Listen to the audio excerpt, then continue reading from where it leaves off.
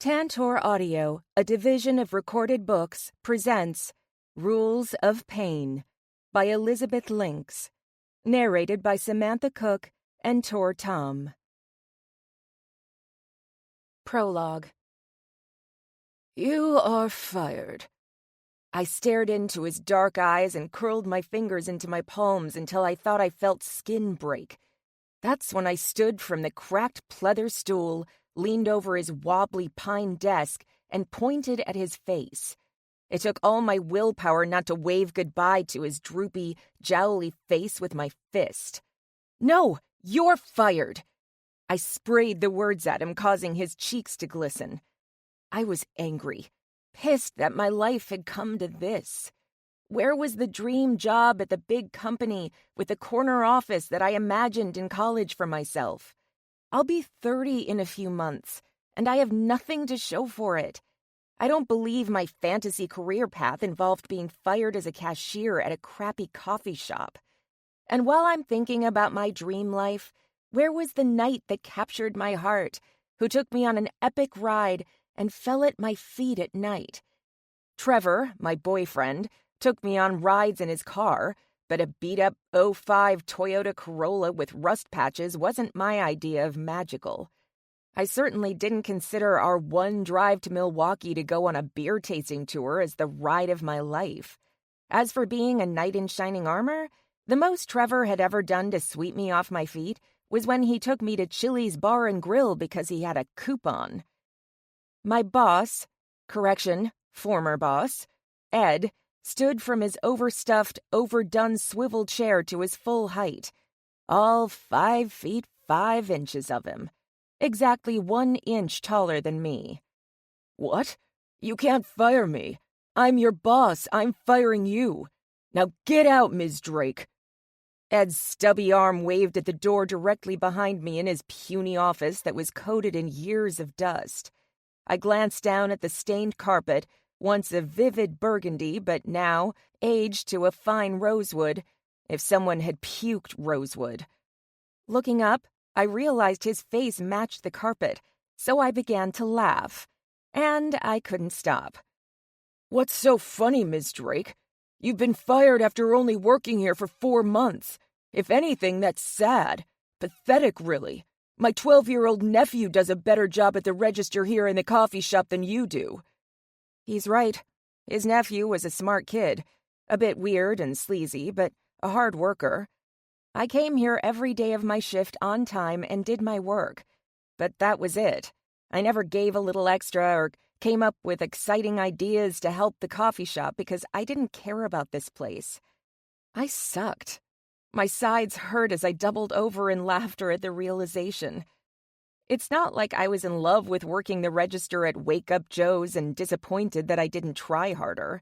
No, if anything, I felt thankful, grateful I didn't have to see this place ever again. As appreciative as I was when Trevor put in a good word to Ed to get me this job a while back, I'm beginning to wonder if I should have focused more on finding my dream job, the one with the potential for that corner office. The one at the company I had set my eyes on back in college, but was too much of a coward ever to apply.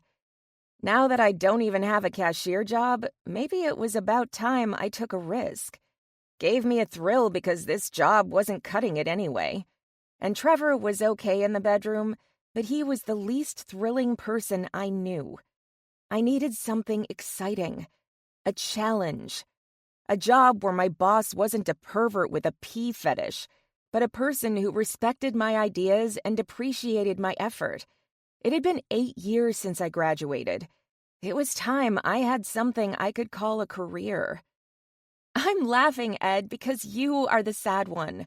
Do you think I don't know about your peephole in the ladies' restroom? Yeah, I saw the pathetic hole that happens to come out the other side right here." I maneuver around the boxes of paperwork he had that lined the floor. A painting of a pirate with a patch over one eye was hanging on the wall. The other eye was the hole. His anger-fueled face sagged as every ounce of Ed's carpet-colored tone drained. I had no idea that was there." His head bobbed around the room, searching for the remnants of his dignity. "Look, maybe we could discuss this." "Save it, Ed.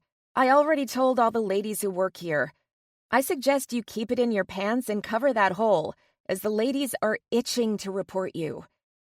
"And you were right," I sighed as the creases in his brow deepened. "I am terrible at this job, but that's because I don't want to work here anymore. Perhaps you are doing me a favor by firing me." He nodded and tried to reach over to offer me his hand to shake. I frowned. "No thanks." Once I got out on the street, reality hit me like a cold slap of the Lake Michigan breeze. Dreams of excellent jobs at big companies are one thing, but getting hired required tenacity, intelligence, and a great first impression. While I thought of myself as smart and determined, I didn't know if a future boss, especially one at my dream company, would believe that after gazing at my resume.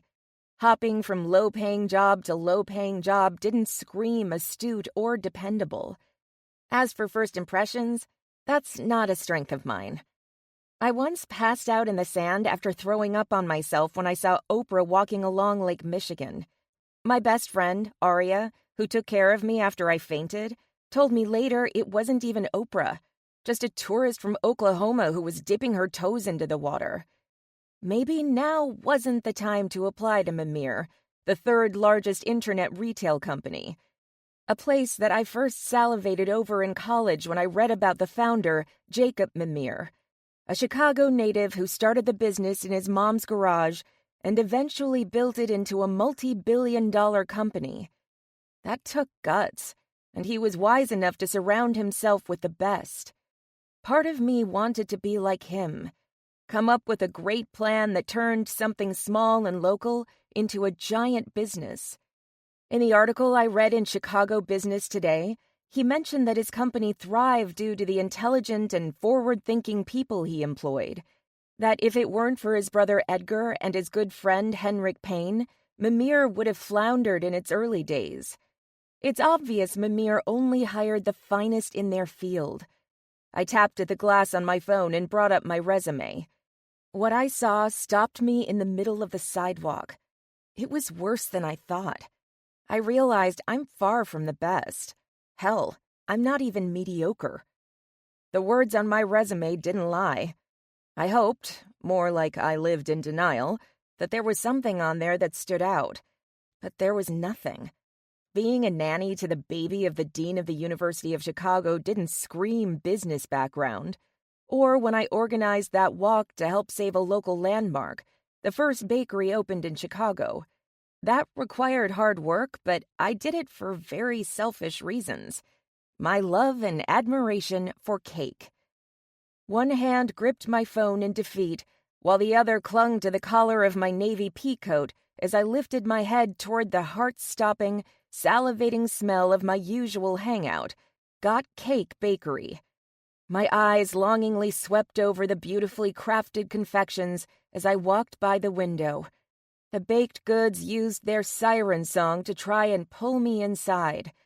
But I continued on my path toward the L train. My pennies now required an excellent pinching, so I settled on texting my roommate and best friend since college, Aria, instead of ordering my usual assortment of cake slices. On my way home, got fired. Any leftover cake at home? It didn't take long for her to respond. I had just gone through the L turnstile and was racing up the steps to the Red Line train when I felt my phone buzz in my coat pocket.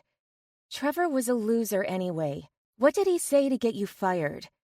It was going to be a few minutes until the Red Line train heading north arrived, so I took a seat on the bench to respond.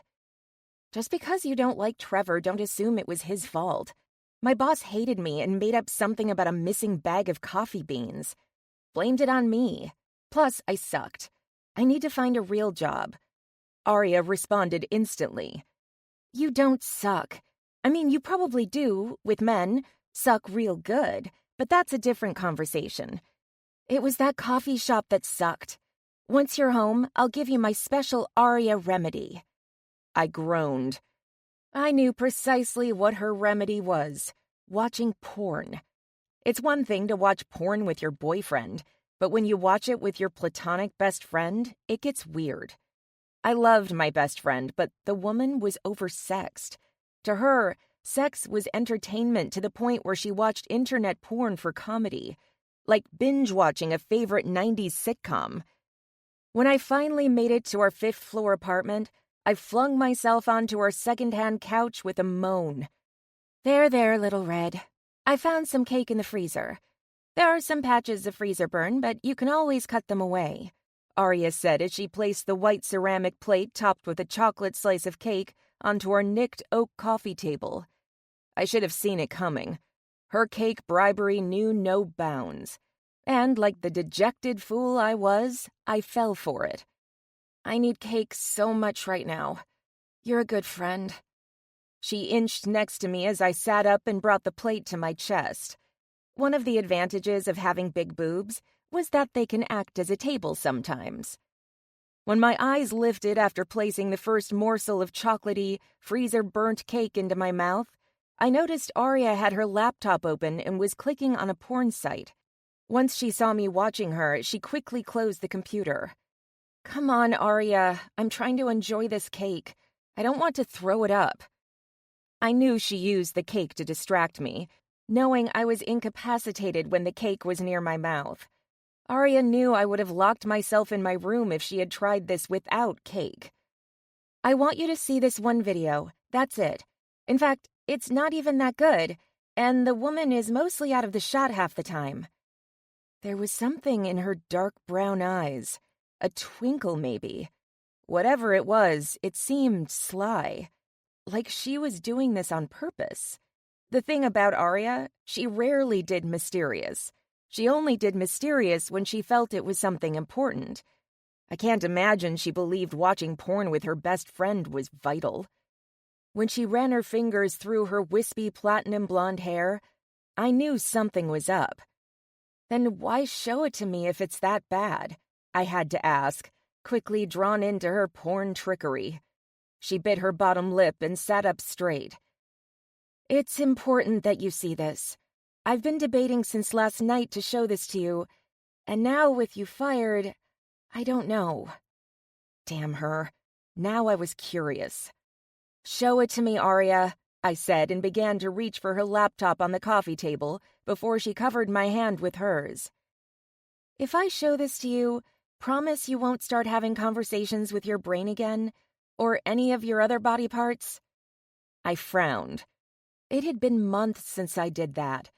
After my parents' neighbors called the police because a crazy red-headed woman was wandering the neighborhood having lively conversations with herself, my family and Arya had an intervention. I had just fought with Trevor at my parents' Independence Day barbecue and decided that a walk around the neighborhood would help calm me down. I didn't think anyone could hear me debate the pros and cons of dating Trevor. Besides, Brain helped me realize that despite Trevor being cheap and not paying attention to me as much as I would have liked, I did have good taste in men. I told you I stopped doing that, I said, but refused to look Arya in the eye. She sighed. Fine. Just know that you can talk to me if you want. An actual living, breathing human and not just a body part. My eyes sliced to her and she nodded, lifting the screen. After a few clicks of her mouse, the video came alive, and my mouth went dry. I recognized Trevor's Rush poster and his usual grunts of pleasure. Oh my God. My voice trailed off as I saw our sex life displayed on gettingyourpornon.com. After a few moments, Arya closed the laptop, and I could feel the warmth of her hand curl over my shoulder. All the heat had drained from my body as I sat staring like a cold, dead fish. I'm sorry, but I felt you had to know. My eyes remained focused on the place where the screen had been, where my lackluster love life had been displayed in grainy clarity. I nodded. She was right, and I did need to know. Give me a minute, I said and stood, slowly making my way down the hall of our apartment to my bedroom. Once inside, I shut and leaned back against the white-painted door. Brain, We need to talk, I said. 1. Payne's Rule. Work before play and have a rich life. She's the last. I only partially heard what Eveline Beckman, the head of HR, was blathering on about. With my usual nod and flick of my hand to indicate she could leave my office now, I went back to tapping at the new app on my phone. It wasn't working, and that was a big problem. What if shipments weren't sent, or orders were never placed? Mimir would take a hit. We'd lose ground in the very competitive online retail market. Edgar oversold this damn thing, I said, and was surprised by a gasp on the other side of my desk. My eyes lifted to find Eveline still standing there, her usual pale, lifeless cheeks turning a charming pink. I never thought I would use the word charming and Eveline in the same sentence, but there's a first time for everything. You're still here. Why are you still here? Eveline pursed her lips, causing her face to appear to be moments from ripping apart, due to the tight blonde schoolmarm-like chignon she wore. For a moment, her cold as a Chicago sidewalk in winter facade slipped, and I saw a statuesque beauty staring at my phone. She cleared her throat and pulled back up her steely mask. The executive assistant candidate? The last one is waiting outside for her interview. Reschedule. I have to speak to Edgar about this new app immediately. I'm sure his tech geeky head loves to reconfigure programs or whatever it is he does as head of IT. But for me, I paused to reach over and pull out a piece of cinnamon gum from my desk drawer. It took a few hearty tugs, but the sticky drawer finally gave, and I was chewing in no time. For me, as head of sales and marketing here at Mimir, this is a nightmare. Jacob isn't going to scream at his baby brother Edgar. He's going to yell at me. I didn't even need to lift my eyes from my phone to know Eveline wore a smirk as she sighed. As much as I would love to hear Mr. Mimir chew you out, Payne, I still need to do my job. Unfortunately, that means helping you find an assistant. All the muscles in my jaw tightened. I don't need an assistant. I can do this all by myself. I knew I was unreasonable. What vice president, who is in charge of the part of the company that makes it over $1 billion a year, doesn't need support? No decent business person would say no to an assistant to help with the day-to-day tasks. Eveline's deep, throaty chuckle might attract a different type of man, someone only interested in beauty. But I knew the woman. Her laugh felt like nails slowly scraping down a chalkboard. Now, every muscle in my body was tense. Oh, Payne, that was the best laugh I've had all day. Now, here is her resume. She lifted a piece of paper from the leather folder she was holding and pushed it toward me on my desk. As you can see, she's helped support the dean of the University of Chicago, so she's used to dealing with a wide variety of people. And hey, Eveline paused as her lips curved into a cartoonish grin. Maybe she's dealt with a few assholes in her time there. That way she would know exactly how to deal with you. Eveline turned and purposely sashayed, with ass bounce and all, toward my office door. Just before leaving, she turned and gave me the most devilish grin. I could feel the bile rise in my throat. No wonder her nickname is Bitch of HR. Okay, maybe I was the only one who said that about her, but it didn't stop it from being true. She hated me. Most people hated me. It hadn't always been like that, but it's not my problem if people can't handle the truth. Because life, reality, truth, whatever you want to call it, hurts. The best thing anyone can do is keep their nose down, work hard, and maybe one day you can think about happiness. One day. I may need an assistant, but all the people I had interviewed were barely qualified for the job. I required someone who could put up with my attitude. Yes, I admit, Eveline was right. I was an asshole. But assholes get shit done. The assistant doesn't need to only put up with me, but can handle unique and high-pressure situations. Think on their feet. And all the other usual executive assistant stuff. I doubt that Miss Drake would happen to be the diamond that sparkled in a sea of turd applicants. Rubbing my face, I went back to my phone and tried to narrow down the bug. Mr. Payne? I could hear Eveline put on her professional I'm not a bitch voice and knew she was guiding the interviewee inside. I have your 2 o'clock, Miss Morgana Drake. There was some shuffling, but I kept my eyes glued to my phone until I felt hot breath tickle my ear. Eveline began to whisper to me, Payne, I am warning you that if you don't choose an assistant soon, you will be getting Grace, the receptionist, for the foreseeable future. You know how she has been begging for this job. My hand froze mid-swipe as a twitch got the better of my right eye. Oh, God. Anyone but Grace. Putting the phone down, I lifted my head to find Eveline watching me. As she stood back to her full height, I answered, Thank you, Miss Beckman. I will consider that. The gleam in her gaze was like a middle finger. She moved back around my desk toward the person seated in the chair waiting for me to interview her. I was about to open my mouth and give Eveline a taste of her own medicine when my eyes finally settled on the woman seated on the opposite side of my desk. Miss Morgana Drake. At that moment, I wondered if my lungs had collapsed as I felt the wind being knocked out of me. My mouth dried, almost disintegrated onto my desk, as I tumbled deep into the golden-green gulf of her eyes. Blinking, I shook my head, remembering I was at work, admiring her pouty lips, her thick red hair, or, oh man, her cleavage, was the last thing I should be doing. Henrik Payne, you're better than that. I was not some superficial man-whore. Women weren't on the agenda.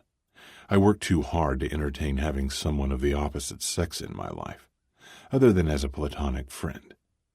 And as I stared at Miss Drake, the last thing on my mind was platonic. If this woman became my assistant, then she was off limits. It didn't matter that she wore a low-cut green blouse that accentuated her curves, tight gray blazer, and a very short matching skirt. I had to remain focused on this job. Why did my body have this reaction? I'd experienced my fair share of attractive women, but I had never wanted to introduce Captain Cock with such immediate intimacy. It's probably a mid-career crisis that caused my body to search for a release. I was 34, after all. While that wasn't midlife, or even an age that most people consider to be mid-career, by most standards, I felt much older most of the time. A few occasions I caught a glimpse of myself in the mirror and wondered why my father was staring back at me. Maybe I needed a distraction outside of work, like tennis or lion taming. Her resume, that would help. Once I saw that she's as incompetent as the other applicants, I'll lose total interest. But when I lifted the paper, the only weakness I could find was she put cake as one of her qualifications. Cake, huh? I asked.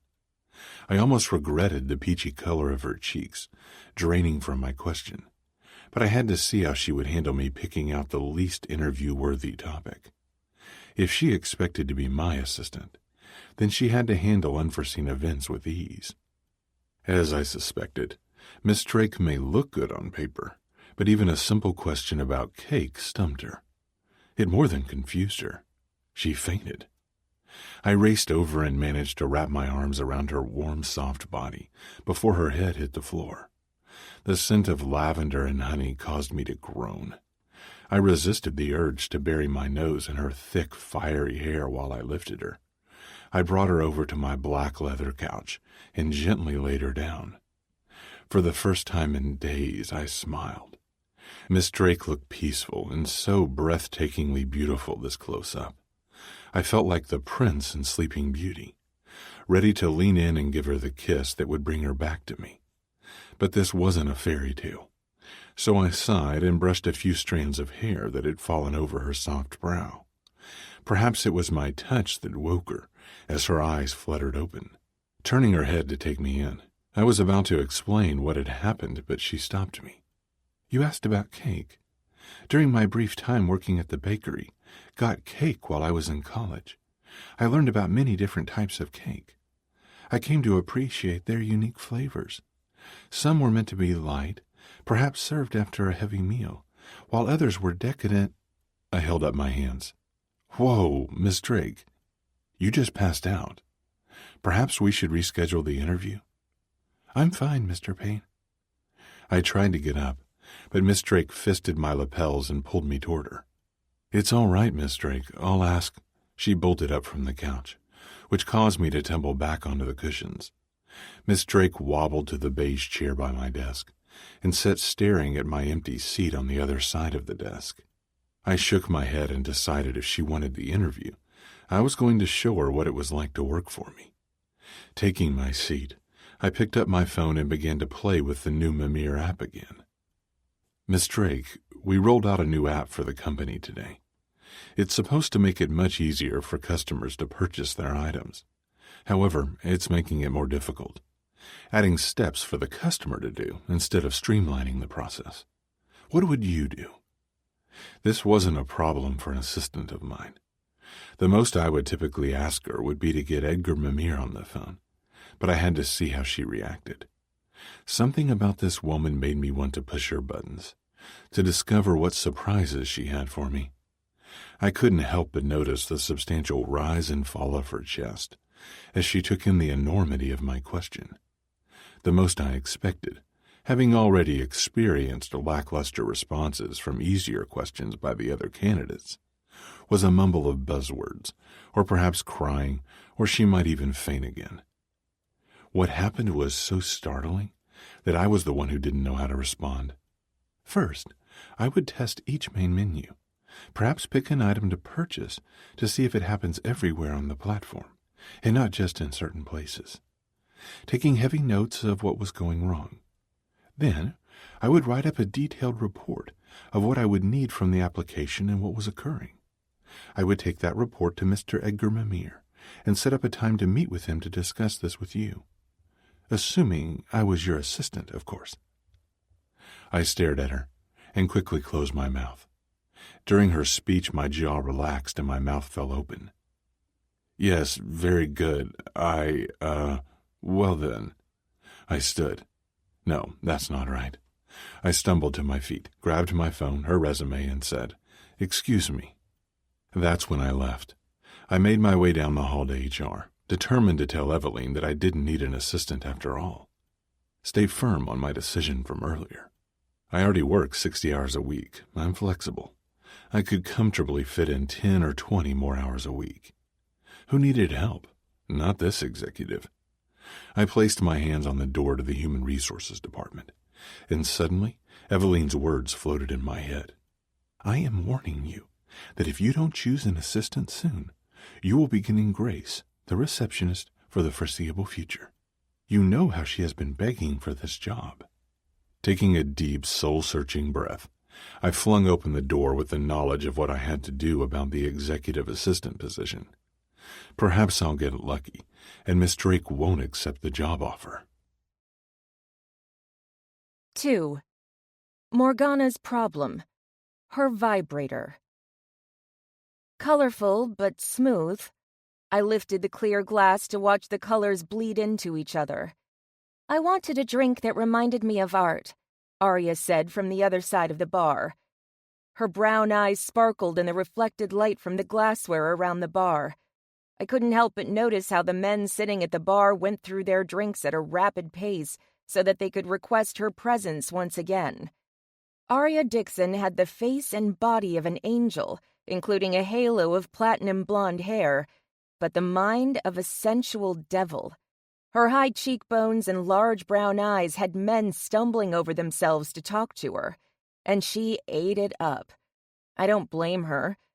If men fell over themselves for me, I might see a little more action.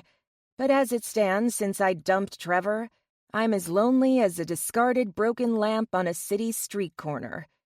She leaned over and pointed at the red liquid that bled into the yellow and the blue like drops of rain invading each layer. Like a watercolor, I'm thinking of naming it the David Taylor. I frowned, placing the glass back on the bar. Who's David Taylor? Arya glared at me. What? You're the artist, not me.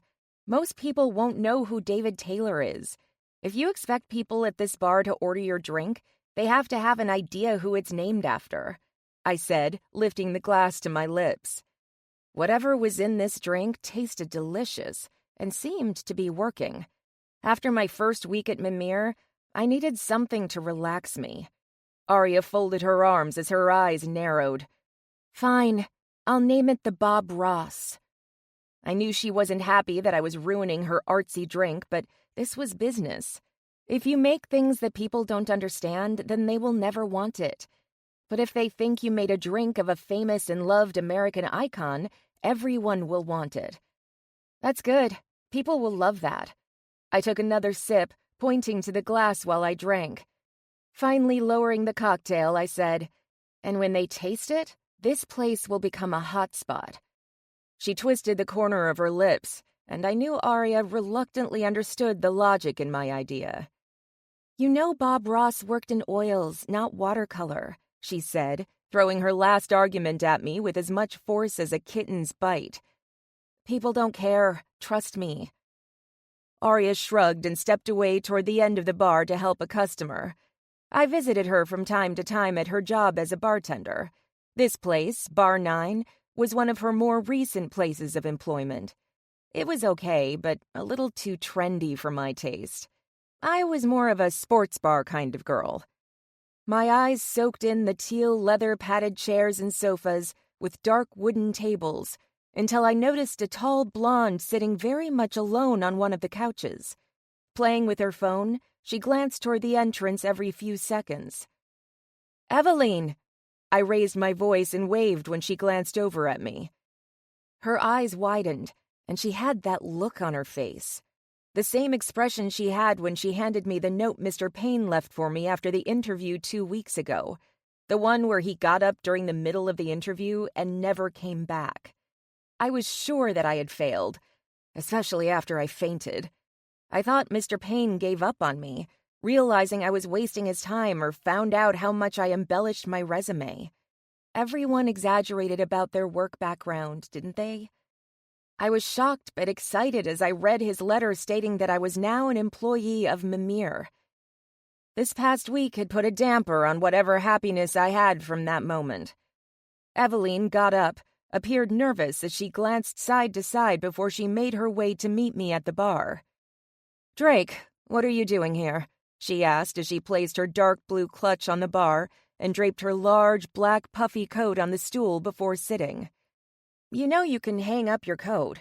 I pointed to a wall of hooks where an array of coats hung.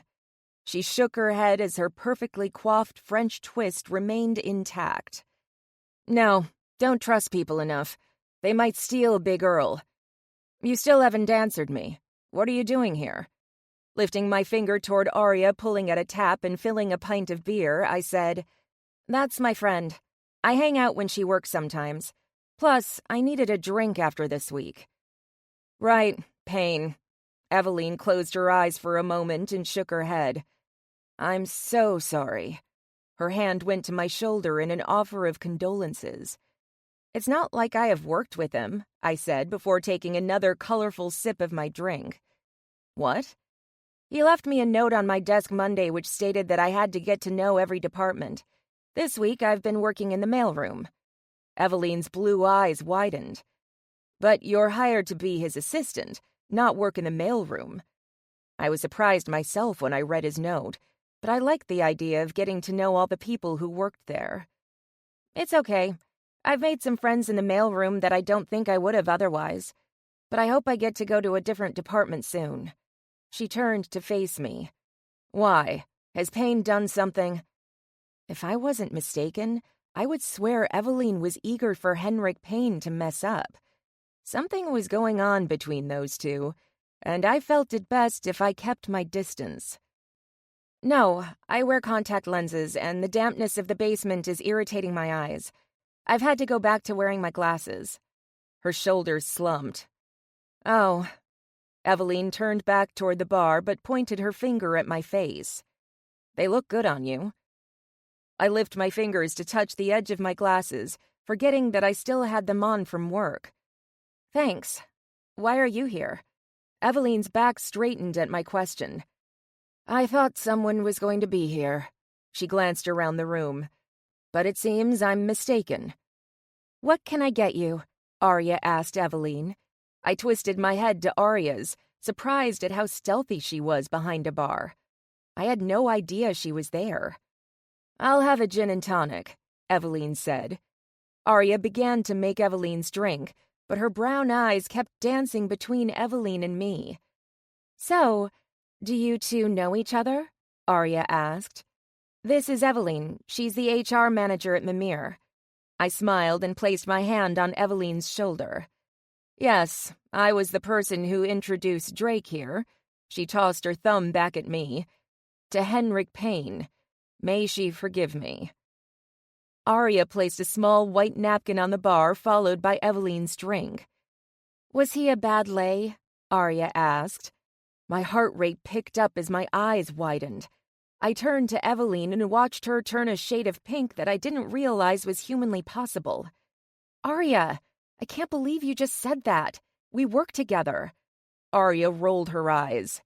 "Oh my God, you're such a prude. I talk about sex all the time with my coworkers. How else are you going to know who is banging whom?" Ignoring my sex-fanatic roommate, I turned to Eveline. "I'm so sorry, Eveline." Eveline lifted the drink to her lips and took 3 healthy gulps before she put the glass down. She placed her hand on her chest, working through the burn. "It's all right. It just surprised me because who would ever want to have sex with Payne? Just the idea makes me want to vomit." She shuddered. "I do." "From what I hear, he is sex on a stick. Morgana won't shut up about his dreamy blue eyes that bore into her soul and left her dripping wet. Isn't that right, Morgana? That's how you described him, right?" I sincerely regretted coming out tonight. I could have stayed home, got some boxed wine, and binge-watched Game of Thrones. It would have been warm, too. Even for Chicago, it's unusually cold this December. "Oh, God," I mumbled as I covered my face with my hands. "Drake, no, just no. We are talking about Henrik Payne, the VP of Sales and Marketing at Mimir, right?" Eveline said. I peeked through my fingers to see Eveline's brow wrinkle in confusion and Arya nodding at her. "If that's Morgana's boss, then that is the Henrik Payne we're talking about," Arya clarified, much to my humiliation. "Then this is serious. I understand having a crush on someone at work," Eveline said as she paused and glanced around the room. "But this is Payne. He's an asshole. In the 5 years I have worked at the company, Payne has never dated, pisses off everyone he comes in contact with, and all he does is work. He's like a modern-day Ebenezer Scrooge. I wouldn't be surprised if I found out he kicked puppies as some evil-doer hobby." He did come across a bit rough during the interview, but something about that turned me on. It filled my head with all sorts of dirty thoughts. I couldn't help but imagine how demanding he'd be in the bedroom. "Morgana, he's your boss. You were hired a week ago by your dream company. Don't fuck this up." My brain reprimanded me, and I agreed. As much as I wanted to slather Henrik Payne in buttercream frosting and lick it all off him, I had to focus on this job. That's what caused me to pass out during the interview. All the thoughts of bending over his dark wooden desk as he lifted my skirt and did some filthy things with his fingers caused me to overheat. It didn't help that I was wearing the bra I nicknamed Fort Knox. I wanted to make sure my ladies were tightly secured for the interview, but they were a little too restricted, as were my lungs. I lowered my hands from my face. "I know you're right. Mr. Payne didn't even finish my interview and just left me there. I'll only admire his beauty from afar. In my case, far away as I have yet to work at my desk." I made myself laugh so Eveline knew I meant what I said, but it felt forced.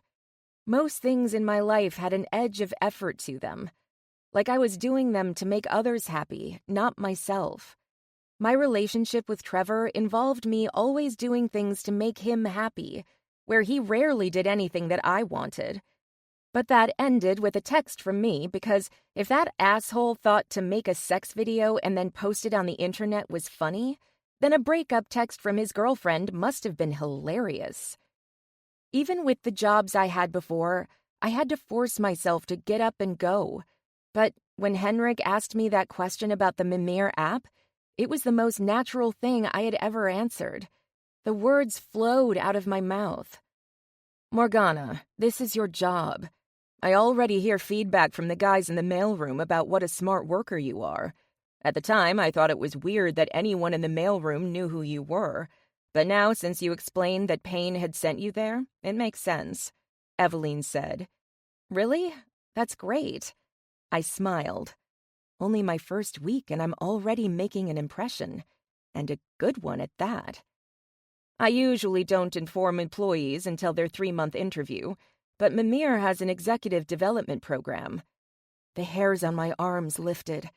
They were intrigued, as was I, and had to get closer to listen to what Eveline was saying.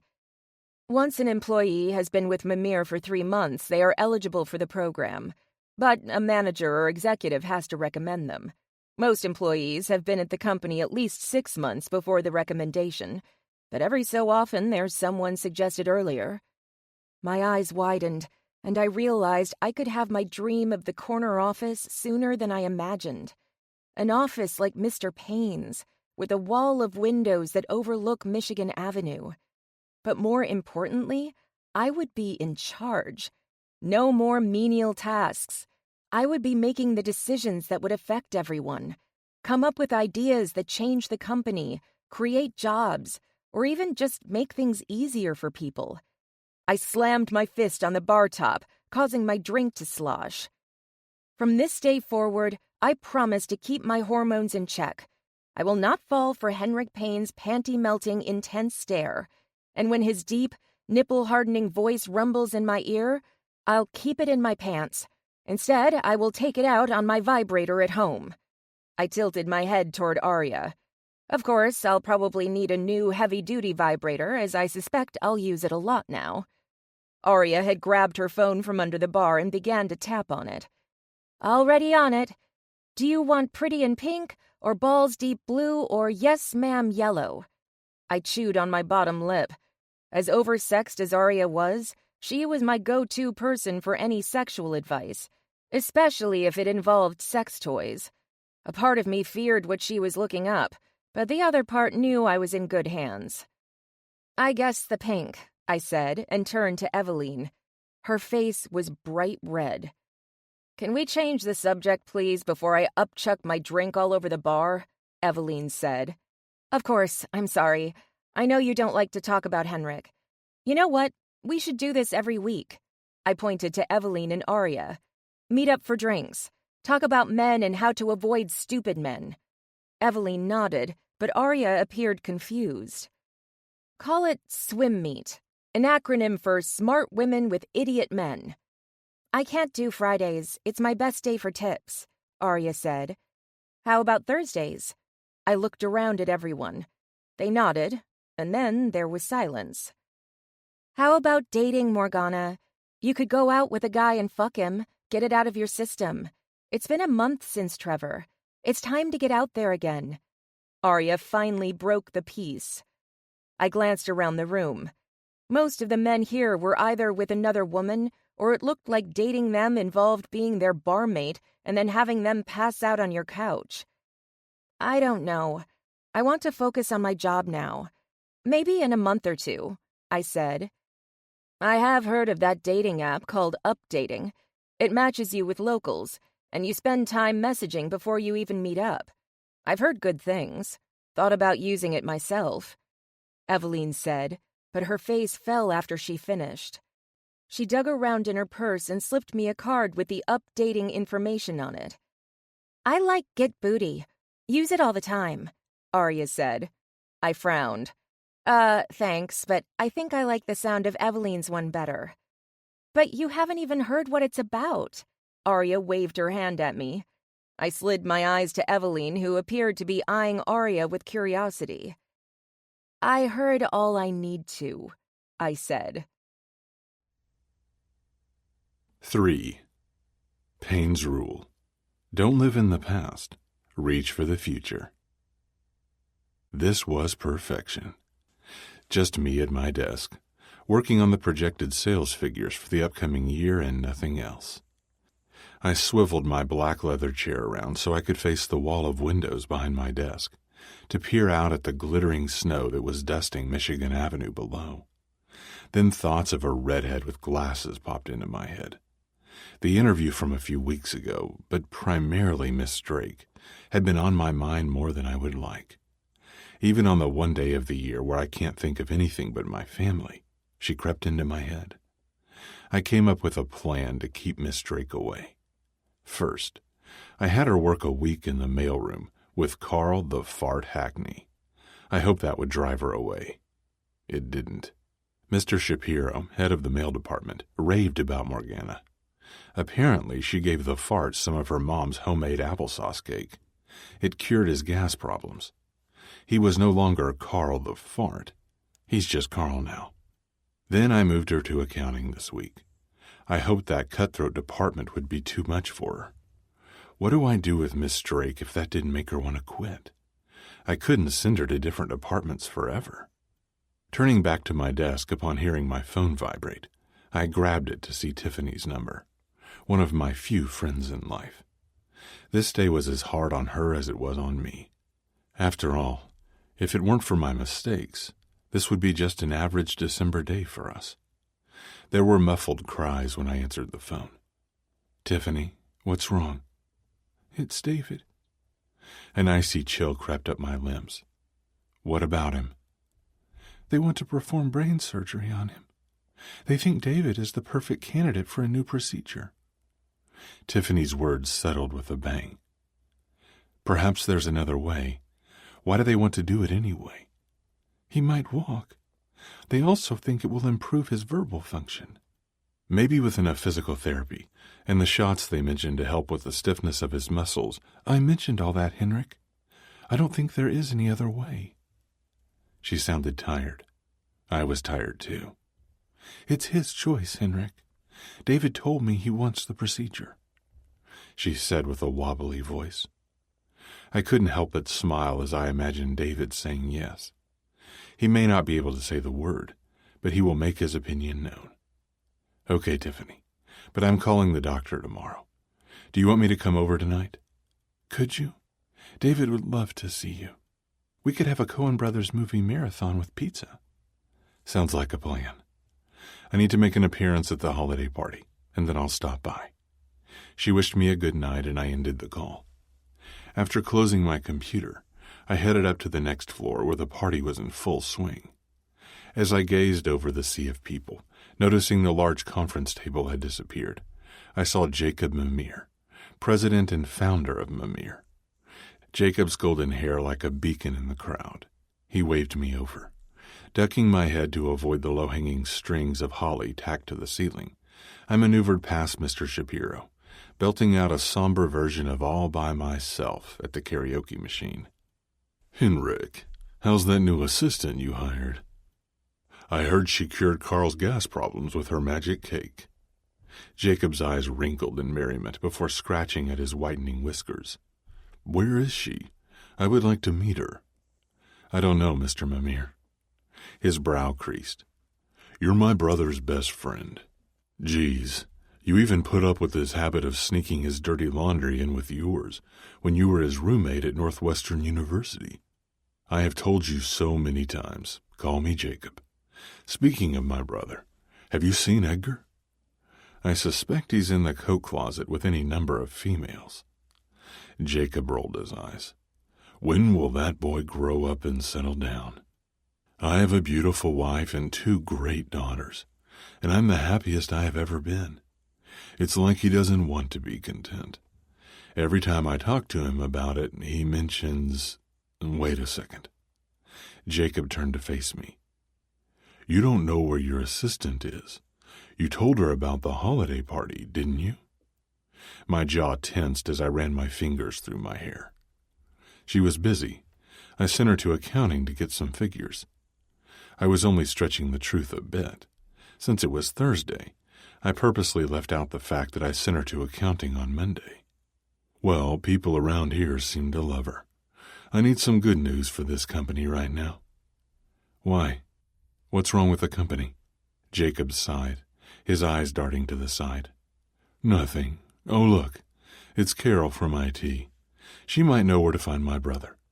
I'll see you around, Henrik. I nodded, and as Jacob began to walk off, he stopped and abruptly turned.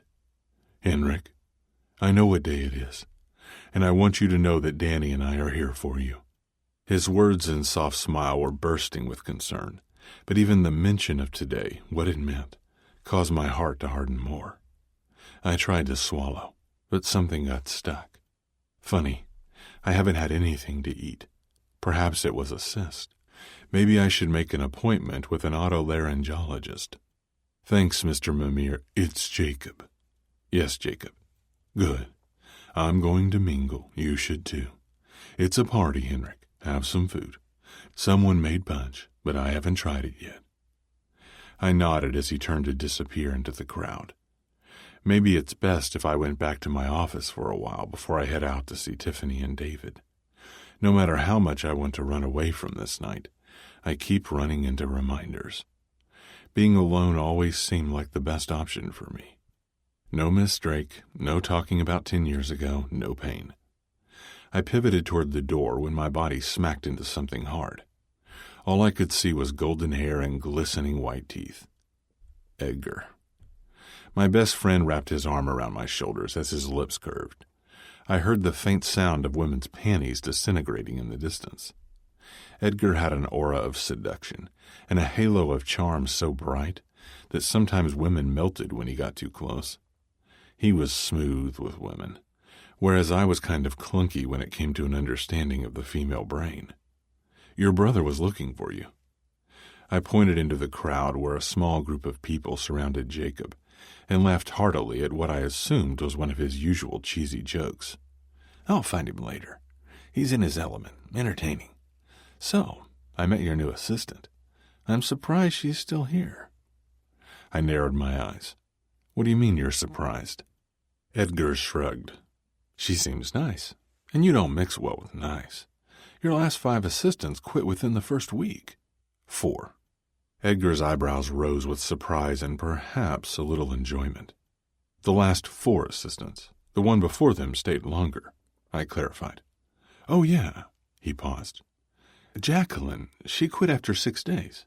My jaw ticked. Let's not talk about my assistants. They are my concern, not yours. I know, but I was hoping to see her tonight. Morgana, isn't it? My fist clenched as my eyes narrowed to a razor's edge, daring Edgar to say more. Oh, Henrik, you have met your match, he said with triumph in his gaze. Was he challenging me? We had never gone after the same woman. Don't you have enough women in your life, Edgar? Leave my assistant alone. I wouldn't worry about that, Henrik. Besides, red isn't my favorite color. Blue is. He stared at something on the other side of the room. I glanced over to see what he was looking at, but only noticed Ken Brooks, who was speaking to the devil herself, Eveline Beckman. I was about to say something when I felt a tap on my shoulder. Turning, I gazed upon the last person I wanted to see tonight, Grace. Mr. Payne, I just wanted to wish you a Merry Christmas. I didn't know if you celebrated the holiday, but I did get you a card. Behind a shaggy mop of black bangs that she brushed aside with her wrist, Grace's brown eyes clung to me. She held up an off-white envelope that was covered in snowflake and snowman stickers, and then pushed it into my hands. How sweet of you, Grace. Henrik, isn't that wonderful of Grace to go out of her way like that just for you? My eyes shot death rays at Edgar, who was standing behind Grace with puckered lips and pretended to make out with himself. Yes, so wonderful. Thank you, Grace. A broad smile took over and almost consumed her waifish face. Sometimes I wondered if Grace just found a man who would work hard for her affection, maybe even a man who took a risk, got out of his comfort zone, only to watch her smile. She would stop obsessing over me. I was not that man. I had never been that man to any woman, and could never be that man to any one. Open it. Grace bounced on her toes. All right. I wondered what I might find in the envelope. Pictures of me with my eyes cut out? Toenail clippings? I gingerly pushed my finger across the top, ripping the envelope. Gasping, I jumped as a bit of glittery confetti floated to the floor. I won't lie. I thought it was anthrax for a second. Glancing up, I found Edgar as rapt with interest in the card, too. Don't let there be toenails in this card. Every muscle in my body was on lockdown as I removed the card. There was a picture of a dinosaur wrapped in holiday lights, and at the bottom it read, Tree Rex. I wondered what horrors I might find inside the card. Aren't you going to open it? Edgar pushed me to my doom. I was savoring the front. I will get to it, I said through gritted teeth. As I ripped off the bandage and flipped open the card, I found that Grace wrote Happy Holidays and signed it in ink. I turned it over, and it was blank on the back. It's just a card. I began to laugh and shook my head, repeating the words over and over. It's just a card. Holy hell, it's just a card. Edgar stood there dazed and grabbed the envelope from me. He flipped it over as more silver confetti poured out. I said I got you a card. I thought it was funny since the dinosaur was a T-Rex, and it says Tree Rex. If you don't like it, Mr. Payne. No, I love it, Grace. Love, love it. Ha! I just can't get over that you got me a card. Adrenaline was pumping through my body, which was the only reason I grabbed Grace and hugged her. There was relief that I didn't die tonight from a potentially fatal Christmas card. I need some punch. My words were blunt as I turned to walk off. Around the perimeter of the room were tables filled with food trays and drinks. I made a beeline to the large punch bowl near the door. I poured the pink liquid into a red cup and chucked it down my throat. It went down so fast I barely tasted it, so I poured another. After about 4 cups, I felt better. Much better. Having had enough of the sweet punch, I decided I should have some heat in it. Whiskey. Just one. I usually didn't drink, but I felt more relaxed and ready to unwind after a stressful day. It was time I stopped being so strict with myself. Loosen up my rules a bit, at least for tonight. What could 1 glass of whiskey do? 4. Morgana's problem. Her boss's penis. His blue eyes burned a hole through my skin. I had been banished from his presence since I first started to work at Mimir, and now Henrik Payne kept pulling me closer as we sat on his office couch. His fingers played with my hair as he licked his lips. "Take them off, Ms. Drake." I shivered, and I wasn't even cold. "Take what off, Mr. Payne?" The corner of his mouth twitched, and for some reason that caused my lips to twitch too, but not the ones on my mouth. His head dipped to my ear. I tried not to react as his nose tickled my neck, but my gasp escaped. "Your undies." I found it unusually stuffy in Mr. Payne's office as I struggled to breathe. This situation wasn't right.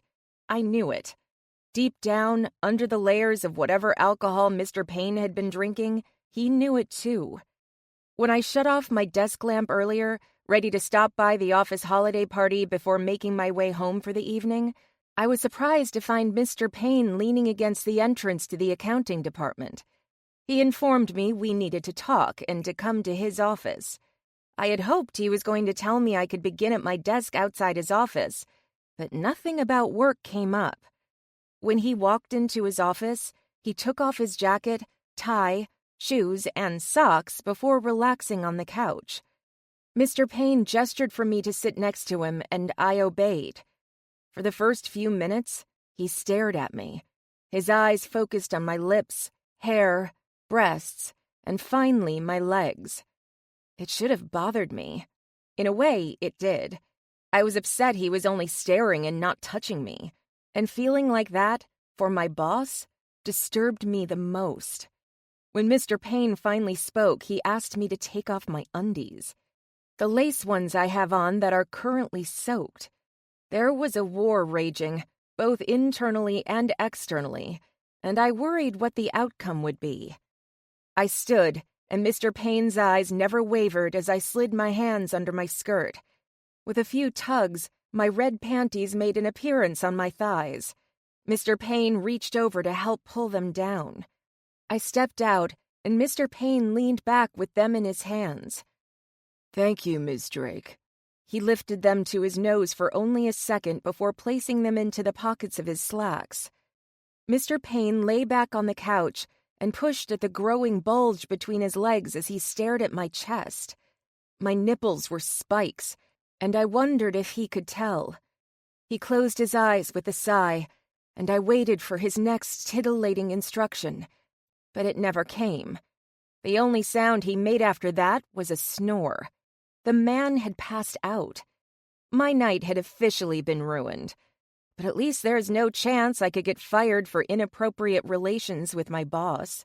There was a good chance of that happening tonight if Mr. Payne hadn't fallen asleep. I bent down to retrieve my undies from his pocket, but the way he was lying, I couldn't reach them. My eyes drifted over slightly when a thought popped into my head. Just one peek. I stared at the plump bulge rising and lowering with subtlety and wondered, was it curved? Maybe it was long and thin like a pencil. What color was it? Was it a dark, reddish tan when it was limp, but grew into a lighter pink as it hardened? These were questions I shouldn't be pondering about my boss's penis, primarily when his man-sausage was only inches from my lips. "Morgana, Mr. Payne mumbled as his head flopped to the side. A little bit of drool began to leak from the corner of his mouth. I smiled. The man had an adorable cuteness about him when he was passed out. All the hard lines of his face melted away, and what was left was a strikingly young-looking man. Youthful, sexy, a mysterious penis. What's not to cause substantial amounts of salivation? "Morgana, you promised to keep it in your pants." My brain needed to shut up. It wasn't my fault my inebriated boss came down into accounting just as I was getting ready to leave for the office holiday party and told me he needed to see me in his office. "What about your panties?" I pleaded the fifth. "I'm just going to take a peek and then grab someone from the party to help me take him home. No harm. He will never know." "Morgana." I decided to start ignoring Brain and reached over to unbutton Mr. Payne's slacks. As much strength as I could give, but with stealth-like quickness, it came undone. Glancing over at his face, I was relieved to find Mr. Payne undisturbed. I let out a breath and went back to work. Now for the zipper. I had to be careful with this part. It might make enough noise to wake Mr. Payne. Or worse, snag on his underwear. I hadn't thought of that. What type of underwear did Henrik Payne wear? Was he a loose boxers or tighty whities kind of guy? Eager to find out, my fingers began to pull on the metal tab of the zipper. Slowly, metal tooth by metal tooth, I lowered the pull tab until I could go no farther. A small twinge of disappointment tickled my chest as I hoped a considerable cock would have sprung forth like a jack-in-the-box. Sadly, that didn't happen as this was real life and not one of Arya's pornos. I widened the flap and saw that he was wearing black boxer briefs. My lips curved with success. That question now answered. But there were so many more to go. Biting my thumbnail, I sat back on my haunches and debated the best plan to release his mighty kraken. Should I pull down his briefs or try to tug it out the flap in his underwear? After a minute of analyzing the logistics, I resolved to pull his cock out through the flap. With the eagerness of a barfly on a Friday night, I reach in with my fingers and feel something soft, but with a slight rigidity. The grin on my lips was wide and triumphant, but I didn't want to celebrate too early. His jewels remained mostly hidden. With the slightest tug, I noticed the thick beige skin emerge. My mouth began to water, but just before I freed Henrik Payne's cock, I heard voices. That's when I made the biggest mistake of my life. I tried to zip him back up before I tucked him back inside. Yup, I attempted to murder his penis. "Ow! What the hell?" Mr. Payne yelled as he jumped up from the couch and knocked me backward in the process. He was staring at his crotch as if fire ants were eating him alive. Not that I knew what it felt like to be bitten to death by tiny bugs, but I imagined that was how Henrik Payne felt right now. I tortured my new boss with the bite of small metal teeth.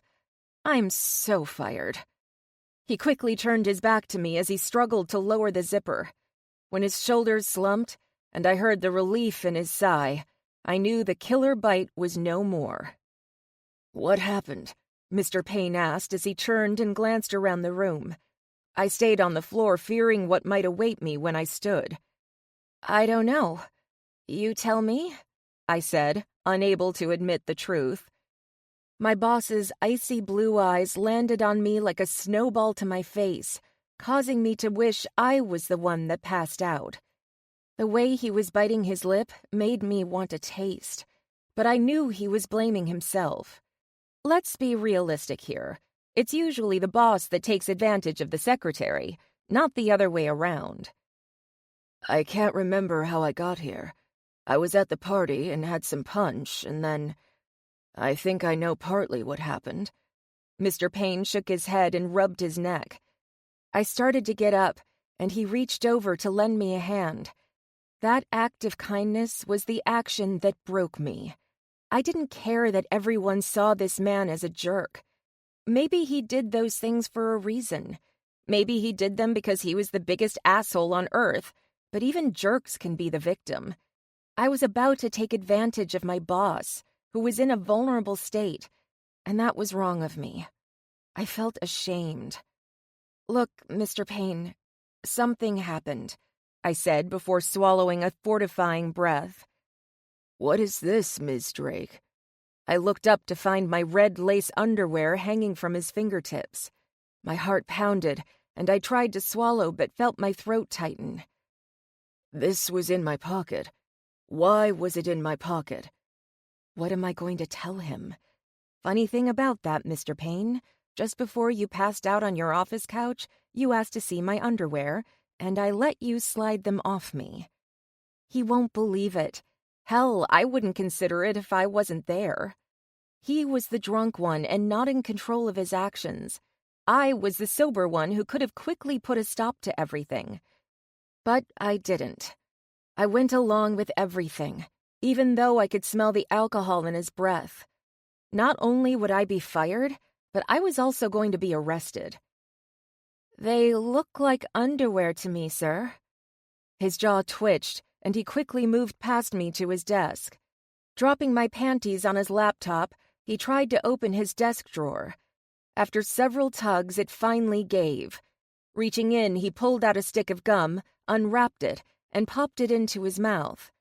The way his whole body relaxed after he began to chew made me wonder what was in that gum. Maybe I should get some. "But how did it get into my pocket?" I should tell him. I shrugged my shoulders. "How am I supposed to know? Maybe they are your girlfriend's panties." That wasn't the truth. It wasn't even close to a fact, but he doesn't know that. Maybe he does have a girlfriend who wears red lace underthings. That would get me out of this mess. So why did I hope he didn't have a girlfriend? Mr. Payne shook his head and then stared at the door. "That can't be right." Why wasn't he answering the question about the girlfriend? He must have one, and I bet she was gorgeous. Tall, thin, and most likely a runway model. And he knew she wouldn't lower herself to owning bargain basement panties. It's laughable to believe he would be interested in me. I'm short, have wild red hair, and even my curves have curves. My fists clenched at my side. I knew I didn't have the right to be angry, especially after what I did to him. But I needed to leave before I said something I'd regret. "It's none of my business, Mr. Payne. Now, if you'll excuse me, I would like to go enjoy some of the party." I turned to make my way toward the door, stepping over his socks and shoes in the process. Just before reaching the door, I felt his fingers curl around my arm to stop me. A surge erupted from his hand and traveled my body to settle between my thighs. I had to stop. There was no way I could keep moving with that electric current running through my body. I wanted him to tug me back, make me fall and rip away my fear. And when he added his voice to the mix, I could barely breathe. "Morgana, wait." "I'll wait. I'll always wait." I should be going. My back was still to him. His hand hadn't let go of my arm, but it was moving, gliding like a lion with seductive strength about to pounce on its prey. I knew if I turned around to see Mr. Payne standing there in his white undershirt, slacks, and bare feet, I would weaken. How far would I go? I needed this job, but my body kept reminding me that I also needed to get laid.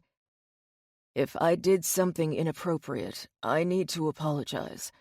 What happened here tonight, I don't remember, so let me know if I can rectify it." Crap. He's being sweet and honest and making me feel worse in the process. I turned back but kept my eyes on the ground. "Look, Mr. Payne, nothing happened. I mean, you never did anything to me. I'm the one who should apologize." Taking a deep breath, I found the courage to gaze up at him and instantly regretted it. His eyes were liquid, and I was ready to drown. The corner of his lip ticked up as he reached over to place his other hand on my arm. He had me. There was no escape, and yet I was incredibly thankful. I had never wanted to be reprimanded so much in my life. The warmth grew from my chest and traveled down to my core as his eyes dipped to my lips, staying there. "Why would you ever need to apologize, Morgana?" His voice was so dark I thought I tasted chocolate. "Because I did it. I'm the one that caused your thingy to get caught in your pants." I braced myself for his worst. He might yell, tell me I'm fired, and have security escort me out of the building. I wouldn't blame him if he did all those things. I was the worst. But none of that happened. "Thingy," he said with a slight chuckle in his voice. His laughter was like the richest buttercream and a vibrator that knew how you liked it combined. Perhaps he would think the warmth in my cheeks was due to us standing directly under the heating vent. But as he took a step closer to my achingly hard nipples that rubbed against his thin shirt, I knew my hopes were lost. "Yes, you're, His breath did not help the flush on my cheeks, or my neck, or my chest, or anywhere on my body as he bent down to whisper, "Say it, Morgana." I gulped, loudly, which only amused Mr. Payne. His laughter grew. He stood, unrelenting, and with a glare that told me he would wait only so long for me to answer. Payne... No. He was quick to cut me off, and the swiftness was nothing compared to the growing darkness in his eyes. He wasn't a patient man. Mr. Payne knew what he wanted. I knew too, but that didn't mean I should give it to him. His thumb started in small, light strokes on my shoulder. There was a cream cashmere sweater between his thumb and my skin, but the way the goosebumps scattered up my neck, I would have thought I was topless. Mr. Payne's eyes remained focused on my lips, as if the words that might come out would cure him of a disease. The longer he waited, the higher his hand moved, until his thumb was skating figure eights on my collarbone. I couldn't hold out any longer. If he didn't stop, I might end up on my knees once more. But this time I would never zip him back up. "Cock, Mr. Payne. I wanted to see your cock." If I hadn't been staring at his lips, I would never have noticed the slight turn of a smile before he let me go. And when he did, Mr. Payne took out his phone and tapped on it a few times before shoving it back into his pocket. "I'm afraid I kept you long enough, Miss Drake. I'm sure the party is still in full swing, but I'm late to meet up with someone." He moved to the door, waiting for me to walk through, waiting for me to leave. 5. Payne's Rule. When push comes to shove, think with a clear head. I was weak. It was the new year, and I should be thinking of the future. But my mind kept returning to Morgana's lips as she told me how she wanted to see my cock. That was 3 weeks ago, and it's still making me hard. Fuck. Even now, as I tried to concentrate on the sales report, I kept imagining her on her knees with my cock filling her curious mouth. And then I made her leave. I knew I was an asshole, but that's bad even for me. There was something about teasing her and telling her what to do that did things to me. I'm going to have to masturbate in the bathroom again before I leave for the evening. I'd been doing that a lot lately. Thankfully, I hadn't been caught. It's unprofessional to imagine taking your assistant from behind while jacking off in the company restroom. I wasn't proud that I dragged Morgana into that situation of me passing out during the holiday party, but she wasn't innocent either. And something about that made me want to corner her again, make her describe in detail what she did to me. That's why she was in a different department this week. I really can't be around her. Since the party, I have stayed as far away from alcohol and Miss Drake as possible. "Henrik, working late, I see." Edgar swaggered into my office. His eyes swept the room, and I wondered if it would spread its legs for him.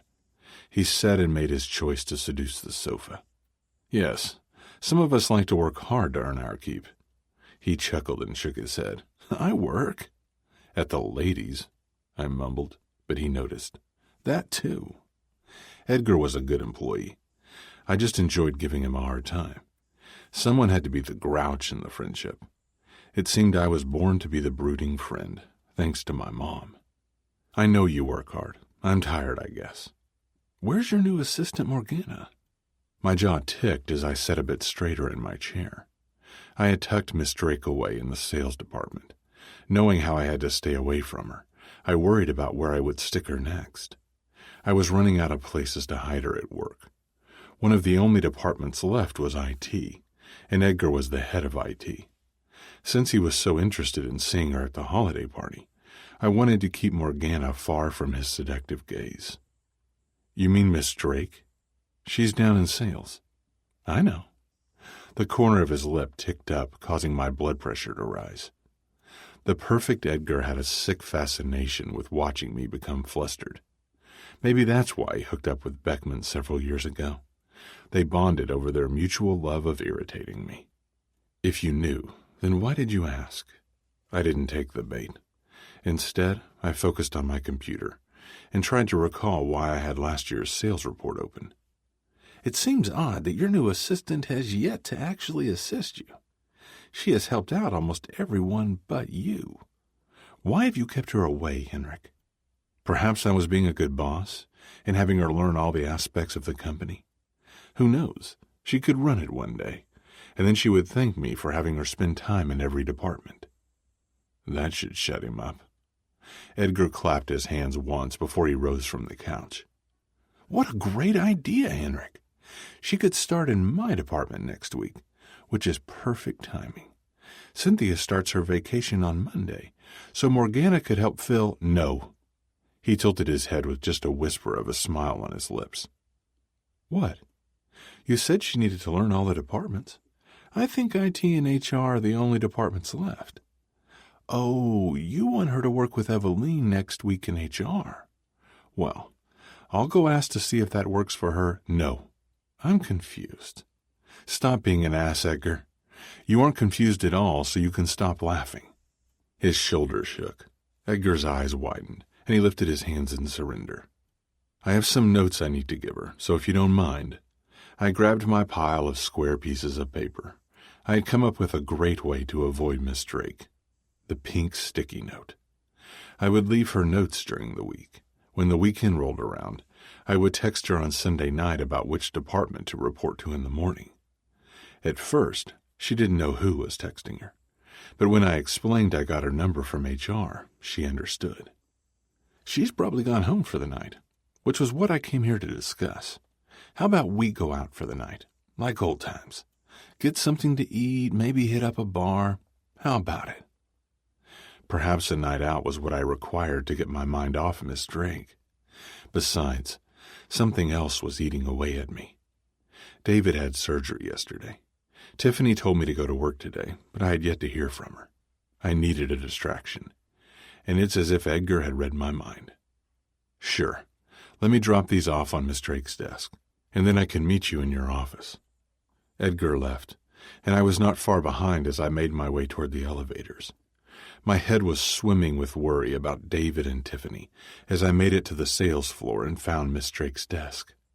Part of me was disappointed she wasn't there. Guess you didn't expect me to be here, did you, Mr. Payne? Surprised, I willed my eyes not to dip to Miss Drake's chest as she leaned against the wall of her cubicle. I struggled to keep my eyes on her face, as her flower print did nothing to camouflage her pointed nipples. Yes, I thought you had left for the evening, Miss Drake. I was leaving you some notes for Monday morning. She pushed off the wall with confidence. Lifting her luscious round ass to take a seat on her desk to face me was unbelievably sexy. Well, I'm still here. Anything you need to say to me, you can tell me right now. Her eyes narrowed, and I wonder if she expected me to apologize again for the holiday party. Perhaps that was her plan all along. She meant to put me in that compromising position so she could blackmail me like my previous assistant. Maybe she was recording this and wanted to have it on tape when she told Jacob. If that was the case, I was not saying a word. I told Miss Drake I was sorry once. I refused to fall into a trap. I met her glare with one of my own. She leaned forward. There was a flurry of papers in the air as she fell. Miss Drake's face was on her chair in seconds, and I heard a moan. It was impossible not to laugh. Her chest may be a magnet for my eyes, but Morgana's entire being was a walking sitcom. This woman, with all her sex appeal, had the agility of a toddler. Miss Drake, you really must stop attacking chairs. I eventually lent her a hand to help her up. There were a few of my sticky notes attached to her clothes, and I removed them. What are you doing? Miss Drake's head swiveled toward me. You got my notes on your ass. I produced one and smiled. I meant to be funny, to laugh with her, but as her eyes darted to the floor, my grin fell. It wasn't even her eyes that had heat radiating from my pores. It was the flesh on her cheeks. There was something quite breathtaking when Morgana's creamy skin glowed. My cock twitched, but when she adjusted her glasses, the twitching turned into a partial salute. If I had known she wore glasses during the interview, I wouldn't have hired her. Glasses were my kryptonite. I see. Perhaps if you didn't use so many pink pieces of paper, I wouldn't have things stuck to my butt. I shook my head. Then how would I communicate with you, Miss Drake? With your mouth, Mr. Payne? The words that slipped out of her lips created a full-on salute. If I was going to be truthful, that wasn't even the worst part. Yes, her words caused my eyes to involuntarily become obsessed with her lips. But there was so much more to it. The worst part was what she did after those words. Her tongue darted out, causing her lips to glisten. They shined like a tractor beam guiding me toward her. Was it any wonder why I pinned her in place? My hands firmly grasped the edge of her desk on either side of her hips. Her thick, milky thighs, like ripe peaches, about to burst through her little skirt, had my fingers digging into the cheap cubicle wood. I understood I should have turned around and walked away, but those lips and her glasses. I knew I needed help. The only thing that stopped me from leaning down and sucking on those juicy lips was the shrieking child's voice coming from her desk. What the? I glanced at the vibrating cell phone next to her thigh. I'm sorry, Mr. Payne, but I have to get this. With a frown, she pushed back on me and grabbed the phone. Hey, Grandma, how are you? I straightened and adjusted my tie, trying not to eavesdrop on the call, though I did hear her mention that she was not a lesbian, and wondered what type of grandmother would ask such questions. A few moments later, Miss Drake shoved her phone into my face. I guess it's for me. Hello? Is this my granddaughter's lesbian lover? A deep tone filtered out, and I wondered for a second if she had ever been a phone sex operator. Bile burned the back of my throat, knowing that this was Miss Drake's grandmother. This is Mr. Payne, your granddaughter's boss. Well, if you aren't a woman, then why are you trying to woo my granddaughter? She didn't let me answer, and I realized this wasn't going to be an easy conversation. I made my way to the window to get out of earshot of Miss Drake.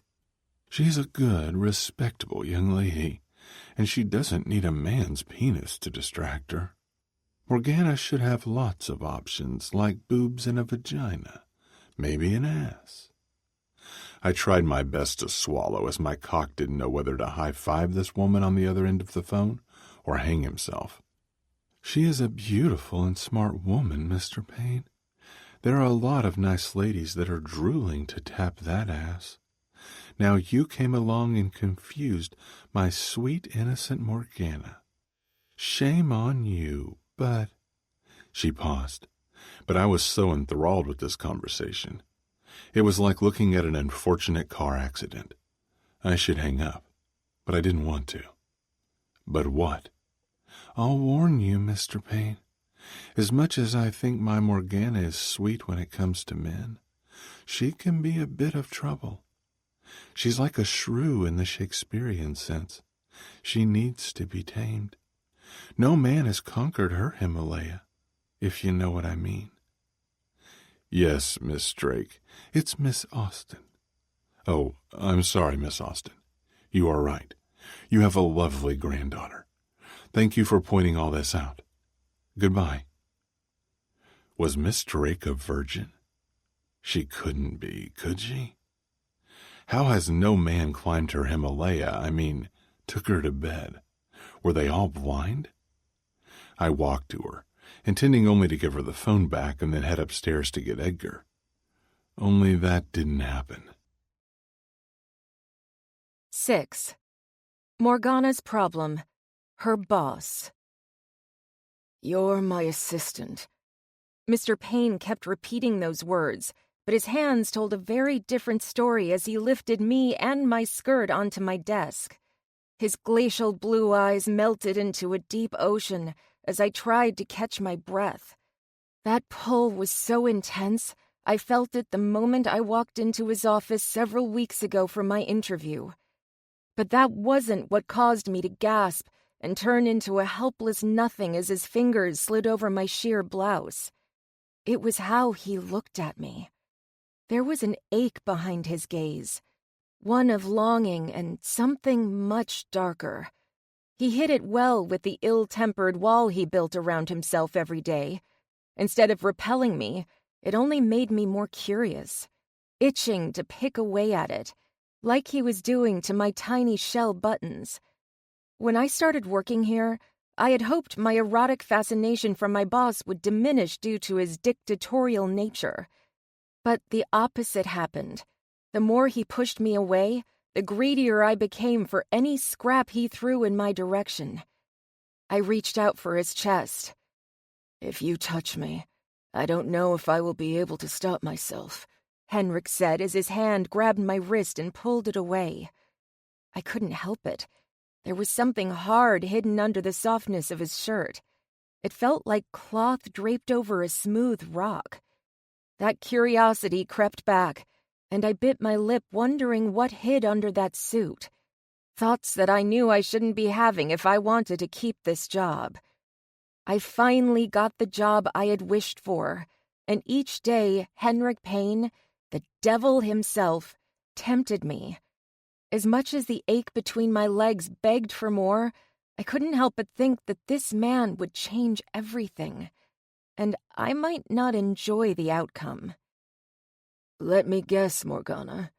You like a little foreplay, and feel lucky if the guy gives you sweet kisses all over that pretty pussy of yours. Henrik's eyes sparkled with heat and hesitation.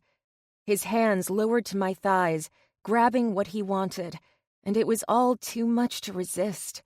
The dirty words, his powerful hands, and the risk. Oh, God, the risk.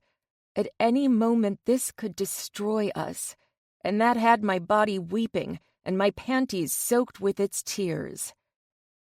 Or maybe something a little dirtier, like a naughty spanking causing your sumptuous ass to blush. I couldn't help myself as I pushed my chest out at his words. One of his hands left my thigh and slipped under my blouse. I wanted to speak, but as his fingers toyed with the yellow lace of my bra, every muscle in my body constricted at once, even my throat. After what felt like hours but were merely seconds, I found my voice, shaky but alive. I've never been spanked before. His jaw ticked. Was he disappointed? Maybe. This confession of mine might be the cold water we both needed to end this right here and now. I had been with a few guys, some in college and then one just after graduation before Trevor the douche. But they were never adventurous in bed. The craziest sex I ever had was the stupid video Trevor took of us, and I didn't even know he was filming us.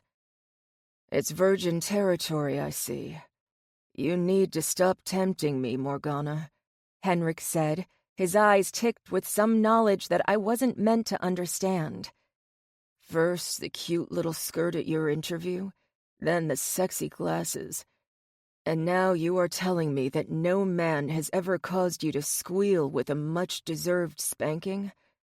His fingers forgot my bra and went with enthusiasm to my thighs, causing me to whimper for more. My legs widened, succumbing to the building pressure of what he created. No more were we boss and assistant in an office building after hours. Now we were just a man and a woman with a deep, primal urge. That powerful longing caused his hands to slip under my matching yellow lace panties, and for me to groan, bucking for his touch. Is that better, Morgana? Is that what you want from me? Or maybe just a little bit more? No, not a little. I want everything. Every night I fantasized about our clothes tangled on the office floor. Henrik's chest, his arms, and especially his cock. Is it thick and firm? My mouth began to salivate at the thought. As if he knew what I was thinking, Mr. Payne's fingers slipped past the edge of the lace and delicately traced my clit. I should say it felt nice, but that description didn't come close to what he was doing to my body. It was incredible, addictive, and had me wondering if anything could be better. I jerked at the searing ache, like hot and cold all at once, that bolted through me. Just the lightest touch from him had me dripping for more. We were still clothed and had barely done anything, but this had been the most significant sexual experience of my life. He groaned, and I saw it in his eyes. He wanted more. I reached for him, but that was a mistake. Henrik pulled back. What did I say about touching me? I don't think you want this. I wanted to nod at him like a fool, beg him to continue, but it was the war behind his eyes that stopped me. Fucking beautiful, he said. The way Henrik gazed at me, it was as if I stumbled into a conversation I was never meant to hear, one where my life and my heart lay in the balance. I swallowed. My gut reaction to say something stupid and make light of the situation was strong, but for once I remained silent. I don't even remember the last time a guy called me beautiful. That's when it hit me. Trevor never told me I was pretty or sexy or not that bad-looking. He would always ask if I wanted him. It was about him, never about me. Maybe that's why I am sitting here risking my job so my boss can finger me. I felt his fingers slip easily inside me. It's what I needed. My body craved how his thumb drew perfect circles around my clit, while his fingers pumped in and out of me. So consuming was his touch that I hadn't realized my hips were rocking to his rhythm. I wanted to kiss Henrik, to pull him toward me and rip his clothes off, but he didn't want that. He liked to watch me suffer, and I'd endure any pain his fingers were willing to give. "Oh, Henrik." The words tumbled out of my mouth as I felt the orgasm ride closer. My hips rocked madly, and I reached for something to hold on to, which turned out to be my red stapler. It was cold against my hot, slippery fingers. But even that touch of reality was no match to Henrik's magical fingers. I was lost, about to tip over the edge, and I forgot we were on my desk in the sales department. I forgot Henrik Payne was my boss, and everything we were doing could get us both fired. The orgasm hit, and my head went back. I couldn't control what my body did, what words escaped my mouth. If anything, Henrik was to blame for the moan that burst from my throat. He created this consuming warmth and toe-curling ecstasy. And he made me say it. "Henrik, please, I need you." My eyes opened, having shut them moments ago as the bliss was too much, to find Henrik watching me. For that wild moment, his eyes full and searching, I thought he would kiss me.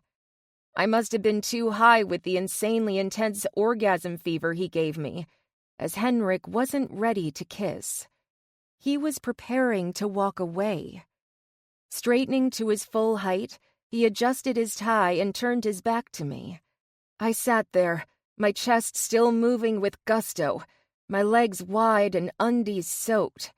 The sexual humidity was still thick, almost suffocating, and had me wondering if I saw things. I removed my glasses and wiped them on my blouse, but when I placed them back over my eyes, I realized Henrik was walking toward the entrance of the department. Once he reached the door, he stopped, and for a moment I hoped he had changed his mind. Maybe Henrik Payne hadn't done this to me to mess with my mind, to make me hate him. He stood at the edge of the department, about to enter the hall toward the elevators, with his back to me. No words, no movement, just him afraid to turn and face the dirty mess he had made. I was about to hop off the desk and run after him, but he finally moved. Henrik turned his head and said, "Ms. Drake, remember you're my assistant. First thing Monday morning, you will be at your desk on the 28th floor. I expect my coffee delivered to me when I arrived. You are to do as I say, or you will be—" He paused to swallow. "Reprimanded." In a moment, he was gone. My mouth hung open at the crazy that just occurred. Mr. Henrik Payne used me. He fucked with my body and my brain to get what he wanted. His wall never fooled me. Mr. Payne was a man who hated emotion. He saw my weakness for him and gave me what I wanted, only to make it disappear in an instant, to let me know he's in charge. He pulled my strings, and I was too happy to dance. Fine. He doesn't want emotion from me. Then come Monday morning, that's what he'll get. 7. Payne's Rule. When in doubt, get a second opinion. "You're an easy listener," I said. Sighing, I sat back on the black plastic chair and gazed into those dark, glassy eyes. It's not so much that I want a relationship with her. I just have this strong urge to fuck her and kiss her, and not let any other man near her, but to kiss her would go against my third rule. I decided to get deep because I needed to let it out. How I walked away from Morgana yesterday was wrong, and the shitty thing was, I knew it at the time that I was a jerk, and I did it anyway. I did restrain myself. As those judging eyes bore into me from the doctor's desk, I rubbed the back of my neck. Maybe I didn't restrain myself. I wanted to eat Morgana out, and then bent her over that desk until she screamed my name. But I didn't do that. I walked away instead. I frowned. Shit. That wasn't good. Maybe I should get a second opinion about this. Scooting forward in my seat, I scraped the metal legs of the chair on the floor, which caused those dark eyes to fall straight into the trash can. I stood and lifted the plush unicorn, slightly frayed from years of use, and placed it on top of the doctor's desk. I know you aren't real. You're just a toy. But I think this has been good for me, to talk about my problems. Hearing noise on the other side of the door, I quickly adjusted the unicorn and sat back in my chair. Ah, Mr. Payne. Sorry for the delay, but I ran into Miss Blackburn in the hallway, and we were discussing David's results. The doctor, a tall, lean man with a balding head of graying hair, said as he came into the room. Just behind him was a beautiful woman, with thick chestnut hair and my good friend of 10 years, Tiffany Blackburn. I smiled at her, but she didn't see me. Her eyes glistened as she stared off into nothingness. Something the doctor said must have scared her because Tiffany always had a smile on her face. And? I said to the doctor. His brow creased as he reached for the stuffed unicorn, moving it until he felt it was sitting correctly. David's in a coma, Dr. Gerald said. He's what? But you said this surgery would help David walk and talk. Now he's in a coma? I said, as every muscle in my body tensed. David wasn't my son, but he was like a son to me. I would do anything for that boy.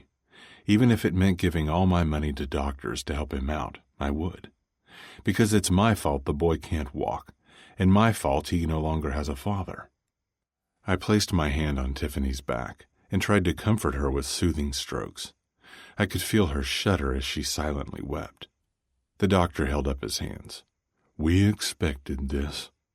It's his body's way of healing.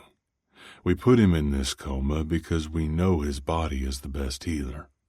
My team and I did all we could. Now it's time for David to take over. And then what? When he wakes, what if nothing happens or he's worse than before? Tiffany asked, her words rising with anger. I don't think that will happen. There's always a risk, and since this is a new procedure, the risk is higher. But from the scans I've seen so far, everything is going according to plan. I shook my head with a million questions, but knew those questions would only cause Tiffany more worry. She needed a stable friend right now, not someone more emotionally irrational than her. Tiffany's allowed to be emotional. She's the mother. It was my turn to be her support. When do you expect him to be out of this coma? I tried to keep the anger out of my voice. Anywhere from a week to 3 weeks. But, as I said, it's a new procedure. David could be in that coma even longer, or wake up tomorrow. We are in the wait-and-see part. I'm afraid I have to prepare for surgery, but feel free to contact me with any other questions. He stood and opened the door for us. I got up and guided Tiffany toward the hallway. We were both silent as we walked toward David's room. Even when we stepped inside, the beeps and whooshes were the only sounds to welcome us. He wanted this, I reminded Tiffany as she stood over David, brushing a lock of his brown hair away from his cheek, his thin body hidden under the layers of blankets. I had seen pictures of David when he was a baby and a toddler, plump with chubby cheeks. Then everything changed that cold December evening when metal scraped against metal. He lost a father and most of the use of his body, and I lost a family. We both lost so much, but David wasn't to blame. He was only 2 at the time. But for me, there wasn't a day that went by that I didn't think, what if? What if I stopped being selfish and did something out of love? Then maybe they would all be here. Perhaps a mother wouldn't be standing over her 12-year-old son's hospital bed, praying he wakes up from a medically induced coma. Stop it, Henrik. Tiffany said with her back to me. What? What exactly am I stopping? You know what? You are reliving that day, and you need to let it go. Tiffany turned, and with tired eyes she continued. No amount of praying or wishing or looking into magical spells will change what happened that night. And thinking like that won't help David. Trust me, I know. I turned to gaze at the different colored moving lines on the monitor instead of Tiffany's wise gaze. I have other problems on my mind. Work stuff. Oh? Want to talk about it? Sometimes it helps to have an outside opinion. She smiled and kept her hand on her son's shoulder, refusing to let go. It's just an employee. Some issues with doing what that person is told. That's all. I waved my hand at her. Why don't you talk to HR? No. Okay, then talk to the employee. Sit them down and have a face-to-face. I swallowed. Remembering the face-to-face I had with Morgana yesterday caused my cock to twitch. I tried that. It didn't work. The back of my neck burned, and no amount of rubbing relieved the irritation. Unless I have more information, Henrik, I really can't help you. Tiffany said, shaking her head at me and causing her thick hair to fly around her head with a dry static in the air. Fine. It's my new assistant.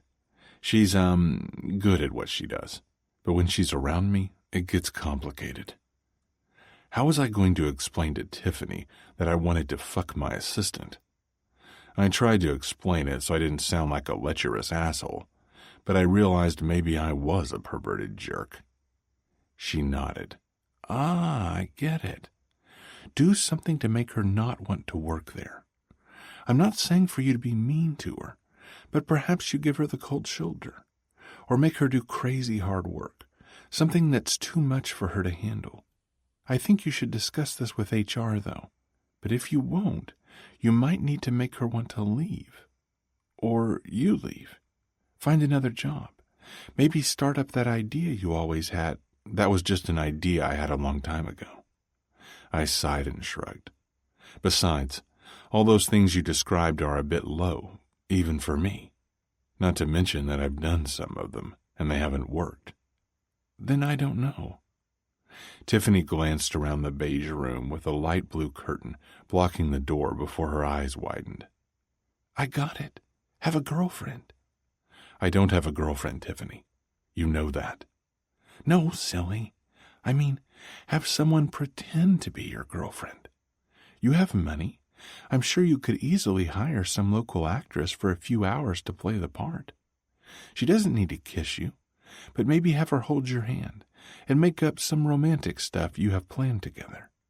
Make sure your assistant hears everything. Problem solved. I don't know. What happened to Grace? Does she still stalk you? Yes, but a little less so now that I hired Morgana. In a way, it helps to have a sexy assistant to keep Grace at bay. I smirked. Sexy? But you said... I meant smart. Smart assistant. Morgana was intelligent and sharp, and just so happened to have a body that I fantasized about every night before bed. Tiffany narrowed her chocolate brown eyes at me. I wonder what would happen if Morgana and Grace got together. I clutched at my chest and gasped. Oh, dear God, I never thought of that. I'm getting hungry. Why don't you take me to lunch, and we can come up with ways to solve your assistant problem? I nodded, but the thought of Grace and Morgana discussing me loomed large in my mind. They would probably create voodoo dolls of me and stick pins all over it. In all honesty, I deserved every stab of pain I received from Morgana. Maybe even a little from Grace, too. She had never officially done anything to me, but I always got that creepy vibe from her whenever she stared at me, which was every time she was around me. The cold January wind hit us hard as we walked down the salt-caked Chicago sidewalk. I decided to take Tiffany to my favorite diner in the neighborhood, the Cracked Egg. It was modern with bright blue upholstery and light wooden tables, but the food was like going to a greasy diner in the 70s. The portions were large, and just about everything came with bacon. The smell made me smile as I held open the glass door for Tiffany. She was laughing, but that was due to a joke I had told her. Back before I became the jaded jerk everyone loved to hate, I used to like to make people laugh. I even took some classes in college at Second City Theater. Once we found a booth, I turned when I heard a laugh. It hadn't come from Tiffany, but made the back of the hair stand on end. When I turned, my heart jumped and my cock twitched, because a few tables over in a booth sat the evil Eveline Beckman, a petite platinum blonde, and the stunning Morgana Drake. "Excuse me, Tiffany," I said, and made my way toward the table. Unable to keep my distance from a woman that I knew, deep in my soul, would one day be my undoing. I stepped in front of the table with my eyes on Morgana's fiery locks. She was soft today, no glasses, no makeup. She wore a simple green sweater that brought out her eyes as she flickered to mine with apprehension. "Hello, Payne," Beckman said. I didn't bother to take my eyes off Morgana. "Beckman." "Hi, I'm Aria. I am Morgana's roommate." The platinum blonde who sat against the wall reached across Morgana to shove her hand toward me. I took it and gave her a short, tight shake with a curious grin. "Nice to meet you, Aria. I'm Henrik Payne, Morgana's boss." As I let go of her hand, I felt warmth at my side. Tiffany had joined me. She slid her arm around mine, and with a curious gleam in her eyes, she settled on Morgana. "Hi, I'm Tiffany, Henrik's girlfriend, and you must be Morgana. I've heard some interesting stories about you." 8. Morgana's problem. Milkshakes. Those beautiful, deep mocha eyes sparkled. Her pitch-perfect laugh, throaty with just a hint of sweetness. And her hair. Don't even get me started on her hair. Early 90s Cindy Crawford would kill for that thick, chestnut mane. She stuck her delicate hand toward me before she dropped the bomb. Henrik's girlfriend. My boss, Henrik Payne, had a drop-dead gorgeous, probably a model, girlfriend. Did Henrik realize by having his overly attractive girlfriend try to shake my hand that he might as well be stabbing me with a machete? Based on his wide eyes and clenched jaw, I believe he wanted me to be in the dark just a little longer. Maybe so he could fuck with me some more. That asshole. My grin was instinctive, something I learned growing up with a mother who taught me to kill with kindness. Only I took it to the next level. I made my kindness manic and something that would be more suited for a straitjacket. But I didn't care, because Henrik lied to me. He stood right next to his sexy, sweet girlfriend and pretended like yesterday never had happened. Like he didn't have his powerful man fingers all up inside me giving me the best pleasure of my life. "Girlfriend? Well, that is great. Isn't that wonderful, everyone? And isn't she beautiful?" I said as I hobbled out of the booth and gazed at my friends who remained seated. Eveline, who I had become friends with since working at Mimir, sat there trying to hold back laughter. Aria was reaching for me and attempted to pull me back down. But I was having none of that. My arms flew around the gorgeous Tiffany like she was a long-lost friend. I hugged her before pulling her back and giving her the smile of my life. "Oh, Tiffany, I mean it. You are simply divine," I said as I stumbled back to the table. Eveline's chocolate milkshake tipped over. Everything seemed to go in slow motion as the frozen chocolate moved across the table and down my leg, puddling in my shoe. Did that stop me from smiling? Hell no. Despite the potential frostbite to my foot, I refused to let the lies of my boss beat me down. Until Aria got out of the booth and pulled me away. I yelled back at them, "It was lovely meeting you, Tiffany." We moved down the narrow hallway and into a small square bathroom that included a toilet, sink, and room enough for one person to stand. Aria took that space, so I sat on the toilet seat and slumped forward. All peppy energy from my pseudo-excitement of meeting Tiffany vanished. Morgana, do you know why a dick gets hard? I raised my head and saw Arya had a serious expression on her face while she leaned against the dark wood-paneled wall. No. Why does a dick get hard, Arya? To stay in shape, she said as she folded her arms, proud of her answer. Me? I was baffled. She knew my feelings for Henrik. I had confided in her last night about what happened, and here she was making jokes about dicks. It's a scientific fact that a penis needs to be engorged periodically to maintain a healthy tone, she added. It wasn't even the afternoon and I was already tired, exhausted from an emotional morning. How was that a joke or relevant in any way, Arya? I just thought it was interesting. Plus, it helped take your mind off Mr. Payne for a moment. I smiled at that. Arya was anything but a conventional best friend. She knew what to say to help me, even if I didn't. And sometimes there was nothing to say but random facts about penises. We joked with each other for a minute, forgetting who was outside the safe and smelly world of the bathroom, until we heard a knock on the door. Ms. Drake, I need to speak with you. Henrik Payne's voice, so deep that it rumbled, usually excited me, but today it made my heart drop. Arya came over and bent in front of me. She loosened a few buttons on my green cardigan before she winked at me. You have to show him what he's missing, Morgana. I took a deep breath and prepared myself as she opened the door. Henrik stood there, in his gray sweater and dark jeans, looking amazing. I thought he wouldn't look good in anything other than a suit, but I had never been so wrong in all my life. She's all yours. Oh, and my father is a lawyer. So fuck with her, and I will lawyer the crap out of all of this, Arya said as she waved her hands around Henrik's body. Her father was a lawyer, that was true, but she hadn't spoken to her dad in years. Despite that, my heart warmed at the lie Arya told him. It was nice to know there were some people I could count on to have my back. Mr. Payne shut the door once Arya left and turned to face me. I didn't want to look at him, but there was something about this man that drew my eyes to his, that caused my skin to turn to goose flesh in his presence.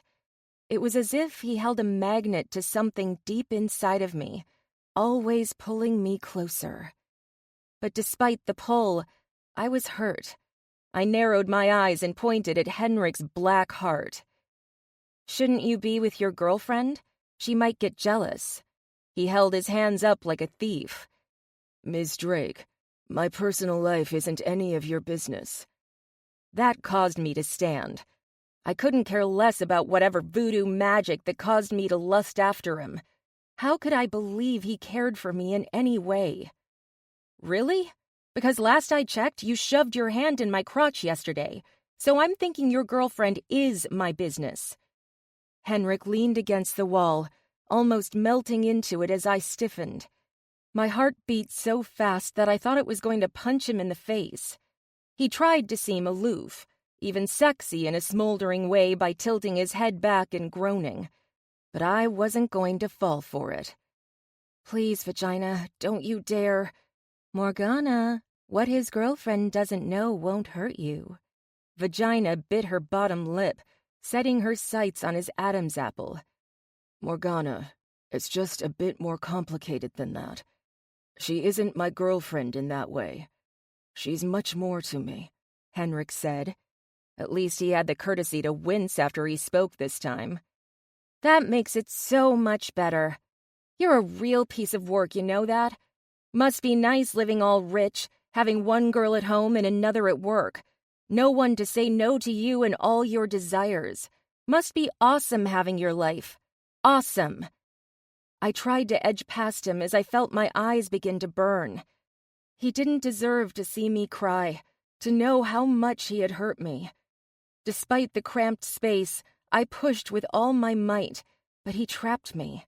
His hands landed on either side of me, gripping the edge of the porcelain sink. Heat rolled off his body. The more I resisted, the deeper I sank.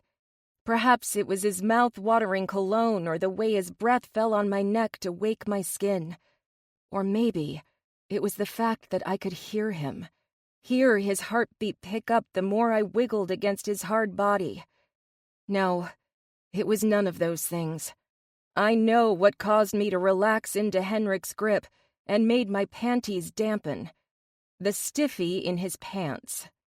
Morgana, it's not what you think. I have never even kissed Tiffany. His voice rumbled as he nuzzled my neck. He's never kissed her? Maybe they just started dating. Perhaps this thing with me began as he started with her. I didn't know. My vagina was clouding my judgment. Henrik's hand landed on my hip, and as his fingers curled into me, I fell even deeper. I let my head drift backward as his lips and teeth worked my neck. He felt incredible, but as much as I wanted to unbutton everything and pull our clothes away, I knew where we were, in a crappy diner's bathroom, with his girlfriend right outside. And that realization stopped my fall. He may be okay with doing that to someone he cared about, but I wasn't. Pushing him off me, I opened the door before turning to him. His eyes glazed and lips swollen with confusion wrinkling his features. Any other time before today, I would race back into his arms. But not now. Not after I found out about Tiffany. This is not okay. I waved my hand at us before turning to go. It wasn't okay. Whatever attraction we had needed to stop. Not just for our job, but for the people it could hurt. 9. Payne's rule. Keep your dick in your pants. Things were good. Some would say perfect. I smiled as I made my way down the city street to work. The diner debacle from 3 weeks ago was like a distant memory. Morgana had been working right outside my door at her desk since then, and nothing terrible had happened.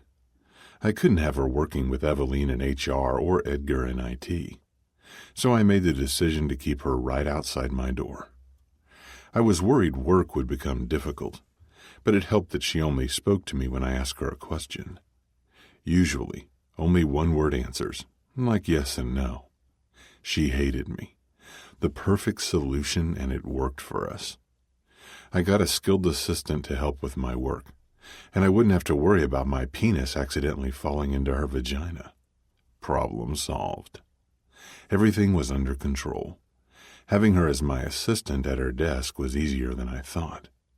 What was I so worried about? Sure, Morgana was gorgeous, and more adept than any assistant I had before. This thought liked to play tag with my cock, but I had come up with a solution that worked, even if Morgana stopped hating me. Never be in the same room as Morgana Drake. See? Perfect. This was how it worked. I hovered by the door and waited to hear her leave before I exited my office. I communicated with her via pink sticky notes or through the speakerphone. It was difficult when I had to use the restroom, but my bladder was strong. Even when I ran into her in the hallway, I just turned my back so I didn't have to look at her. Simple. I'm an asshole. It's not all me, though. I can't be sure, but I believed Miss Drake wore low-cut blouses and tight fuzzy sweaters just to mess with me. Plus the glasses. I believe Morgana figured out my weakness to her wearing glasses. She appeared only to finger them when I was around. I know this because I spied on Miss Drake once while she talked to Grace in the kitchen. She didn't touch her glasses at any time during that conversation. But when I was near, suddenly the glasses were made of magnets, and her hands were metal. That wasn't even the worst part of everything. Miss Drake was good. She would stay late even when I didn't ask her to. She also found errors in my work. I rarely made mistakes, but when I did, no one called me on them because they feared me. There was a purpose to my meanness. Emotions were a problem. They clouded judgment and caused anxiety. I didn't have time for that. I had spent so much time pushing people away that no one was there to catch me when I fell, until Morgana Drake became my assistant. I frowned as I pushed through the turnstile door to the Mimir building. The salt on the sidewalk of Michigan Avenue crackled beneath my feet as I exited the blistering cold into the static warmth of the building. My meetings for the afternoon had been canceled, so I decided to head into the office. As I rode the elevator to the 28th floor, I pondered how I would make it through the day with Miss Drake without accidentally fondling her. Perhaps a sacrifice for my cock before I got into my office might be in order. That should help me get through the day. Once I was out of the elevator, I headed straight into the bathroom and noticed Miss Drake was not at her desk. I checked my watch and noted the time, 10 minutes until 11 o'clock.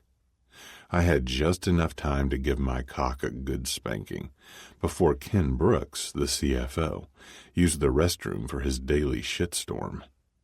I'm sure Miss Drake had learned by now to stay away from her desk when Brooks used the bathroom. My orgasm was quick, due to the use of one of my top Miss Drake fantasies.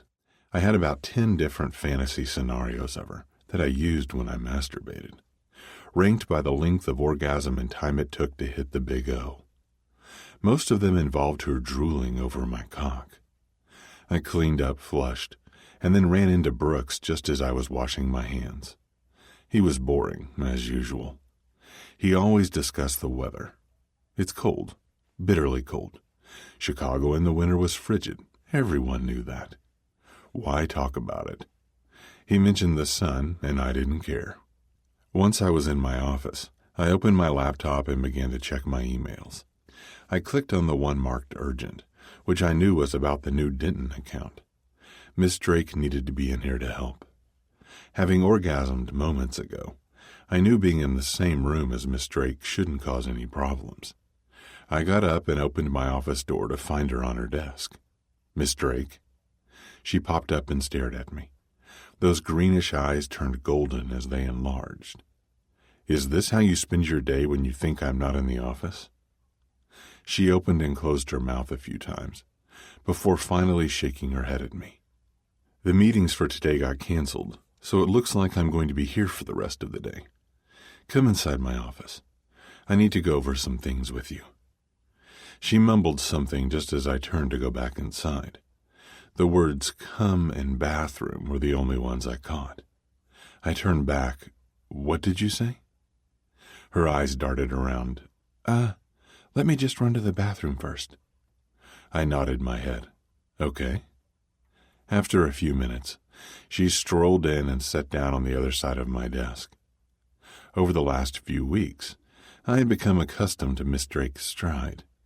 It was average, but with a little more swing in her hips and at times bouncy.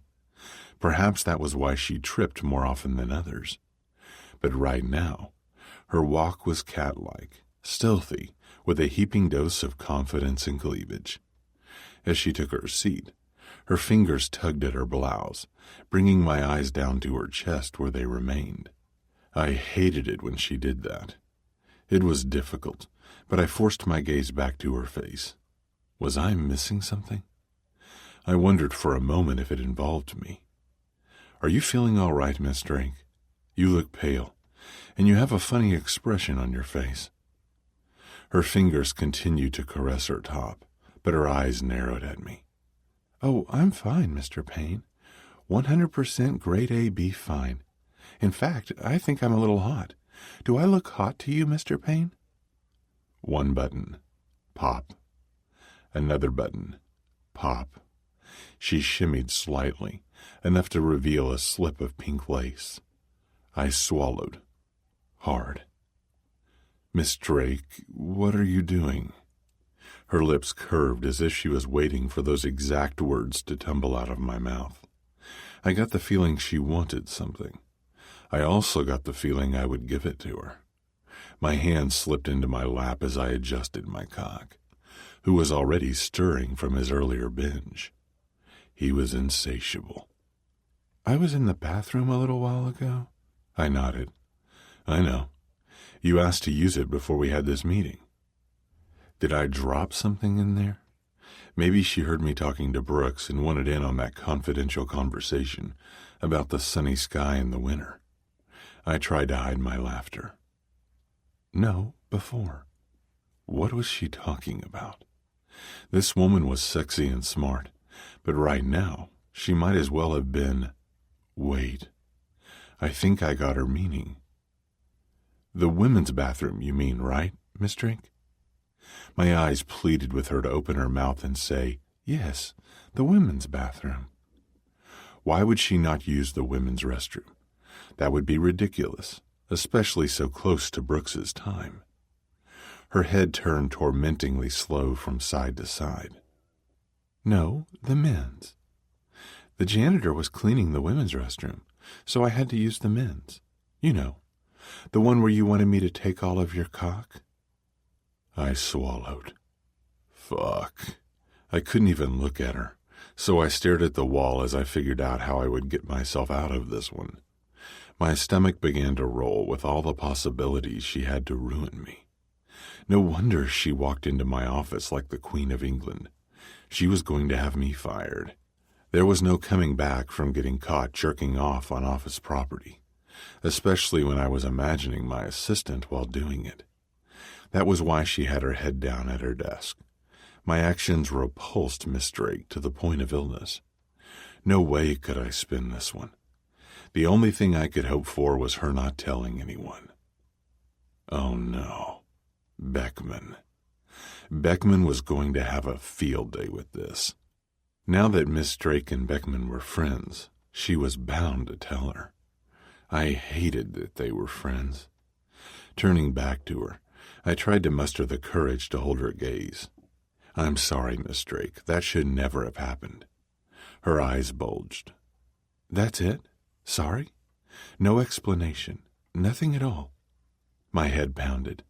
The heel of my hand worked my forehead to ease away the pathetic creature I'd become. What do you want me to say? She got up and came around to my side of the desk to face me.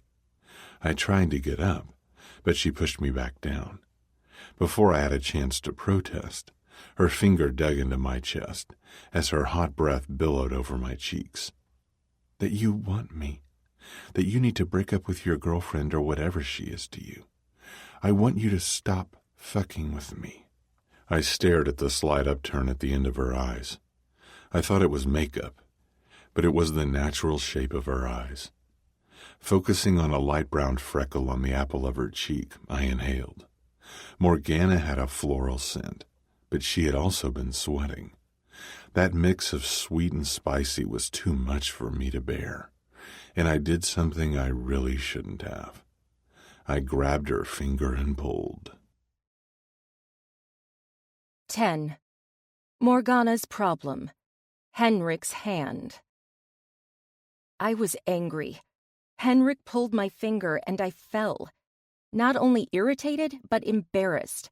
I tried to tell my boss off for his hot and cold behavior toward me, and now my ass was in the air. Knowing my luck, I would probably fart right now. The perfect cherry on top of the ridiculous Morgana sundae that was my life. I could hear him groan. Cringing, I wanted to bury my head in his thick, hard thigh. Everything smelled like him down here, spicy and manly, and I was beginning to drool a bit. Henrik grabbed my skirt. I wondered for a second if it had ridden up and now he had to pull it down. That would be mortifying. How was I going to look him in the face when I stood? But then I realized Henrik wasn't pulling it down. His fingers were tugging at the thick black wool of my hem. He was inching the fabric up and exposing more of my thigh. Whatever anger or humiliation I felt these past few minutes softened ardently with each quickening beat of my heart. My skin tingled, and every pore wept with wonder at what Henrik would do. I knew he could see my panties because as his palm smoothed over my thigh, his fingertips brushed the edges of the pink lace. His hand was warm, and I couldn't help myself. I wanted more touching, more of anything he could give me. I arched my back and pushed my thighs into his hand. Yes, I want you, Morgana. No, I don't need to break up with anyone since I am not in a steady relationship. As for fucking you, well..." The pain was swift and stinging, but melted quickly into warmth. The slap on my ass shouldn't have had my core flooding. Just the thought of him spanking me like an unruly child burned my ears. Was it shame? Or was it shock that my hips ground into his thighs, begging for more? "You like that, my dirty girl? You want more, don't you?" "Yes," I said, my voice breathy. I wanted everything. My body buzzed with anticipation of what Henrik could do to me. In rapid succession, Henrik gave me what I never knew I wanted. As he slapped my ass cheeks, I wondered if I could come from just his hand on me. My panties must have been soaked by now. But then he stopped. My heart sunk as I questioned if he was teasing me again. Henrik seemed to love to turn me on and then walk away. My body battled itself knowing that anyone could walk in and not wanting Henrik to stop. As I was about to get up, Henrik pushed his fingers past the edge of my panties. "Christ, Morgana, you are so wet." Breath exited my lungs, not from what he did, but from what he said. I knew from before, from the almost orgasm 2 weeks ago, that he was a dirty talker. But that didn't mean I was used to it.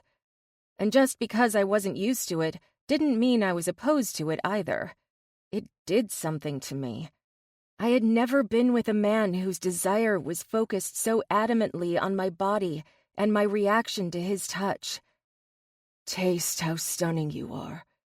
I tried to moan, but his fingers muffled my voice as he removed them from between my legs and slipped them into my mouth.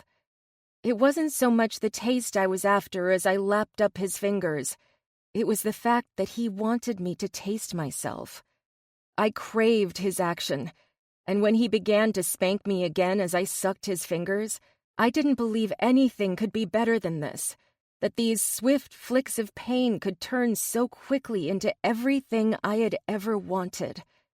I wished it would never end, but of course it had to. "Get up," Henrik said, removing his fingers from my lips. Even when I disagreed, I did as I was told. This time I was adamantly opposed to what my boss requested of me, but I stood nonetheless. I turned to argue with him. Tell him no more orgasms before walking away. No teasing. I was tired of this play. What I saw had my vagina clapping her hands, and even my brain faltered. Henrik sat there, slack in his chair, his tie askew. His suit wrinkled partly from me and partly from his hand that rubbed the thick bulge in his pants. But that wasn't even the best part. It was the fingers of his other hand, the ones that were just on my lips. He had plunged them deep into his mouth, busy sucking. "So, are you just going to sit there and come in your pants, or what?" Part of me was still pissed off. I was selfish, maybe even a little addicted to what he was doing to me. I wanted more, not so that he could masturbate. I think it angered him, too. Henrik stood, grabbed my waist, and turned me. My back was rigid against his abs. He snaked his hand around the front of my body and slipped his fingers up over my chest before cradling my neck, forcing my head back. Yep, I was going to die tonight. Maybe that's why he was always losing his assistants. He tried to choke them when they asked for orgasms. I don't have good taste in men. What made that worse? He was rubbing his hard cock between my ass cheeks, taunting me with what I would never have again. Morgana Drake would die this night, choked due to her sexual frustration. "You and that smart mouth of yours, Miss Drake," he said before edging his tongue along my ear. I shivered. 1,000 tiny pricks of pleasure raced down my neck, causing my nipples to tighten. Fear of being caught mixed exquisitely with his greedy touch and heightened everything. Was he going to kill me or tease me to death? I swallowed and realized he was barely touching me. his fingers like feathers as they traced my neck. Thankfully, I wasn't ticklish. The fear melted into something substantial, with legs. "Is that your thing, Mr. Payne? A dirty girl with a smart mouth?" Maybe I shouldn't have said that, being in the position I was in, but the way he had touched me caused me to wonder if he wanted me as much as I wanted him. Only the strict Henrik Payne might be a little afraid of what that desire would bring. "You're my thing, Morgana." My heart fluttered, and for a moment I faltered. I wanted that to be true. I wanted to be his thing, but there were problems with that wish. There was Tiffany, our jobs. "Then show me, Henrik." I think my vagina was holding my mouth hostage. Despite my worries, I keep pushing him. I gave in to his touch. Like now, as he pushed my legs apart with his knee, I quickly moved. The slightest effort on his part, and I became air, swirling around him. And when I heard his zipper, I didn't gasp. No moan from my mouth. I bit my lip hard to contain anything that might let him know I was easy. He could slip right through and see everything in me. It didn't matter what I said because he found out anyway. I could feel him. The tip of his cock slid along where he pushed my panties out of the way. Slick. I was so wet that I could hear him gasp. Maybe he groaned. But he knew. A man like Henrik probably didn't have to work very hard for a woman. He's rich, he's successful, and he's gorgeous. A wet woman was just another day of the week for him. "Is this what you want, Morgana?" He leaned down to whisper in my ear and continued to grind on me. "Yes, Henrik. I want to be your dirty girl. I hate that I want that. That you have some touch that angers me and at the same time causes me to melt into nothing. And I love that you give me things I never thought I wanted. That you touch me in ways I never had been before." The tip of his cock as it rubbed me right, not wholly inside me, was the best thing I had experienced in my life. That made me want to scream in anger, in glory, and in frustration. Only I never got the chance to scream, because the door opened. Eveline Beckman entered the room. 11. Payne's Rule. Why even have rules if you always break them? My worst nightmare. You know those dreams that cause you to wake in a cold sweat, and then you realize it was just a dream, and a massive wave of relief courses through your body? Yeah, this wasn't that type of dream. It was a waking nightmare. I was about to have sex with the woman of my fantasies, the sexiest woman I had ever met, and Eveline Beckman walked in. "Hey, Drake, I'm ready for lunch now, so—" Beckman stood like a grizzly bear caught in headlights at my office door. She didn't even knock, just entered like the rude person she was.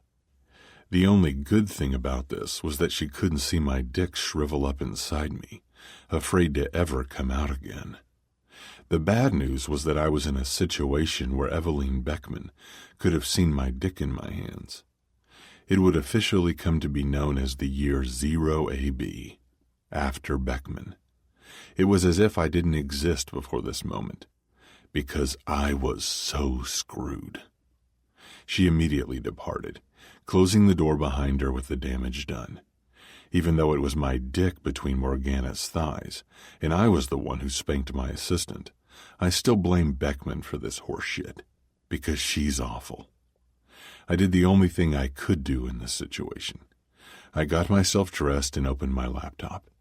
Sitting in my chair, I got back to the Denton file. Work was the only thing that could relieve this level of stress. "So, that's it? Like nothing happened? Same as usual?" Morgana adjusted herself, but I heard the irritation in her voice. I would have been frustrated too if I were her. Hell, if I was going down alone, if they were going to fire me, well then they would have to fire Morgana too. I was rethinking my desperate need to have sex with her. Look at where it had gotten me. What do you want me to do, Morgana? The head of HR just found us in a very compromising position. I'm going to get as much work done as I can before they come in here with a cardboard box and a security guard and ask me to clean out my desk. That seemed to anger her even more. Fine, you sit there and accept defeat, but I'm going to at least attempt to save my job. Clicking her heels as she made her way toward the door, I jumped up to go after her. It was bad enough to be caught like this, but what if Morgana told Beckman everything? The bathroom incident, when I messed with her in sales, and on the couch here? Wait, how are you going to do that? By speaking with my mouth, Mr. Payne. I find pink sticky notes to be ineffective and cheap. She gave me a hardened smile and tried to play with my lip, but I smacked it away. Miss Drake, I'm not your puppy dog, and last I checked, I'm still your boss, so if you can answer the question without being a smartass. She firmed her stance, while crossing her arms over her chest. You were. A moment ago you were much more than my boss, which is why we are in this predicament. If I may quote the great classic, Raising Arizona, H.I., you're young, and you got your health. What you want with the job? I was stunned. Did she even realize what she just said to me?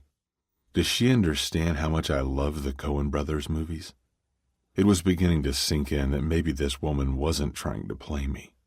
Morgana wasn't some horny virgin with a need to not be so virginal, but that perhaps she was awesome. Morgana was a flower, a beautiful red rose waiting to be plucked. For that moment, I considered leaving with her and never turning back. Fuck this. They would fire me anyway. Why not deflower the woman who stumbled face first into my heart? I grabbed her hand, enjoying the warmth of her entwined fingers. I'll come with you. We can talk to her together. She raised her eyes to mine, and I fell deep. Who knew it took a firing for sexual misconduct and a movie reference to wake me from my lonely dream? Fuck my rules. I wanted to kiss Morgana. I wanted to take her home, lead her to my bed, and never come out. Her hands halted my progress. Mr. Payne, the only way we can even hope to keep our jobs is by talking to Miss Beckman and not making out. Morgana was right. The kiss could wait. It was time for us to go into the Harpy's den and save Morgana's job. It took a reference to the best movie ever made to make me realize what was best for my heart. And it wasn't a job. Once we walked into Beckman's office, we found the woman bent behind her desk. I can see you, Beckman. There's no point in hiding, I pointed out. She stood and tried to smooth out the wrinkles of her unflattering blue blazer and dignity. She made her way to the door, refusing to look at us. I'll just shut the door then. Silence commenced once we were all seated. I glanced over at Morgana, who appeared about as comfortable as someone with hemorrhoids whose boyfriend wanted to experiment with anal sex. Beckman didn't seem to be in any better shape. Beckman, I would just like to say it was... She lifted her hands to stop me. No.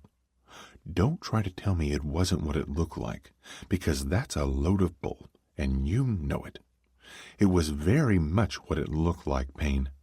You had your hand down her shirt and your tongue on her neck. Was she choking, and that's some new maneuver I don't know about? The last thing I wanted to do was speak to Beckman. While loosening the tension in my jaw, I reminded myself I was here for Morgana. Fine.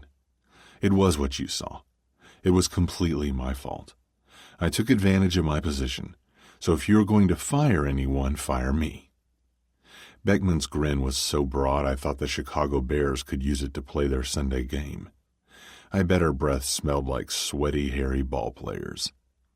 Morgana was not smiling. In fact, she was frowning. Pity lingered in her gaze as it sunk in that Beckman would fire me. I didn't know how she would react, but I did fantasize that Morgana would be so grateful that she again would drool for my cock.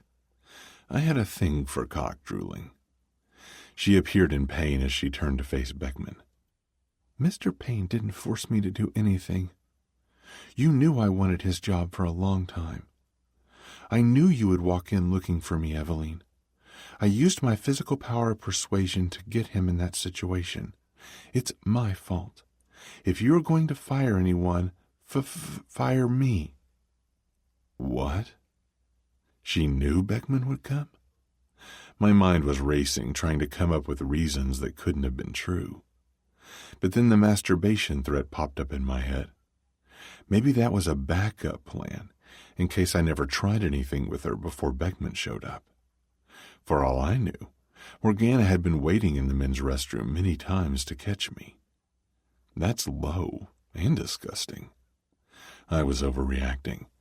None of that was true, was it? I turned to find something on her face, a wink or a nod or a grimace, but she wouldn't look at me. There was nothing but the cold emptiness in my gut as my eyes pleaded for her to turn and face me. She was too scared. She was a coward.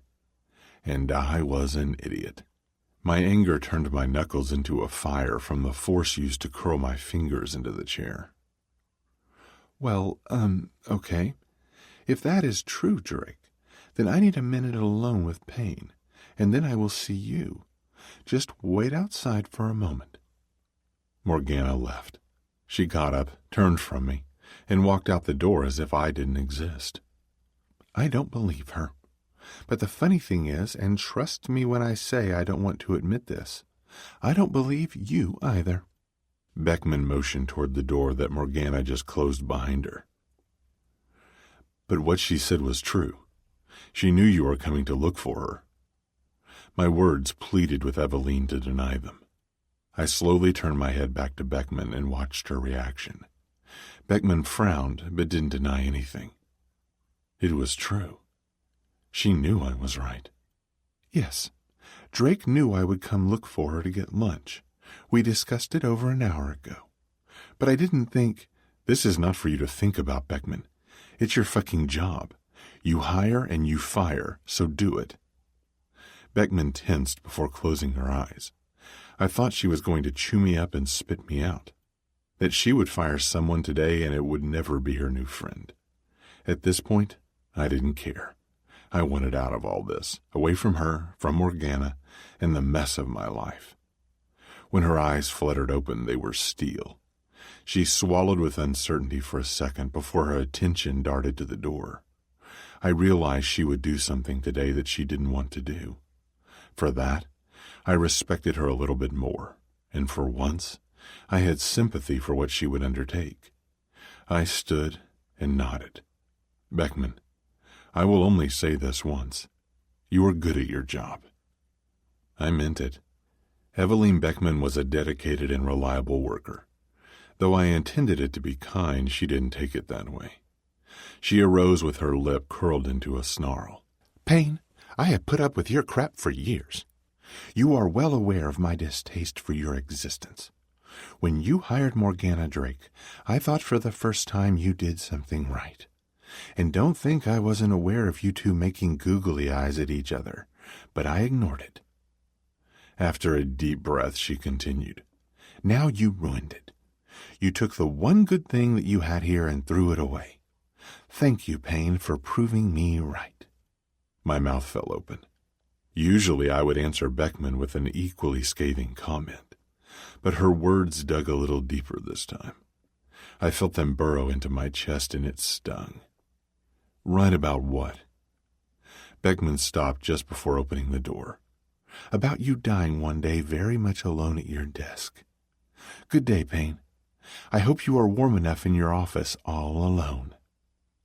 I left. The walk back to my office was just an anger-filled blur. It wasn't until I closed the door to my office and sank into my seat that something terrible happened. My heart began to crack as Morgana's scent lingered around me. 12. Morgana's problem. Her birthday. 3 weeks. That's how long I have been jobless, or, as Eveline called it, on leave with no pay. In other words, fired. I took a hearty bite of my beef jerky, burped and did my hourly flip to lay on the other side of the couch. I didn't want to get bed sores after all. Season 3 of Game of Thrones was about to start, and I was looking forward to the raping, bloody murder, and evil deceit to make my life seem less pathetic. "Oh my God, what is that stink?" Arya said as she came out of the hall to the living room. "Describe it and maybe I can narrow it down," I said as I lifted my arm to smell my armpit, but could barely get my nose near before my eyes crossed. "It smells like a dog ate a soiled baby diaper and then threw it back up." Arya covered her nose with her purple paint-stained hand. I raised my hand. "That might be me. I have some terrible gas and I haven't showered in 3 days. Wait, what's today? Thursday? Make that 5 days," I said. Arya's hand fell and she frowned. She moved closer but winced before she made it to the couch, so she sat on the old recliner on the other side of the coffee table. "You need to get out. I'm perfectly happy on my survival island right here." I waved my hand around the second-hand brown couch. "Survival island? Yes, I have food." I held up the jerky and waved toward the large bag of M&Ms, a bottle of water, and some blankets. "I'd be set even if our apartment fell into Lake Michigan and only the couch survived." "Our 4th-floor apartment? You worry about it falling into the lake?" Arya tilted her head. "It was just an example. I don't think our apartment will fall into the water. I'm just saying I have all I need. I don't have to go out to enjoy myself." Arya rubbed her forehead. "I never thought I would have to tell you this, knowing how much you love cake. But happy 30th birthday, Morgana." My eyes widened. "Oh, what? It's March 3rd already?" She nodded. "Yes, and I gathered some people at your favorite sports bar to celebrate." There was the start of an orchestra of violins coming from the television. "But Game of Thrones just started. If you want us to have a drink together, I think we should have some of that boxed wine in the cupboard by the refrigerator." Arya groaned and waved her hands in the air. "Come on, Morgana. It's time to stop feeling sorry for yourself. Your boss was a jerk. How was that a surprise? Eveline explained the man to you long ago. As for getting caught, what have I told you about that?" I thought back to the day when Arya sat me down to talk. I thought she was about to relay some bad news like she was terminal or she was moving out of state, but she was there to give me the sex talk. Her version of the sex talk, which was how not to get caught. She even made a PowerPoint slideshow. I especially liked the part of the presentation that discussed getting naked in 5 seconds flat. I rolled my eyes. "Always make sure the door is locked before you whip out a dick. Look, I'm sorry you're on leave, but you haven't been officially fired yet, and Eveline's going to be there at the bar. Talk to her. See when you can start again." I took the blanket and threw it over my head. "She's going to be there. I don't want to see Eveline." I had been avoiding her calls and emails. It didn't take a genius to figure out she was going to fire me. I wanted to delay the inevitable. "She wants to see you. And Tiffany's going to be there too." I threw the slightly matted blue blanket off me. "Tiffany? What is Tiffany doing there?" Arya sighed. "Eveline and I talked to her at the diner back in January when you and Henrik were in the restroom. She's a nice person. Her son was in the hospital at the time, in a coma. We invited her out and made it a weekly thing. That idea you had, the swim meet." I groaned and felt awful for hating her for so long. "Her son was in a coma? Is he okay?" "Yeah, David's home now, and from what I hear, he's making real progress. Her son couldn't walk and talk since he was little, and from what I gathered, he had an experimental surgery to help. I think it's working." "I'm a jerk." Arya stood and came over to grab my hand. "No, you aren't. You're a biohazard. Now get into the shower and clean off your sludge. Then get ready for swim meet, birthday edition." I stood and did as Arya said. The shower helped me feel better. It didn't take me long after to get ready and for us to be on our way. Once we walked into Chicago's sports bar, Arya found Eveline and waved. The uninspiringly decorated bar had black padded booths with brown wooden tables. Chicago Bears and Bulls paraphernalia covered all available wall space, which wasn't all that uncommon around here. A few tall tables with stools dotted the floor, and a bar lined the back wall. "Long time no see, Drake," Eveline said from the middle of the booth. "Hi, Morgana. Nice to see you again." Tiffany smiled as her cheeks flushed a beautiful pink. I nodded and scooted closer to Tiffany, as I still didn't want to be near Eveline. "Nice to see you," I mumbled as I brought the drinks menu up to my face. Maybe if I sat here like this for the evening, no one would talk to me. "Hey, Blackburn, do you mind if I switch places with you? I need to speak with Drake," Eveline said. Crap. Eveline was going to fire me at this table on my birthday. Maybe Eveline was the jerk here, not Henrik. No, that's not right either. Henrik was an asshole. In no scenario was Henrik not a dick. "Drake, about work." Eveline's steady voice sliced across me, causing my heart to sink. "What work?" I lowered the menu and turned to face her. If I was about to get the axe, let it be quick so I could start drinking the night away. "I need you to come into the office to fill out reinstatement forms. Can you be back at work on Monday?" Reinstatement forms? Did I not hear her correctly? "But you're going to fire me?" Her posture straightened as she shook her head. "No, I was never going to fire you, Drake. I wanted to fire Payne, but your confession," Eveline air-quoted the last word, "made that impossible." "But I thought you were going to fire me." I knew I was repeating the same thing over again, but I might have been in shock. "No, you're too valuable to the company. Everyone loves you.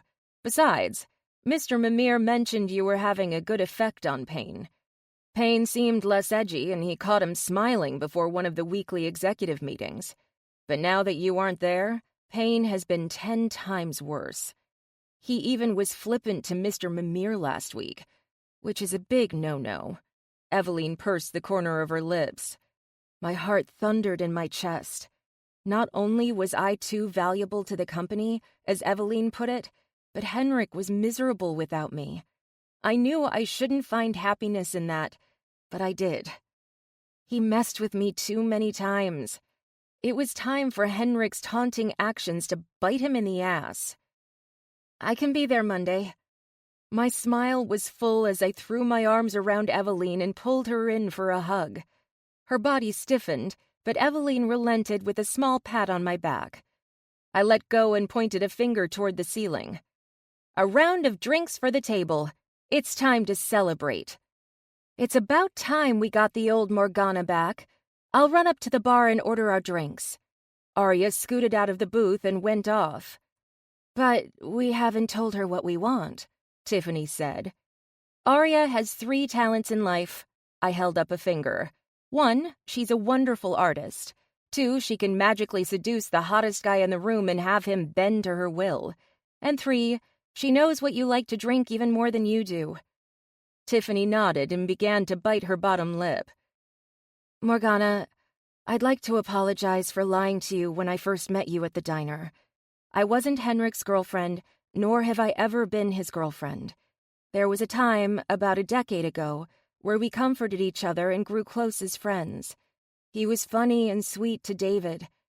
Henrik told me his nickname in college was Goof, and how he is around David, I can see why.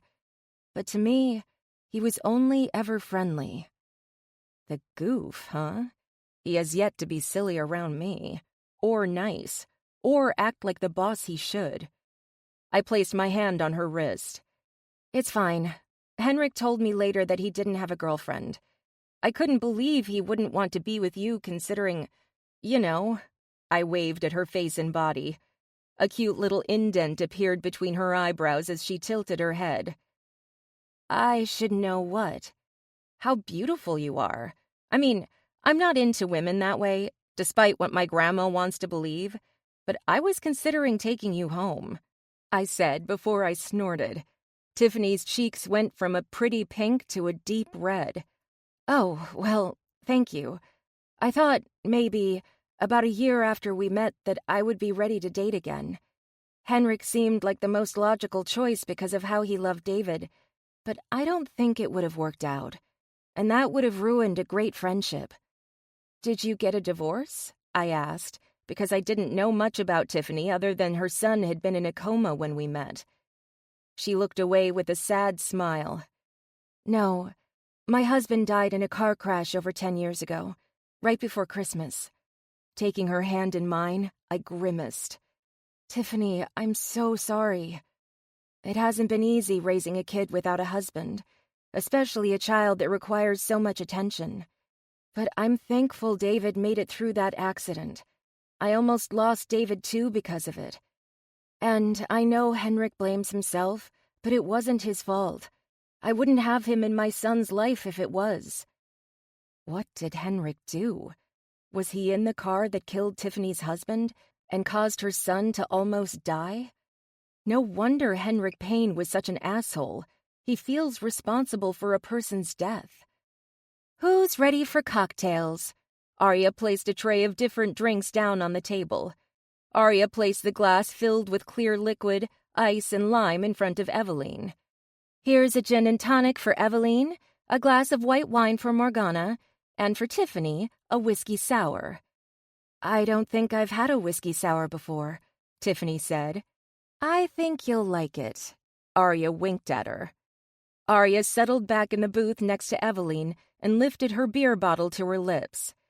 "Now, what was everyone talking about before I came back?" Arya asked. Eveline and I glanced at each other. "That dating app I told Morgana about back in January. I wanted to find out if she tried it yet," Eveline said with a knowing nod to me. 13. Payne's Rule. Tackle a new project with gusto. "Ugh, my boss is being an ass today. I want to meet you." I read those last 5 words over and over again from the message to my email account. Usually I left personal business at home, but this woman had been on my mind a lot lately. At least I hoped she was a woman. The dating app I'm using does some extensive research, but despite that, I asked specific questions which I felt would help me understand if the person responding was a man or a woman. I had thrown all my usual questions at Sweet Cakes. That was her screen name. When she got the Chris Pratt question right, I knew I was messaging a woman. I find most women either love Chris Pratt or can understand why women love him. If they have no opinion at all on Chris Pratt, that's a warning sign you are dealing with a man. Tell me about it. The woman I work with has purposely been screwing with me. I try my best to keep my distance, but sometimes she can't be avoided. How about Sunday? I had to give her something. We had been going back and forth for weeks.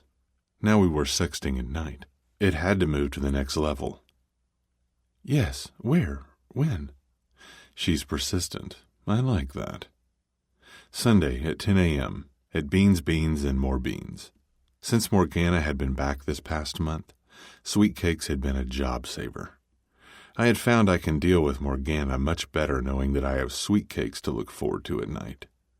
Morgana and I finally have a reasonable working relationship. Now when I go home at night, when I jack off, I imagine it's Sweet Cakes instead of Morgana. I may not know what Sweet Cakes looks like as we haven't exchanged pictures yet, but I imagine she has long, thick red hair, a juicy round ass, and has double Ds. I picture Morgana, but I'm thinking about Sweet Cakes. "How will I know what you look like?" Sweet Cakes kept trying to get me to send her a picture, but something made me hesitate. I like the anonymity of it all. I like that we had the ability to learn and understand each other, without the distraction of beauty and physical judgment. Plus, I had a fear that I might find out something about them that I didn't like. If that happened, I could easily walk away, and the person would never know what I looked like. I believe I know Sweet Cakes pretty well. We have the same sense of humor, or at least she gets my jokes. We both have people we work with that can make our jobs difficult. For me, it's Morgana, and for her, it's her boss. And we both have the drive when it comes to our careers. I think she stated that she works in retail. Now I'm ready for that step forward. That's why I'm giving in to meet Sweetcakes. My name is Rick. I'll bring a blue umbrella. It was technically true. Rick is a version of Henrik. In case I meet her and she does turn out to be a man, then I have an out. Do you know how many Henriks are in the city of Chicago? Not many. A crazy stalker could easily find me. I'm Morgan, and I'll bring my yellow umbrella. I think it's supposed to rain that day anyway. Good. We're set. I clap my hands and rub them together in excitement. It's a relief not to have to worry about Morgana anymore. Maybe Morgan, was a distraction, or perhaps she's the love of my life. Either way, I can't get fired for being with her. Mr. Payne, are you ready for the meeting? Morgana asked as she popped her head into my office. I nod and point to the chair opposite my desk. Mr. Mimir had a meeting earlier today with me. He discovered something extremely concerning, and it does involve you. I cleared my throat and was about to explain further when I noticed all the color had drained from Morgana's face. I hoped she wasn't coming down with something. And when I looked it up online to confirm it, I was shocked. Oh no, Mr. Payne, I'm sorry. It wasn't my fault. I didn't think he would put that up there, Morgana said, her voice wobbling. What? I'm discussing the problems the company is having in the EU, with the new laws and some weather-related issues. Her shoulders lowered as she let out a loud breath. What did you think I was talking about, Miss Drake? I narrowed my eyes at her. Nothing. Not important. Do go on about this EU problem. Sounds important. She leaned forward, resting her elbow on my desk and her chin in her hand. Morgana was hiding something. She always overdid it when her emotions ran high. Now she was acting serious and too interested in something that wasn't her regular job. Anyway, as I was saying, we have problems there. Big problems. These new laws could potentially make it impossible for us to ship to any country in the European Union. That's the loss of a lot of jobs. A third of our company would disappear. Oh no. Is there anything Mimir can do? Morgana made that O with her lips that caused my cock to twitch. Down, Captain Cock. Think about Sweetcakes. Many of us are flying to London Sunday evening to spend the week there to come up with a plan with our London office. That includes you and me. London? Morgana seemed to moan the word rather than say it. Yes, London. I hope your passport is up to date. If not, tell Eveline so she can expedite a new one. No, I went to Canada last year. It's up to date. Morgana's smile was wide, and it did things to me. My mouth curved as I watched happiness radiate from her. My smile was awkward and uncertain.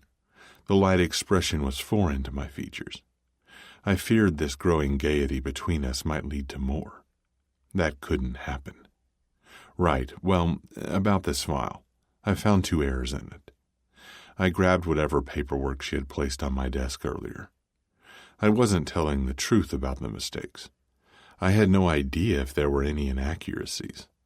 I needed a distraction from the bubbly, giddy feeling in my heart whenever I looked at Morgana.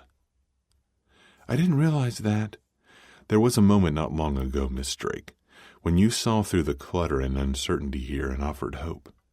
Where other assistants and people before you failed, you pushed through with awkward gusto. But now, as I perused the Denton file, I wonder where that woman went. Her broad, gleeful smile morphed. The corner of her mouth curved into something a little darker, sly and sexy. It was a grin from a woman who knew she could gobble me up and leave nothing but a few dried-out crumbs of my heart discarded for the rats. I stood, placing my knuckles on the desk and leaned forward. Morgana said nothing. Her eyes watched me, waiting for my next criticism, but I had no voice. Her grin never faltered as tickling sweat rolled down my brow. How did Morgana do it? The more I complained, the calmer she became. I drew fire and blew it forth while she coolly said, as if she dangled a carrot of knowledge that was just out of reach from my fingertips. "Is that all you have to say for yourself, Miss Drake?" "I don't believe I said anything, Mr. Payne." My jaw ticked at her smart-ass response. Something else was bothering me. It was more than this back and forth, bigger than the uncertainty of my coffee date on Sunday. As my eyes traveled her body, taking in her almost sheer flower print blouse barely covered by her tiny black cardigan, I realized what that something might be. This trip. I would be with Morgana for 5 straight days and nights, just steps away from her room, maybe even an adjoining room. Would it be too tempting? Would Captain Cock take over and this time we would both be fired? I sat back down and lifted the paperwork so Morgana wouldn't see the lust, but more importantly, the fear in my eyes. Perhaps I need to remind you, Miss Drake, that I don't let sloppy work that leads to mistakes go unpunished. Instinctively, my eyes closed. I shouldn't have said that. I lowered the paper, preparing for the worst, and found Morgana biting her lower lip. "Then punish me." Trying hard not to make it evident at how hard she made me with her snarky comebacks and pouty lips, I held her gaze. We sat there staring at each other for much longer than we should. Her cheeks were brightening with pink. With each breath of air she let slip inside her pretty little mouth, I imagined it was my cock. "That will be all, Miss Drake. Fix these, and that's it for the day." I tossed the paperwork to the edge of my desk. A few pages slipped off, floating around her feet. Most of the time I was an ass. I knew that, but I hadn't meant for those pages to fall. I got up and walked around, hoping my simi wasn't too noticeable, and bent down to pick up the papers. Morgana was already on the floor with a page in her hand. Our eyes locked when I went to hand her the others. I hadn't been this close to her since Eveline walked in on us 6 weeks ago. She still smelled like flowers and something sensual. I swear if they bottled up Morgana's scent, I would pay top dollar for it, so I could smell it as I fucked my hand.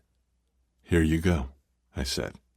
Her smile was soft as she reached for the papers, but she stopped just before taking them. "Why do you do this?" Morgana asked. I couldn't help but watch her mouth as she spoke. "Do what?" "The closer you are to me, the farther away you feel." Morgana stood, leaving me on the floor. I watched her feet move across the room and glanced up just before she closed the door. She waited for me for a moment. No teasing smirk or licking her lips or adjusting her glasses. Morgana was making a decision, and I had a feeling I wouldn't like what she decided. She closed the door behind her, and I sat back against my desk on the gray carpet. "I'm so fucked," I mumbled. 14. Morgana's problem. Her family. "Everyone, act normal." Those were the words that greeted me as I stepped up to my parents' modest home in Evanston, just north of Chicago. My mother's excited voice came through the door slightly muffled, but clear enough to know what was about to happen. I lowered the heavy bags on the front step. It's my parents' usual Saturday family dinner. My mom requested I pick up a few things at the store for her. She's been doing that since I moved out. I get the feeling she had me undertaking her weekly grocery shopping for her. I knew what was coming and slumped my shoulders. This wasn't just dinner, but my surprise birthday party. Never mind that my 30th birthday was over a month ago. That wasn't important to my mom. I was a preemie, born almost 5 weeks early. My mom's due date was April 9th, but I decided to show up March 3rd. She refused to accept that I came early. My mother had some control issues and maybe an undiagnosed perfectionist.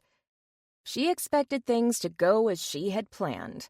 She intended on an April baby, and she was going to have an April baby. Now my birthday, for her, was the day I came home from the hospital. Picking up the bags, I braced myself and opened the door.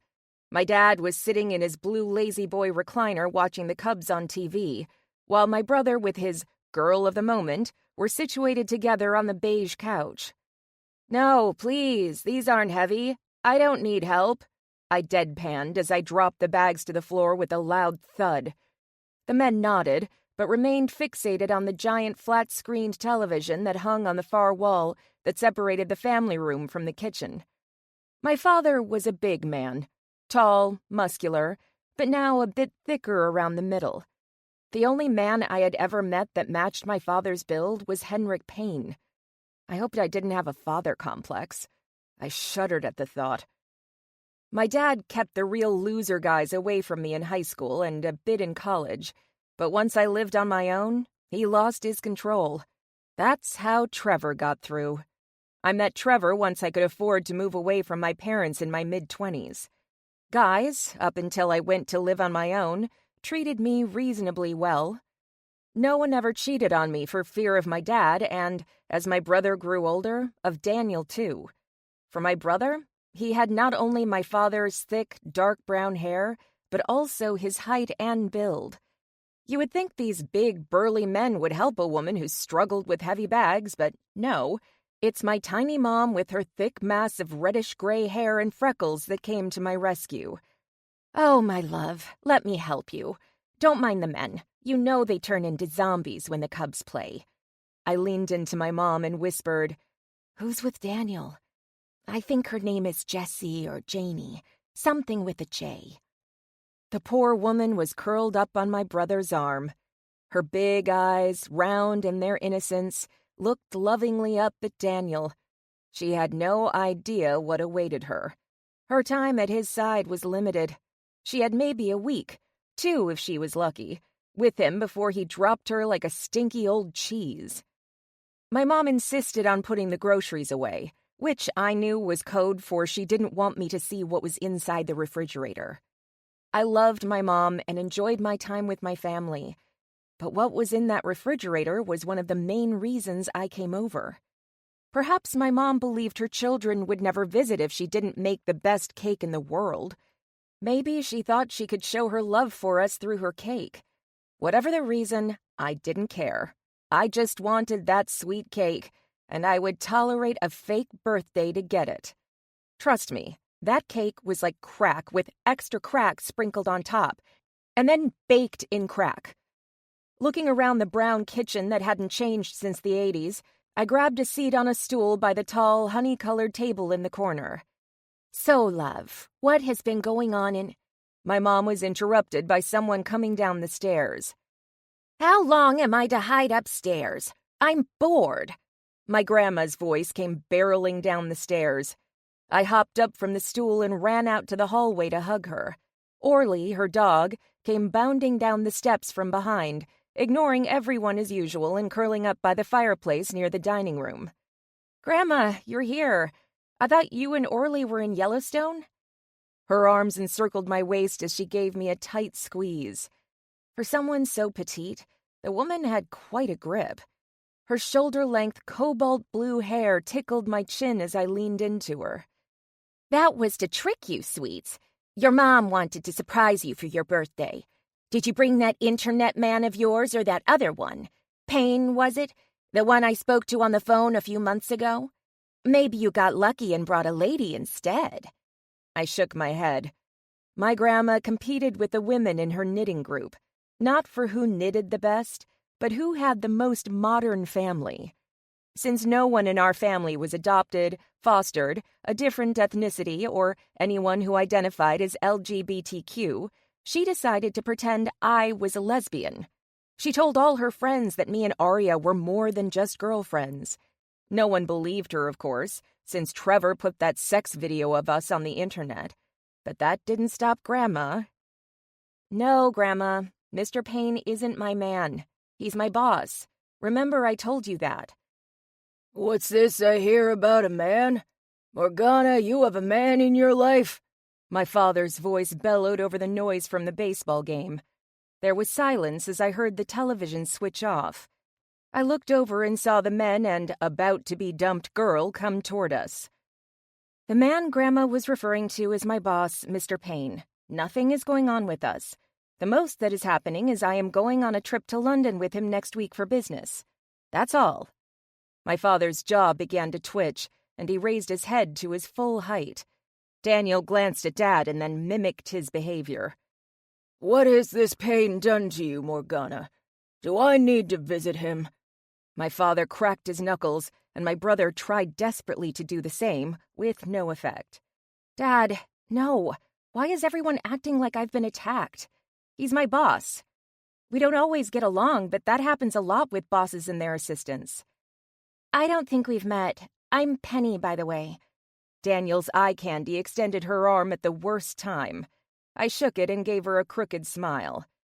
I could have sworn it started with a J, Mom mumbled under her breath before raising her eyebrow at me. You are only going to London for a week, Morgana. Don't you think that's a long time and so far away? Are you sure you have to go? I placed a comforting hand on my mom's shoulder. I will call you every day, Mom.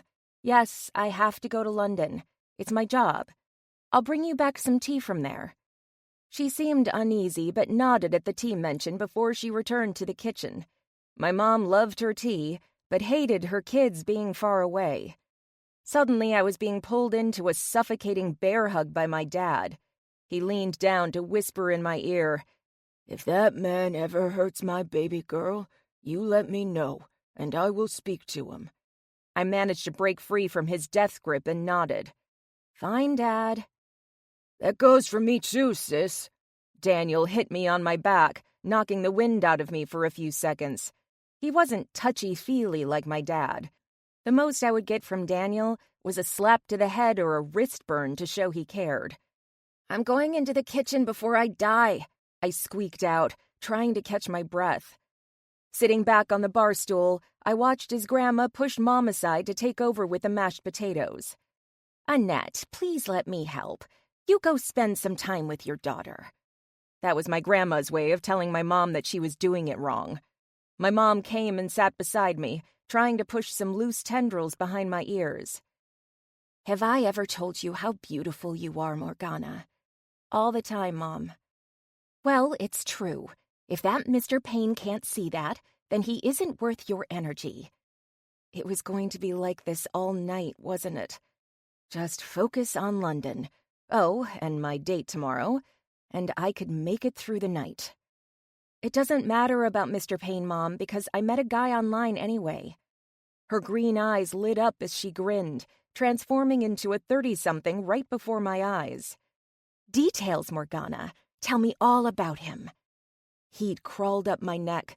I felt like a 14-year-old again, unable to stop playing with my fingers, as I told my mom about the crush I had on a guy.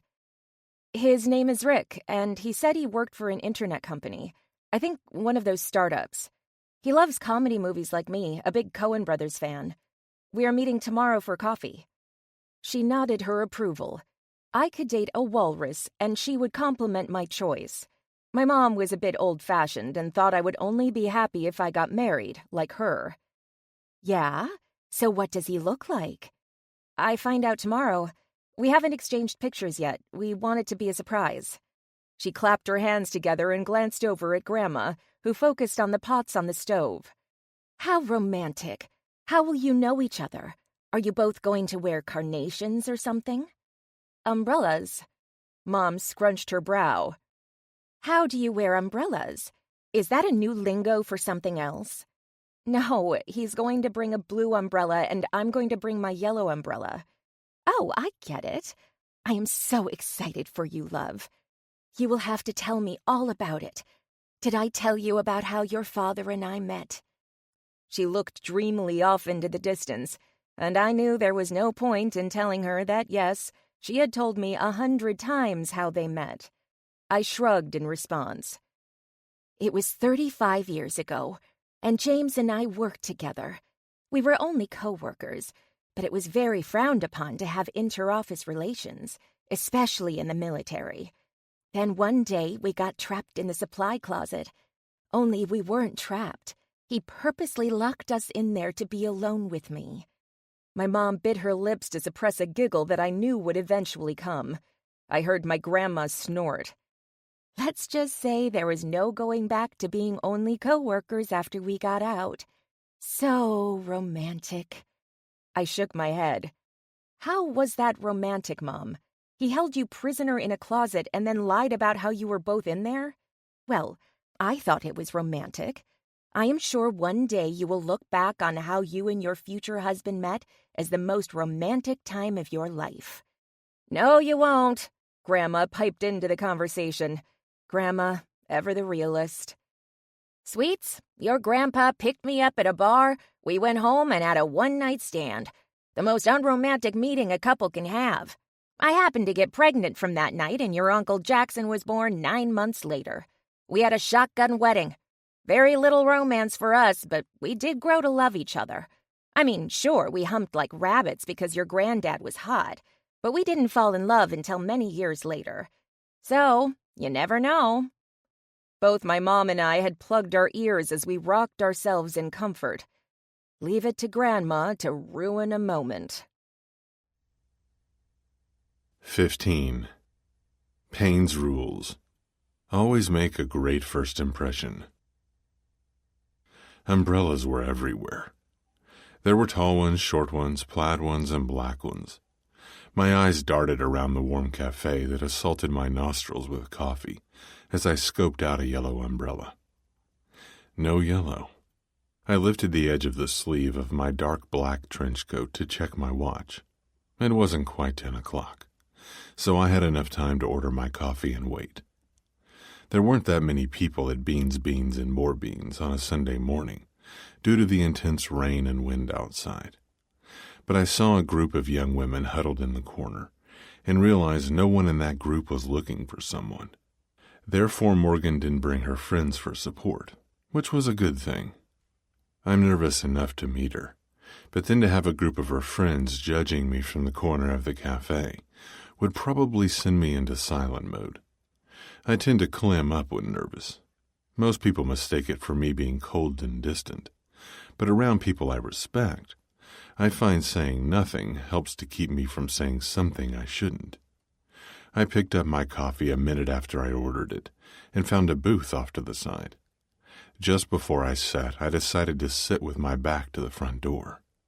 I want this to be a total surprise, not just for me, but for Morgan too. I placed my blue umbrella on the booth edge for Morgan to notice and took a deep breath. Any minute I will meet the woman of my dreams, or nightmares. I heard a gasp and turned to see a paper coffee cup hit the floor, spilling the hot liquid everywhere. Mr. Payne? It was Morgana. I glanced up and saw the gorgeous redhead soaked in a yellow raincoat and yellow rain boots with a yellow umbrella hanging from her arm. I almost laughed because she reminded me of a banana, but then it hit me. She was Morgan. Morgana? I said, and left my mouth hanging open. She struggled to remove her coat, and as I started to get up to help her, she waved me back. I would have ignored that brush off, but her glare was less of a warning and more of a threat to stay away. Morgana finally flung her coat in the booth and sat. We sat there as one of the employees came over to clean up her spill. You're Rick, huh? She folded her arms over her chest, and my eyes dipped to her cleavage. She had the sexiest black fuzzy V-neck sweater. When she moved, it slipped, revealing the pink lace underneath. Damn, this woman was luscious. Despite her distracting ways, I wasn't going to let the conspicuousness of the situation pass. Obviously, Morgan. I narrowed my eyes at her as she began to bite her juicy lower lip. Did you know who I was? Was that why you were pressuring me for a picture? So you could do God knows what to my career? Morgana stopped gnawing on her lip and pointed at me. What? No. You were the one who knew who I was. Don't turn it around on me. You have a sick problem playing games with me like this. She was irritated, and some of her spit landed in the middle of the table. We both saw it. but she raised her chin when I glanced up at her, daring me to challenge her. That's when I realized this was all a coincidence. She had no idea who Rick was, and I had no idea who Morgan was. And not knowing, we began to like each other. Morgana pushed out of the booth and struggled to put back on her coat. I tried to come to her aid, but she placed her warm hand on my chest. "Don't even think about it. Haven't you already done enough?" "Morgana, I was just trying to help you with your coat." I couldn't help but smile, despite the fury in her eyes. She was adorable, and the more she struggled, going so far as to tear the hem of her coat in the process, the more I watched in amusement. I slipped on my trench coat and grabbed my umbrella. Once she had her coat on straight, Morgana headed toward the door. I went after her and managed to grab her attention before she left by gently placing my hand on her arm. "Morgana, let's at least talk about this." There was still anger in her eyes when she looked up at me. "You may be the boss of me Monday through Friday, Rick, but not on Sunday." I let her go, and she pushed through into the gale-force wind while the rain pelted her. I couldn't let her go home like that, so I made a quick dash to my waiting black Lincoln town car and told my driver to pull up to the woman dressed as a banana. Luckily, due to the wind, Morgana hadn't gone far. I rolled down the window. "Get inside." She glanced over, and as recognition hit her, it didn't take long for Morgana to move toward me. I got out and ushered her inside. I was surprised I didn't have more of a fight out of her to get into the car, but I think the weather had taken its toll. The tan leather interior was warm and soft, and once I shut the door, Morgana melted into her seat. The car began to move as she finished buckling her seatbelt. I kept my eyes on her because with her wet hair and flesh-stripping skin, she was any guy's wet dream. Despite my burning gaze, Morgana kept her eyes on the passing city through the window. "What?" Morgana said as she finally looked over at me. "You had no idea it was me, Morgana?" "No, Rick, I didn't. How could I possibly know with the screen name High Ed Jr.? You said you worked for an internet company. I thought you meant a startup." We discussed a lot of personal things when we were just sweet cakes and High Ed Jr.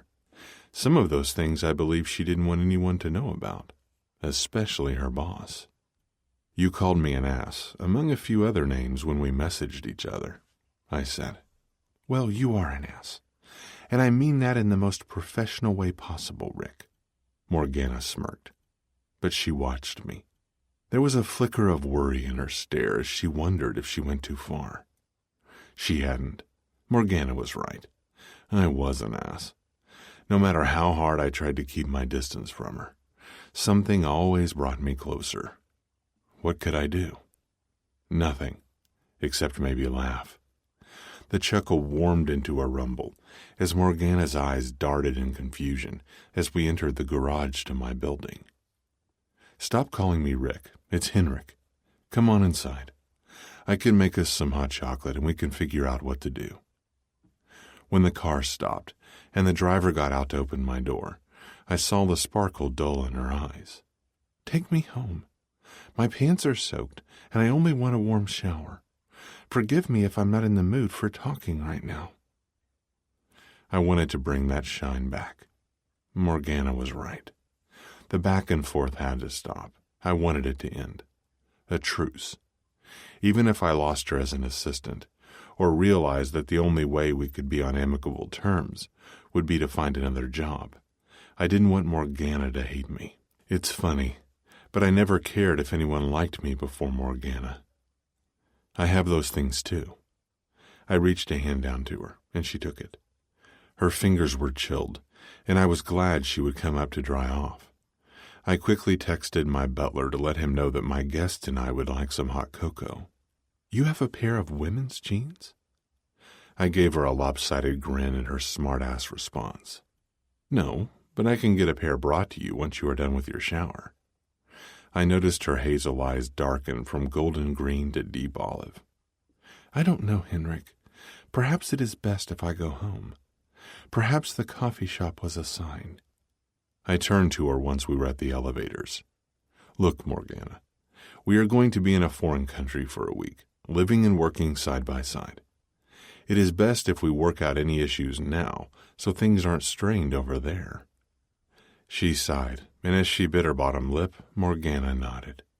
When the elevator doors opened, we stepped inside. I took my key card from my coat pocket and slid it into the slot. The doors closed and we began to move. Are you with maintenance? No, this is the key to my apartment. She studied me. I wondered what she was thinking. Probably that coming up to my place was a mistake. You mean your floor, Henrik? No, Morgana. I mean my apartment. 16. Morgana's Problem. Henrik Payne. The penthouse. The doors to the elevator swooshed open, and I swore I heard harps play in the distance. Henrik Payne's apartment was the entire top floor of one of the tallest buildings in Chicago.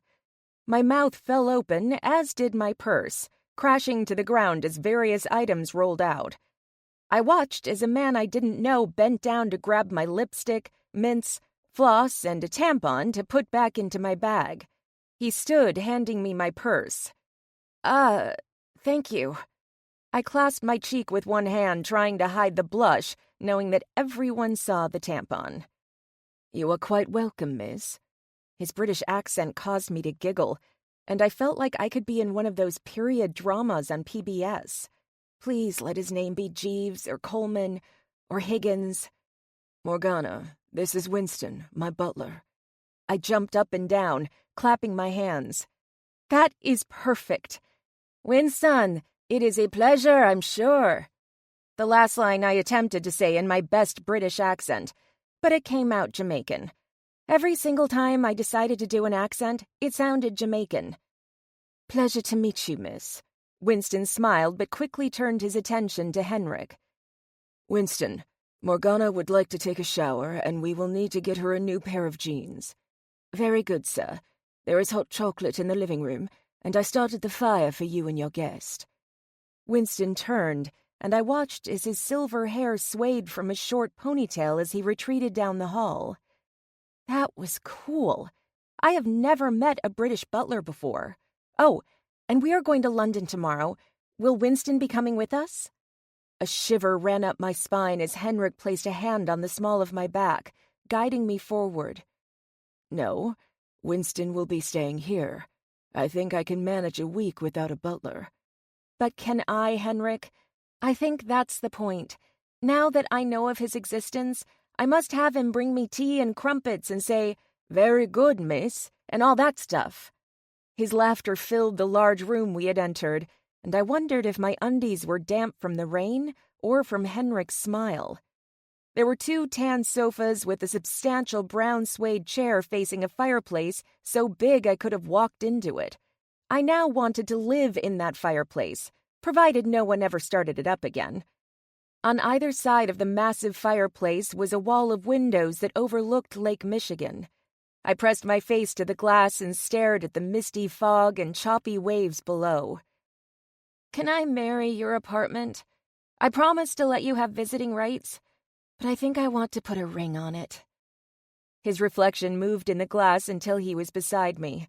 As he leaned against the window, I felt the vibration from Henrik's chuckle. For what it's worth, Morgana, I did look forward to our online chats. You always made me laugh. Not many people do that. As for marrying my place, I thought you mentioned once about marrying Cake. Are you two-timing Cake now?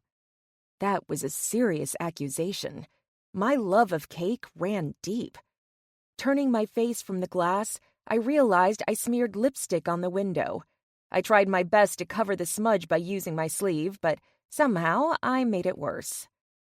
Don't be ludicrous, Henrik. I can have both. They can be sister wives or brother husbands or whatever.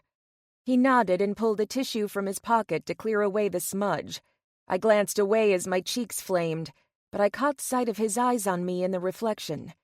First, I spilled the contents of my purse, then smudged up his window. What's next? Would I accidentally poop on his floor? Why did I have to be so ridiculous all the time? It's as if when my body wanted something, then at that exact moment it gave up, leaving me to trip and fall all over my ineptitude. He reached over to cup my chin, pulling me toward him. He was going to kiss me. Did I want him to kiss me? He accused me of some terrible stuff at the coffee shop, and had screwed with my brain over the past few months. It would be wise for me to back away from him and walk out that door. Who was I kidding? I was far from wise. My actions have long since proven that. Closing my eyes, my tongue darted out in anticipation when I felt something brush my chin. Did he like to start slow? I could get into that. There was another brush on my cheek, and I moaned to help him along. Did I press too hard, Morgana? Oh no, Henrik. It felt just right. Opening my eyes, I noticed he wasn't brushing soft, sweet kisses on my cheek, but instead wiping it up with his tissue. Suddenly, it occurred to me. I just moaned as he was cleaning lipstick smears from my face. The shower is ready, miss. I have ordered your pants, and they will arrive while you are cleaning. I shall lay them on the guest bed for you. Winston pointed down the hall to the only escape of the Morgana-apocalypse. Without looking back at Henrik, I moved swiftly behind Winston as he made his way down the hall to a large gray bedroom that had a king-sized bed in it. We rounded the corner to a gorgeous ensuite bathroom. I stopped at the door as my eyes soaked in what could only be described as one of the wonders of the world. The bathroom was magnificent. If I died and went to heaven, it would be this bathroom. The shower had 8 heads, and I could walk straight into it. No door, no curtain. It was part of the room. Everything was slate tile and dark brown wood with bright white porcelain sinks. I think I just orgasmed in my pants. Very good, miss. Will that be all? Winston, without a misstep, handed me my fluffy white towel. My mouth refused to move being surrounded by such splendor, so I nodded in response. Winston closed the door as he left, leaving me very much alone. The grin appeared on my face almost as quickly as my shirt fell onto the floor. My jeans, along with every other piece of clothing I had on, soon followed. I don't think I could have removed my clothes any faster if I had tearaway clothing like strippers. The heated floor was a nice touch, I noted as I walked over to the shower. Pressing a few buttons, I quickly figured out how to get all the shower heads running at the perfect temperature.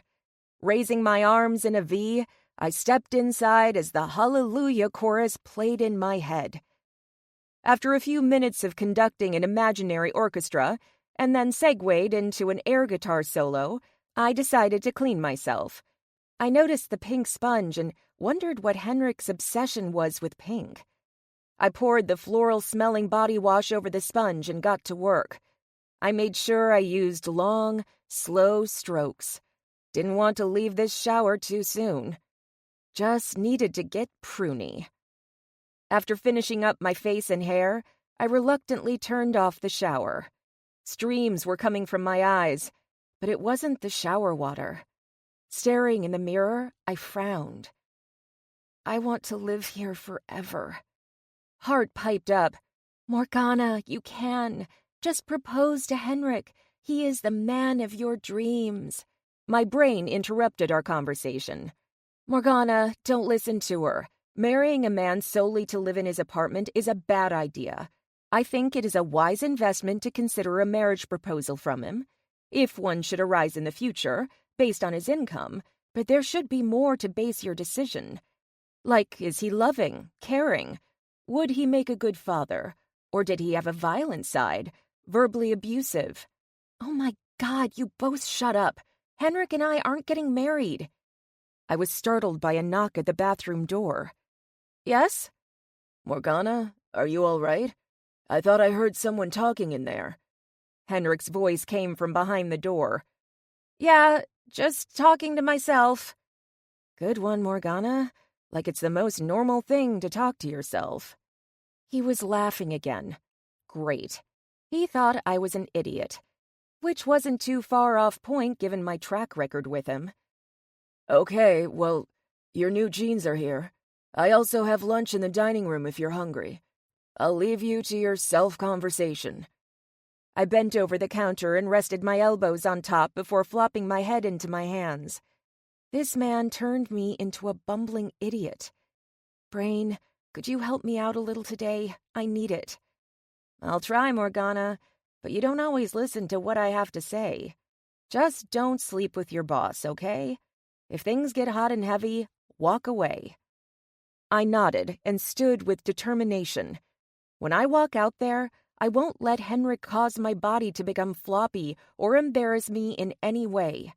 We were boss and assistant, and it needed to stay that way. The coffee date was an accident, nothing more. I'll go out there, get dressed, eat some food, and be on my way. I found a hairdryer in the cabinet beneath the sink and worked on my hair. After I was done, I grabbed my clothes and boots off the floor and walked out into the cool bedroom. Throwing everything onto the floor, I picked up a white box with a blue ribbon wrapped around it on the bed. As I opened it, pushing the blue tissue paper out of the way, I saw lace. Pink lace. Inside, my fingers cradled a very delicate bra and panty set. My excitement from the lacy garments had me doing a jig while twirling the panties in the air. After a few moments and some bumbling attempts, I got on the underwear and bra. I then walked over to the full-length mirror that hung on the door to the hall and inspected myself. Wow, I looked good. Sexy. Deciding this moment shouldn't be wasted, I pretended I was Beyoncé in any of her videos and undulated in the mirror. A little twerking here and some hip rattling there, with some chest thrust thrown in for good measure. Someone needed to be filming this because talent should never go to waste. I was humping the floor when I heard a soft knock and the creak of the door opening. My head whipped around to find Henrik staring at me with hooded eyes. His mouth curved as he filled the doorframe. Have you decided to attack floors now? Henrik murmured as his eyes darkened. 17. Payne's rule. Mistakes can be opportunities in disguise. Morgana's mouth made that "oh" that I love. A lady never reveals her secrets. Now, if you don't mind, I am not fully dressed. Morgana said with enough force to make anyone think she meant it. But I wasn't anyone. I knew what the deepening pink of her cheeks meant, and I saw how her eyes dropped to my lips while she spoke. Her reaction to my presence was louder than any declaration she voiced. I decided to step into the room and close the door behind me. Maybe I could help Morgana get dressed. She hopped up and grabbed the white plastic garment bag that was on the bed, hugging it to her body. That didn't stop me. I heard her gasp as I reached toward the bag. "Let me get these clothes out for you, Morgana," I said. I wanted to pull everything away, tug Morgana toward me, make her bend to my need. But I had to know if she wanted this too. While Morgana was showering, I went through our old messages while we were using the dating app. That was the real Morgana, not the feisty woman she presented at work. She told me things about her family and her past relationships that I never knew. I had grown fond of sweet cakes and intensely lusted after Morgana. The realization out in the living room that I might be falling for my assistant didn't upset me. It made me happy. I slowed everything down as I came near Morgana. I struggled against my compulsion to slide my fingers over her silky body. Instead, I tugged at the zipper of the bag and savored the tremors of her body, the barely audible moans from her mouth. Her lips parted with her tongue darting out and moistening her parched lips, but I refused to focus on that.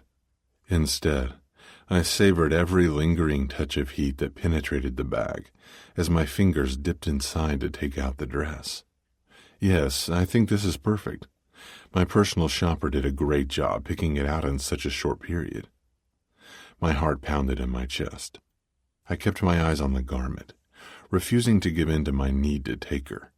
Morgana may still be standing here, but it didn't mean she wanted me pawing her. Now, let's get this bag out of the way, so we can put you in this pretty little thing. The moment had come where she would let me know. Would she cling to the bag, or would I win the war of her body? I tugged at the plastic, and it quickly slipped away. That's when I made my mistake. I turned my attention from the bag, from the dress, right onto Morgana. The light pink lace hugged every inch I wanted to lick. My mouth watered at the thought and my fingers twitched. There was no stopping my hands as the tension grew between us, and my cock tried to break free of my jeans and reach toward her. My finger fluttered over the edge of her panties and I dipped. She gasped as my fingers slid easily through her folds, and my eyes shot to hers. Morgana, is this what I do to you? She was soaked, swollen, and a slippery mess, making me want to throw her onto the bed before she could answer. But I waited. Patience was not my strength, but with Morgana, I somehow became an expert. She nodded, and without delay my fingers plunged inside of her. My heart pounded and my cock ached to wonder when she would end this. There was no one to stop us. No co-worker to walk in, no president of the company to fire me, not even my best friend Edgar, who would most likely encourage me, would know about this moment. My pulse quickened with the thought that something would ruin it, and deep down, I knew that something was me. Morgana reached for my shoulders to steady herself as my fingers became greedy, trying to play for her attention. It worked. Her body quickly fell to me. She rocked into my palm, and the sweet music of her slick sounds was the gift she presented to me. She tried to hold back. I felt her lips thicken around my fingers, but Morgana made no sound. I had to do more. Let her know I would give her a constellation if she let me shatter her world. I let go of her body, knowing I had to show Morgana what she meant to me. Moving to the bed, I sat and shoved my fingers that were dripping with her pleasure into my mouth. She tasted sweet and earthy, and I salivated over her unique flavor. Groaning, I rubbed at the aching bulge between my legs. Morgana finally took notice. She lifted her head to find me pleasuring myself over what she had given. I dropped my hand away from my mouth and wanted to test her. Would she let me give the sweetest joy? I know she's only a virgin, but I'd be happy to eat that sweet pussy and give her an intense orgasm. Turn around, Morgana, and grab your ankles. It took her a moment to process my words, but she did as I said. She presented me with those soft, dripping lips, and I fell to my knees so I could press my mouth to her. The tiny strip of pink lace was the first thing I swiped my tongue over. It was full of her flavor, and when I inhaled, I couldn't help but moan as Morgana smelled like a flower-dotted field after a summer rain. I know you're a virgin, Morgan, so don't be embarrassed to tell me if you are unsure of anything that's about to happen. What? She said, and I looked down to find her eyes by her ankles staring at me. Your grandmother told me. I won't do anything you don't want me to. I wanted to reassure her. If this were as far as we went, then I would be fine. Knowing how she tasted would be enough to last me until I got into the shower and pretended my hand was her pussy. Trust me, Henrik, I'm not a virgin. I've been with lots of men. I don't mean an unusual amount of men, like 100 or anything. I mean a normal amount of men. But really, what is normal these days? I had her bent over, dripping for me, and she was making me laugh. Why haven't I brought her to my place before? Now I remember. She's my assistant. I get it, Morgana. You aren't a virgin. My grandma likes to make things up about me. She hopes I turn into a lesbian. Don't ask why. I gave her a swift slap on her ass, causing her to gasp, and when I began to rub her cheek while pushing 2 fingers past her lips, Morgana released a moan. That's for not being a lesbian who wants to experiment with my cock. I gave her another slap and began to move my fingers in and out of her channel rhythmically. And that one was for always making me hard. My finger trailed her slippery wetness back until I was circling her puckered hole. I expected her to stiffen or maybe tell me no. So when Morgana moaned and bucked back into my hand, I knew how to please her. I pressed my mouth to her clit, swirling my tongue and giving it sweet kisses. It was as if I couldn't get enough of her little cries of pleasure. I used both hands to make sure I filled her. I used 2 fingers in her soaked pussy and one moving in and out of her ass. Her words were nonsensical, and as I felt her tighten, I knew Morgana was close.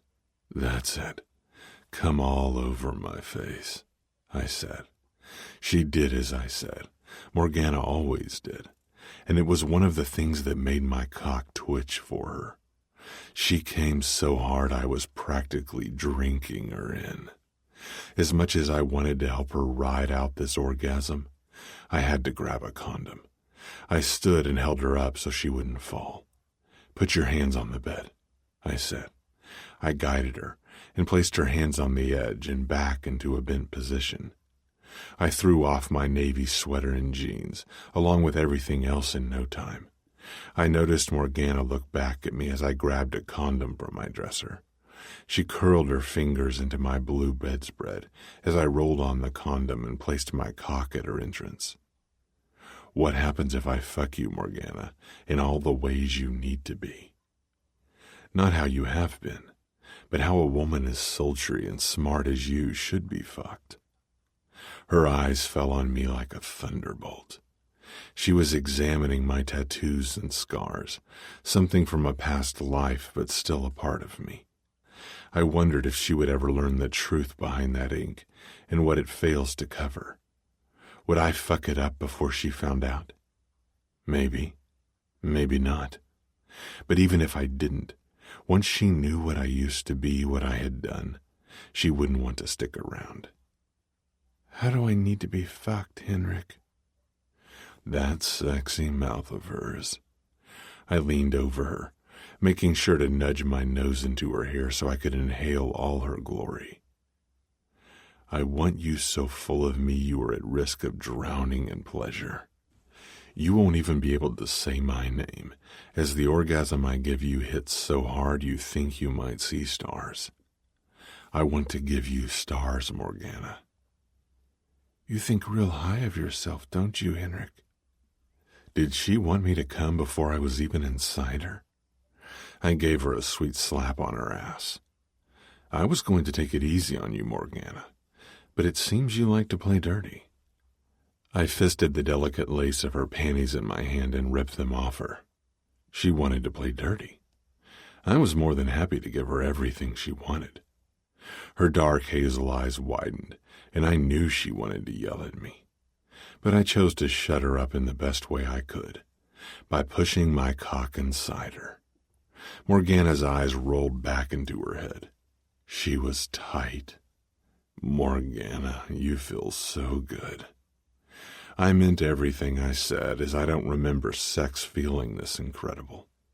I moved, and Morgana rocked most deliciously. I worried I would come soon, so I eased back, slowing things down. My finger found her tight little hole and filled her once again. "Oh yeah, Henrik, make me come." My nose flared as I tried to give her what she craved but not come too soon. "Play with yourself, Morgana.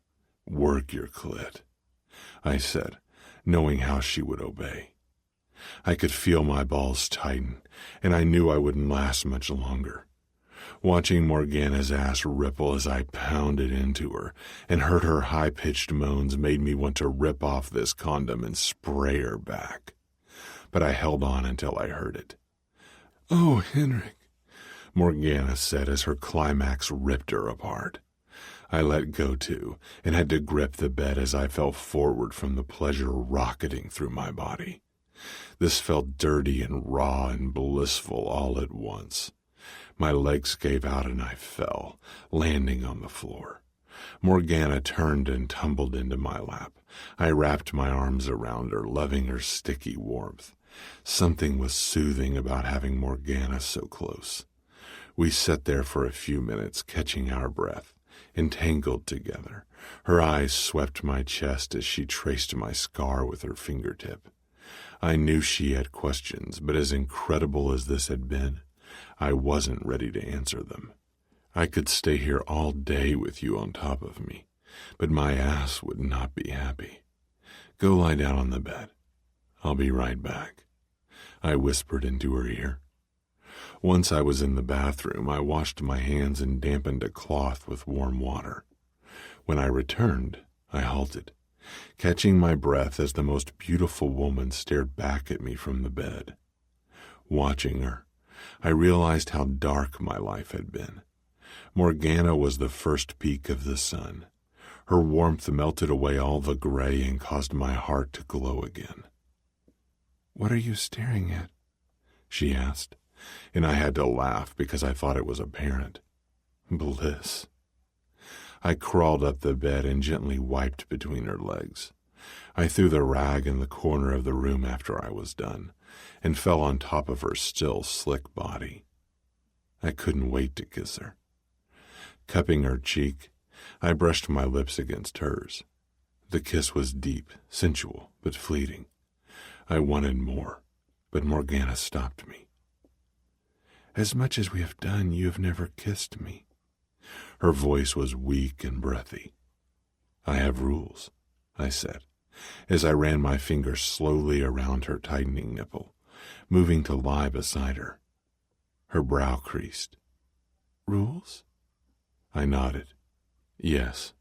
You don't get to be an executive at a billion-dollar company by your early 30s. Technically, I was in my mid-20s when I became VP of Sales and Marketing.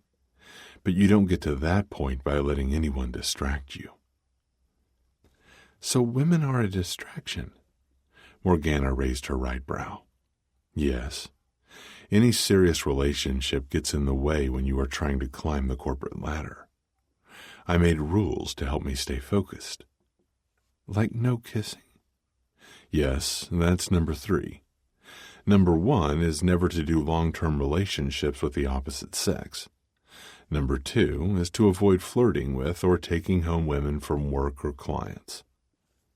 Number 3 is no kissing before sex, as it leads to less emotional attachment. And I noticed the deepening frown on Morgana's face. "Did I say something wrong?" I asked. 18. Morgana's problem. Airplane bathrooms. My mouth watered. I kept my eyes closed, knowing it was going to be thick, maybe even firm, and when my tongue got a hold of it, I knew the delicious flavor would melt in my mouth. Steak. I never realized I was hungry until I woke to the delicious aroma of food. Despite the grumble in my belly, I drifted back to sleep with the thoughts of savory meat on my tongue. I was startled awake once again, not by food, but by hot breath on the top of my head. For a moment, partially asleep, I hallucinated that the steak came alive and planned to devour me. The meat had a deep voice and knew my name as it mumbled it into my hair. As I sat up and opened my eyes, I saw beige, lots of beige, and seats next to tiny windows.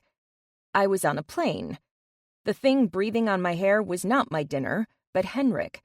I fell asleep on him once the flight took off for London, and based on the wet stain on his shoulder, I had been asleep for a while.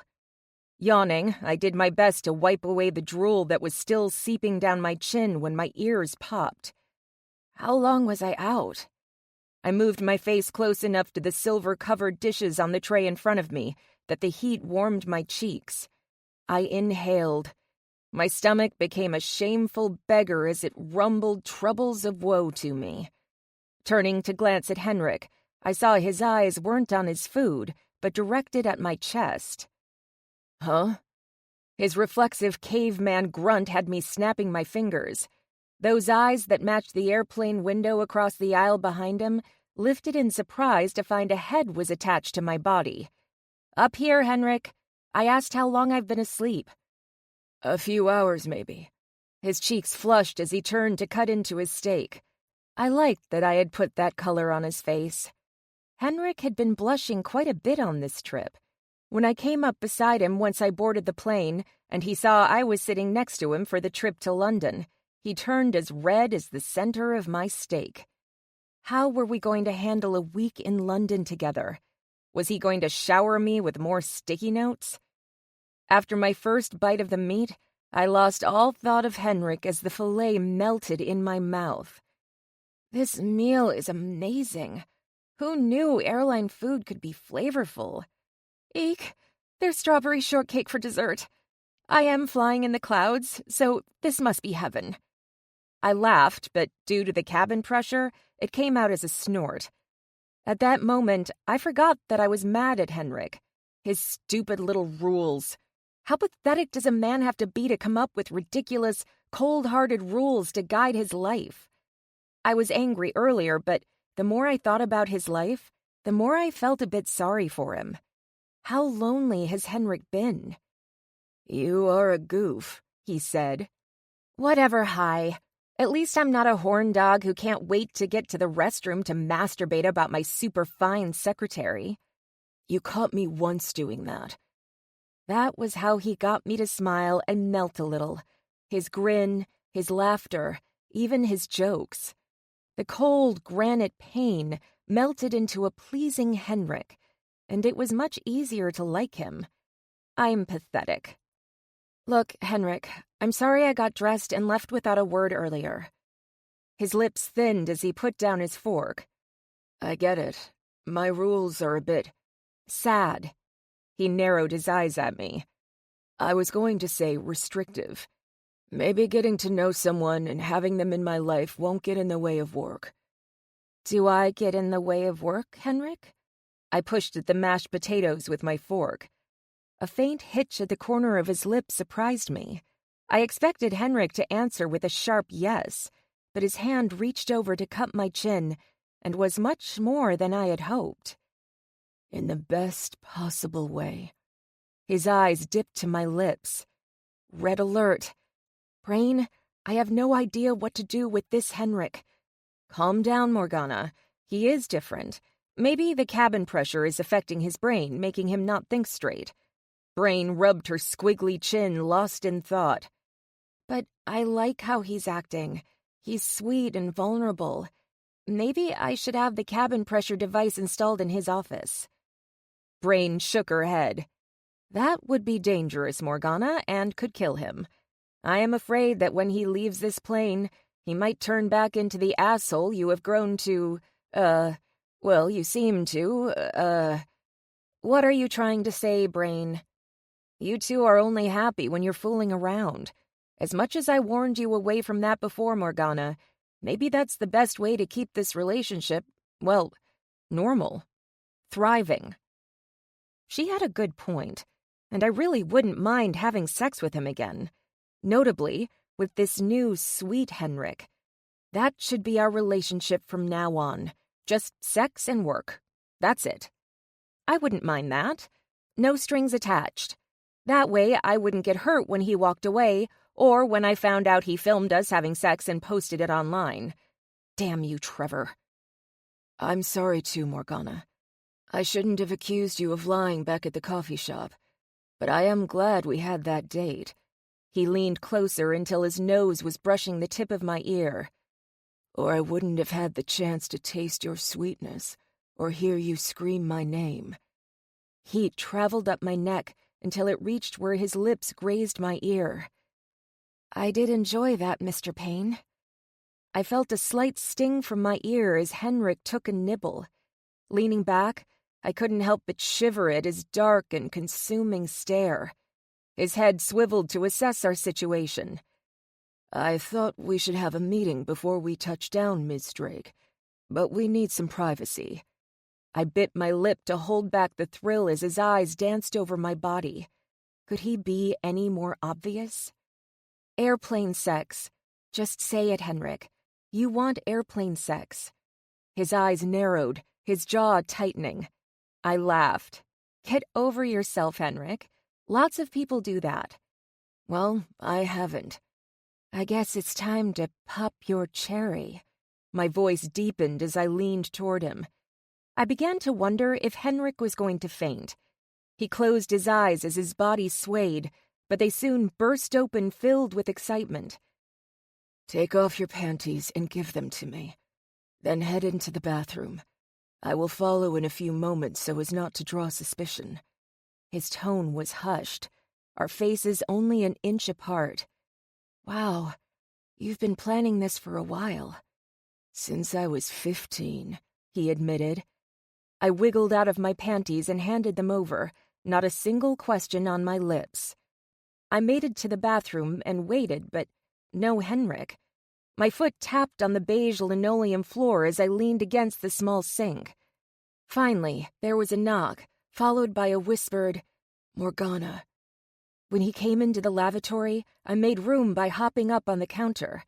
The bathroom wasn't roomy, but since we were in first class, it was more spacious than the ones in coach. It's about time. I thought you got lost. I poked Henrik in the chest. He grabbed my finger and pushed himself between my legs. Very funny. I had to wait outside a bit as I saw Eveline staring at me. I think she knows. But then Edgar started talking to her and it distracted her. I leaned back, trying to find a more comfortable position on the minuscule metal counter. This action caused Henrik's eyes to deepen as they lazily made a path from my lips to my neck before landing on my chest. Brain was right. We worked better when it came to sex. The way Henrik gobbled me up with his eyes, I wondered if it should ever be any other way. He let go of my finger as he worked on the buttons on my pink blouse. Just 3 buttons with shaky hands before his face surrendered to satisfaction. My white silk bra, the one I picked out for the trip for comfort, now served a very different purpose to Henrik. I'm all yours, Mr. Payne. My words had the desired effect. Henrik's fingers curled around my neck, drawing me close. His lips dusted mine, as if he was testing his decision, before he realized he made the right choice. Many men had touched my lips, and I always felt confident they enjoyed what I gave. But that kiss with Henrik was different. He reached for my soul as I floundered to open my lips. Perhaps it was because having sex in an airplane restroom had been his dream for so long that he was tender with gratitude. It was the groan that made me want more. I pushed myself onto the hard swelling between Henrik's legs to help relieve the pressure. I could feel his heat and how painfully rigid I made him. I knew he wanted more from how hard his fingers dug into my skin. I took his hand and placed it on my chest, giving him what he wanted. Henrik tugged and ripped the silk to get to my hardened nipple greedily. His fingers twisted and pulled, sending a rush of sweet pain. I could stay like this for days, but we were in an airplane bathroom, so I reached between us to release him. He pulled away from the kiss to catch his breath. We don't have much time, he mumbled as my fingers swiped over the glistening bead on the tip of his cock. Right, anyone could knock now. Henrik grabbed my chin, curling his fingers tight around my jaw to keep me in place. I'm not going to last long, especially with how you kiss me. Also, your hand on me isn't helping either. Oh, do you have a condom? A lazy, satisfied, if not partially frustrated grin appeared on his face as he reached into his pocket. As he was about to tear the foil, there was a knock. We stilled. Occupied? My voice was a bit garbled as I tried not to let out a nervous laugh. Miss, this is the stewardess. We are starting to prepare our descent, so you need to return to your seat as soon as possible. Henrik frowned, and if I wasn't mistaken, there was a lone tear he wiped away just as I turned to look at him. A dream was killed today by an airplane stewardess. I hopped off the counter and began to fix myself up. Once I was finished, I patted Henrik on the shoulder. "Don't worry, you can still pop your mile-high cherry. We always have the flight back." Hopefulness widened his eyes, and I realized how young Henrik looked when he smiled. "Morgana, don't make promises if you can't keep them." He pinned me to the door and dipped his head to mine for one last taste, a deep kiss full of need and possibilities. Luckily, we made it back to our seats unnoticed. When I glanced over to where Eveline was seated, I saw her wrapped in a blanket staring out the window. Everyone else in first class was asleep as it was the middle of the night back in Chicago. Back in our seats, we took a moment to catch our breaths. I glanced at Henrik as he turned to me. That's when the giggle fits started, and didn't stop until we landed. 19. Payne's Rule. Drinking weakens your resolve. Such a waste. And so embarrassing. How could anyone want to be in the same room with this sloppy sham of a man? I took a sip, more like a gulp of my whiskey, before setting it down. It almost missed the white linen-covered table, but my swift reflexes caught the glass in time. Everyone, including the boob of the moment, Garrett Marson, the head of our British distribution center, turned to watch my impressive moves in action. He was impressed with my stealthy maneuver as my mouth opened in awe. His hands probably had the agility of a sloth. He had dopey sloth hands. The way Morgana drooled over him, you would think he rescued the whiskey from untimely doom. And the way she ignored me since we entered the restaurant on our first night in London, you would think I was the boob. I'm no tit. I meant to say boob. There was a snort, and I looked over to see both Edgar and Eveline covering their mouths. Eveline had her back to me, but by the way she was shaking and Edgar's shoulders were bouncing, I wondered if they were going to be sick. I guess it was best I hadn't started to eat my food, as it appeared to be bad. I should get up and help Edgar to the bathroom. As I rose, my chair was knocked to the ground and I tried to pick it up, but the room tilted. Maybe it's not food poisoning, but the flu. We all should leave for fear of the plague. I stared at Garrett after I said that. He's a plague. A slothy plague with big hands. No, not big hands. I had big hands. He had tiny hands. So little that medical science knew of no cure for his wee baby hands. I felt someone touch my arm and looked up to find Edgar pulling me from the ground. Now there was a strong man. A man with big hands like me. Someone who would use his hands to fight an evil plague, the plague of Garrett Marson. "Come on, Henrik. Let's head back to the hotel." I nodded. Edgar always had such good ideas. Why wasn't he running the company? Jacob was good too. They were all so good. I felt a tear escape my eye. "Edgar, you are so good. So very good." Reaching up to tap his shoulder, I missed entirely and ran my hand down the front of his face. I glanced back to see Morgana shuffle toward us with coats in her arms. Leaning closer to Edgar's ear, I whispered, "Morgana is the best." He shifted his head away from me but nodded. "Yes, Henrik, she's a great assistant. The best you ever had." We made our way to the street as a doorman opened the door for us. The cool, damp air hit me, clearing my brain a little. "No, Edgar, she is the best. She is my Rose."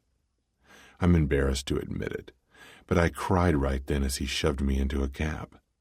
Turning, I found her eyes watching the London lights fly by. "That Garrett, huh? He's stupid." She turned toward me with creased brows. "No, he wasn't. Garrett was knowledgeable about the changes happening here to distribution." I made a gagging sound. "So that's what you want, is it, Morgana? The sexy distribution talk?" "Henrik, are you jealous?" Her mouth ticked up and I wanted to lick it sideways. "What? No. Of Garrett? The sloth plague monster of London? That's a ridiculous thing to say." She shook her head as her cheeks turned pink. a beautiful bloom that I had to touch. Morgana held up her hands. "Let's wait until you are sober, Henrik. Maybe tomorrow night. We should get some sleep tonight so we can be rested for tomorrow." "I'm not drunk. I don't even drink." Morgana snorted in her cute little way. "For a man who doesn't drink, you sure have done it enough around me." She was right, but it did sting a bit. "Yeah, well, you seem to bring out the worst in me." Her beautiful lips, with all their rosy plumpness, fell before thinning. I didn't mean that. If anything, she brought out the best in me. Morgana made me laugh when no one had in years. She had me discovering the joy in the things around me, like cake, when I only saw problems before. Remembering there was love and hope in the world. Love. I hadn't had that in a long time. The love that made me look forward to the day, not dread it. Something that gave me a reason to try harder and take a risk. Was I in love with Morgana? I didn't know. The car stopped and we got out. I reached for my wallet once we were on the sidewalk, but the cab pulled away before I had time to pay. Were the cabs free in London? That's a nice perk. I turned to find Morgana tucking something back in her purse, still holding my coat. I wanted to apologize and tell her that I woke every day and thought of ways to make her smile. "Here, let me take that from you." As usual, I wimped out of the apology and went for the obvious. I grabbed my coat. My life was like this black wool coat. By all appearances nice, maybe even a bit expensive. But up close it was worn, some tattered scars, and very few people cared whether it even existed. Hooking my finger into the label, I tried to flip it over my shoulder, but it ripped. The coat flew over my head and sailed into the street, only to be killed by some passing car. "Goodbye, old friend. You have served me well." I was being pulled and realized Morgana was tugging my arm into the hotel.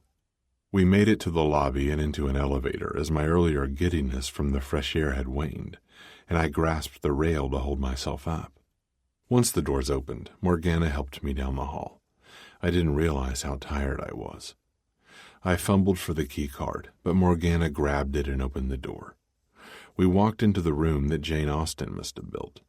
Everything was covered in flowers, with overstuffed chairs and antique wooden tables. Kicking off my shoes, I stumbled into the sectioned-off bedroom. Flinging my tie across the room, I took off the rest of my clothes until I was only in my black boxer briefs and fell onto the soft bed. Morgana took a seat on the flower-patterned chair across from me. "Changed your mind about getting rest? Want a little show?" I smirked, but she sighed and not in a good way. "No, Henrik. Unlike yourself, you bring out the best in me. I don't want you to get sick during the night and choke, so I will stay here and take care of you, as much as I very much want to leave." Morgana folded her arms in agitation. Her autumn eyes had my attention despite never landing on me. Then my concentration fell to her tits, because the way her arms rested, they pushed those beautiful babies up. Now I had to touch her. I scooted over on the bed and patted the space beside me. "Come lie with me." "No, Henrik. I told you. I am not having sex with you tonight." I shook my head. "Not sex. I want to be near you. I like to watch you." Her eyes widened. "I'm not going to masturbate for you, Henrik. No sex of any kind, all right?" Now the thought was in my head. Despite all the whiskey, my cock rose at Morgana's idea. As much as I would love to see that, Morgana, it was not what I meant. I want to be next to you, watch you smile, maybe hear you sigh, and talk to you as a friend. "Oh." She rose and took off her blazer while discarding her shoes. As she sunk into the bed, I tried to turn my focus back to her eyes from her chest. The silky blouse did very little to hide what was underneath. "Is that better, Henrik?" I nodded, because I didn't think I could speak. Her hair fell, covering the pillow in a fire of tresses. My fingers reached for her like a kid wanting to touch a hot stove, knowing I would get burned but curious to experience the inevitable sting. Oh, that I were a glove upon that hand, that I might touch that cheek. I sighed the poet's words and brushed my fingers across her temple to push away a few stray tendrils. Morgana's cheeks warmed. What man art thou that, thus bescreened in night, so stumblest on my counsel? Her mouth curved so sweetly that my chest burned from its brightness. She laughed, and I tried to force a chuckle, but it caught somewhere between my heart and my tongue. I wanted to kiss her again like on the airplane, the way she tasted, what she did with her lips, her tongue, and oh, her little noises put my sex fantasies of the Mile High Club to shame. I didn't know you knew Shakespeare, Henrik. You seemed more like you would quote Poe, or at least Hamlet, rather than Romeo and Juliet. My father loved Shakespeare. He would read it to me and my sister, Janice, when we were young. Every season was with a play from the Bard. He always read Romeo and Juliet in the spring. Let me guess. He read A Midsummer's Night Dream in the summer? I shook my head from the warming memories that flooded my head. No, the summer was for Shakespeare's histories. We were out of school at that point, so he wanted us to keep learning. He believed the key to staying happy and successful in life was knowledge. Your father sounds like a wonderful man. He must be so proud of you being an executive at Mimir. I closed my eyes to ward off the ache that grew in my chest. I was a bit reckless back then. I pointed to the ink on my shoulder that ran down my back. I shook my head. I thought I was so badass when I was younger. Working hard, playing harder. I got these tats because I wanted men to look at me and think, I want to be him, and women to think, I want to fuck him. But when my dad would ask how work was going, I'd go on and on about the crazy stuff I did outside of work. He'd usually scratch his neck like he always did when I got in trouble, and then mumble how that wasn't work. Morgana smiled. Her eyes glowed as if she was reliving the memory too. I didn't want to break that grin, but my mouth kept going before I could stop it. I wish I could have shown him how hard I worked today, that I now know what it meant to do a good job. I want to invent a time machine and go back to before he died just to let him know that I get it now. My father, mother, and sister died in a car accident over 10 years ago. Morgana gasped, and my hardening chest soothed from the light touch of her hand. Henrik, I'm so sorry. My throat constricted, and all that came out was a garbled hum. Clearing my throat, I turned to watch her glassy eyes. It's not as if I help people with my work or create something to make the world better. That's what he did. He was an engineer for the city. He helped revitalize areas that needed the most help. Even during his time off, he would build houses for the needy. I waved my hand in the air as if to say, how could I compete with that? I think my father wanted something a little more from me than being a money-making executive. He never minded what I did and told me that if it made me happy, then he was happy for me. But why was I saying all of this? I never revealed that to anyone, even Tiffany, what my dad told me. The light circle patterns Morgana drew on my chest was the only thing that kept me from walking away. Her fingers were the hook preventing me from sinking. Morgana was like a truth serum for my heart. That was the first time I had spoken about my family to anyone I knew since the accident, even to myself. Her eyes softened to give me space, to breathe and let it all out in my way. The only thing that was of any comfort right now was having her next to me. Am I happy, Morgana? Look at me. Do you think I'm happy? I don't know why I asked the question because I didn't want to hear the answer. No, I think you are lost. I closed my eyes, forcing the prickling burn down where it belonged. Morgana inched closer, curling around my body. It felt good, her hot breath on my neck. But I'm here, Henrik. You may be lost, but you found me.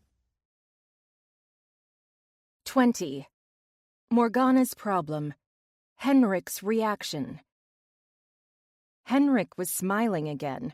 He had been doing that a lot this week in London. Most of his grins were directed at me. A few people had commented that there was something about London that made Henrik a much better person to be around. That something might have been me. We'd been humping like rabbits, and right now I was reaching for his carrot. It was stiff while my undies were soaked, as his fingers slipped under my panties. "This is the most ridiculous thing I have ever seen.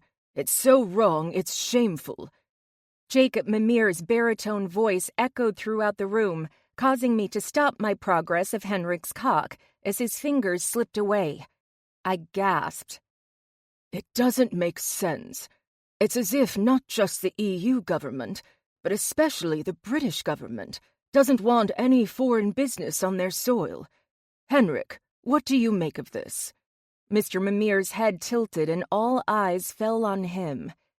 We had been in London for several days and depart tomorrow, but the primary issue of distribution had yet to be solved. Our final meeting of the day wrapped moments ago in the tiny conference room. Only the Mimir brothers, Henrik, Eveline, and Jacob's assistant, Kara, and John Edgar's assistant remained. The British team had left to get to another meeting across the city.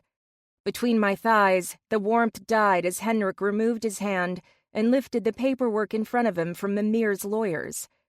The new laws they passed made it difficult for businesses outside their country to create manufacturing and distribution plants on their land. Mimir would be forced to close its plants that were built less than a decade ago. That's a lot of job losses and a significant financial hit to the company. Something everyone at this table didn't want to happen. Henrik explained to me this week, during one of our nightly naked meetings that took place in his bed, that Jacob was like family to him. When he lost his parents and sister 10 years ago, Jacob and his wife Danny made him live with them for the first few weeks. They took care of him. That meant that if Jacob was frustrated by a problem with distribution in Europe, then it was Henrik's problem too.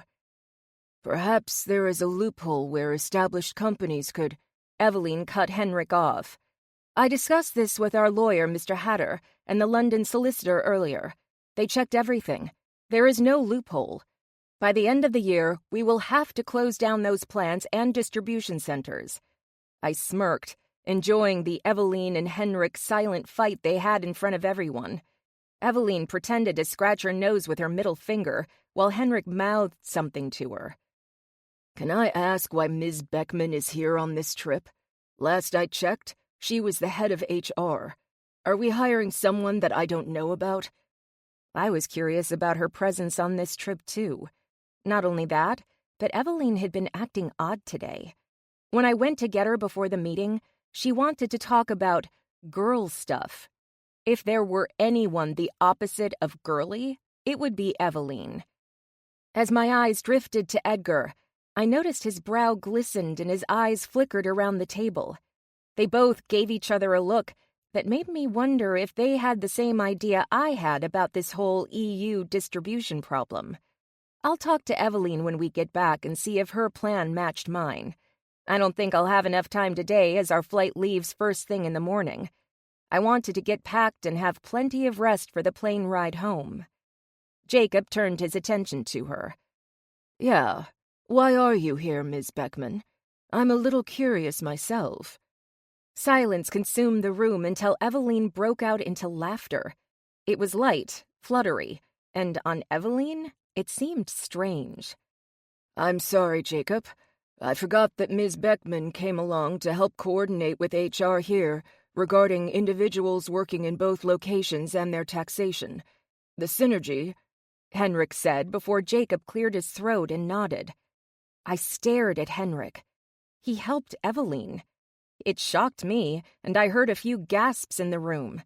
Glancing over at Eveline, her mouth wide open as she stared at Henrik. Henrik had been laughing more this week and now was helping his enemy. I knew my vagina was good, but not that good. Maybe it had the power to end poverty and heal the sick. Does the Pope canonize body parts? If so, then I hold Saint Vagina. Jacob ended the meeting. I wandered out in a daze as I imagined traveling to Rome for my ceremony to become a saint. My dreams didn't last long as I was pushed back into Henrik getting on the packed elevator. When his hard-on dug into my ass, I realized that I would have to die to become a saint. Never mind sainthood. Maybe instead I could be knighted? I wasn't British, but I think a life-changing pussy would supersede any nationality. Tonight, my room. Henrik's hot breath slithered down my neck as he leaned close to my ear. I think we should switch it up. Make it my room. I turned my head so only Henrik could hear. It was time his cock came crawling to my vagina. His cock twitched, and he didn't need to say a word. It felt like forever until we were back at the hotel. After I settled into my room, I removed my clothes and was naked except for my glasses.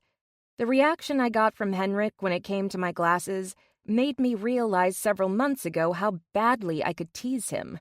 They were better than any skimpy lingerie I could wear. There was a knock at our adjoining door. "Finally, I thought you would never show," I said as I opened the door. Henrik wore the white hotel robe. It clung to his body, barely covering his bits with the loose tie in the middle. The heat had already settled in my core as I imagined the robe slipping away.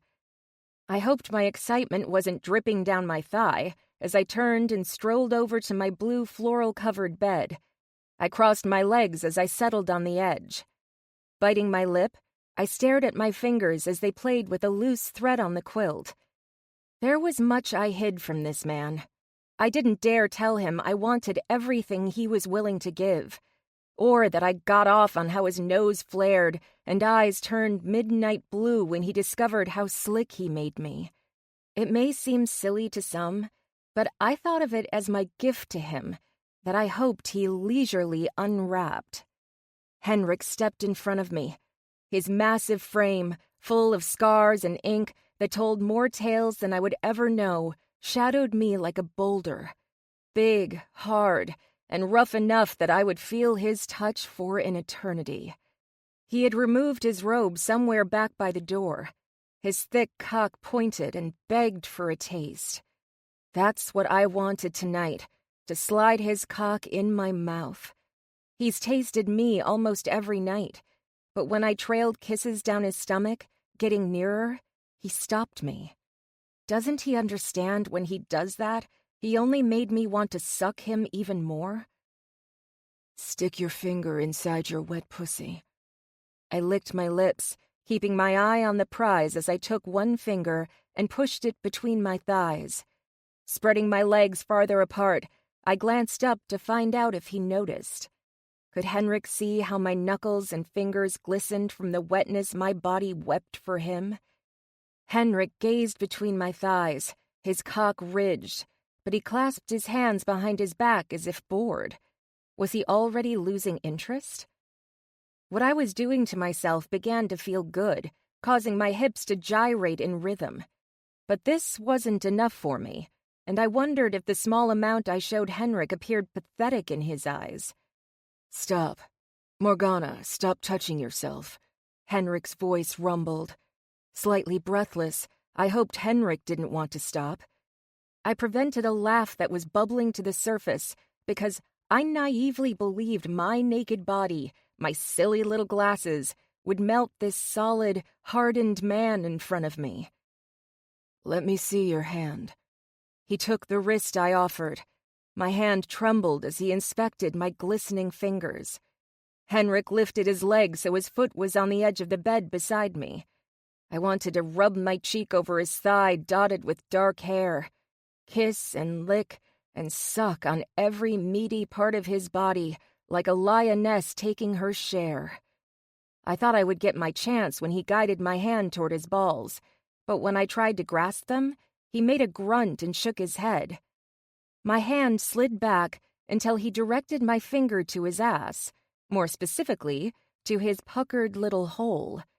When he forced my finger to draw small circles around it, I knew what I had to do. Henrik wanted what he had done to me so many times. Suck me and fuck me, Morgana. I trembled as my lips slipped over the head and lightly sucked his massive cock. A moan escaped my lips as his flavor hit me. It was like licking a plum, slightly tart, with a hint of sweetness. My lips felt his groan before I heard it fall from his lips. "That's it, Morgana. Take me." His fingers tangled in my hair, and I tried to remain steady, in control. But I wanted to gobble him up and make a meal of him. My mouth explored farther up and down his cock as my finger grew more confident in its rhythm. Wanting more, I licked and swirled my tongue. His fist tightened and he pulled my head back. I was flush, and I'm sure my entire chin was wet. Please don't make this end. "You can tell me to stop any time. Pull your hand away if you need this to end, and I will stop. This is my warning, Morgana. I'm not going to be gentle anymore." My lips curved, and to show him how much I wanted that, I flicked my tongue at his tip. For good measure, I wiggled my finger, causing his ass cheeks to clench. My focus went back to his cock.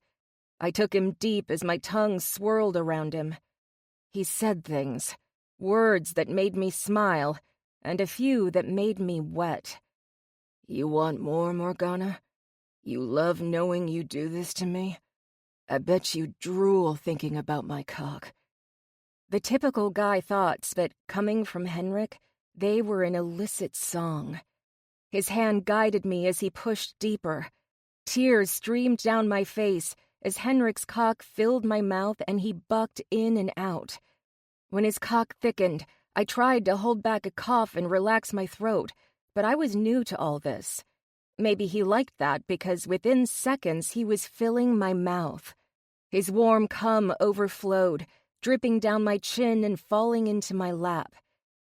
Henrik closed his eyes, mumbling my name as he grasped my shoulder. I wanted to smile having done that to him, but I was too full, bursting with everything I craved. I wanted a picture to capture everything his eyes said to me as they opened. Maybe I imagined it, but when Henrik pushed me back onto the bed and settled between my legs, I felt how much he wanted to make me happy. It was all so obvious as he stared at me while his tongue swirled around my clit. Henrik watched my mouth fall open as he plunged 2 eager fingers into my pussy. But it was his thumb that did it. He worked it farther down until he filled me. I grabbed my knees to show him how much I craved his touch, how much I needed him. Was it any wonder that I screamed when he pushed me closer to the edge than I had ever been before? The climax hit fast and hard. My head rolled back as I said, "I need you, Henrik." I tried to ignore that his hooded gaze disappeared, replaced with deep uncertainty, or that he sat back for a moment on the floor, staring at nothing. But what I couldn't ignore was, after he went to the bathroom to clean up and come back with a cloth to wash me, he rolled over in bed, leaving me feeling alone in a not-so-empty room.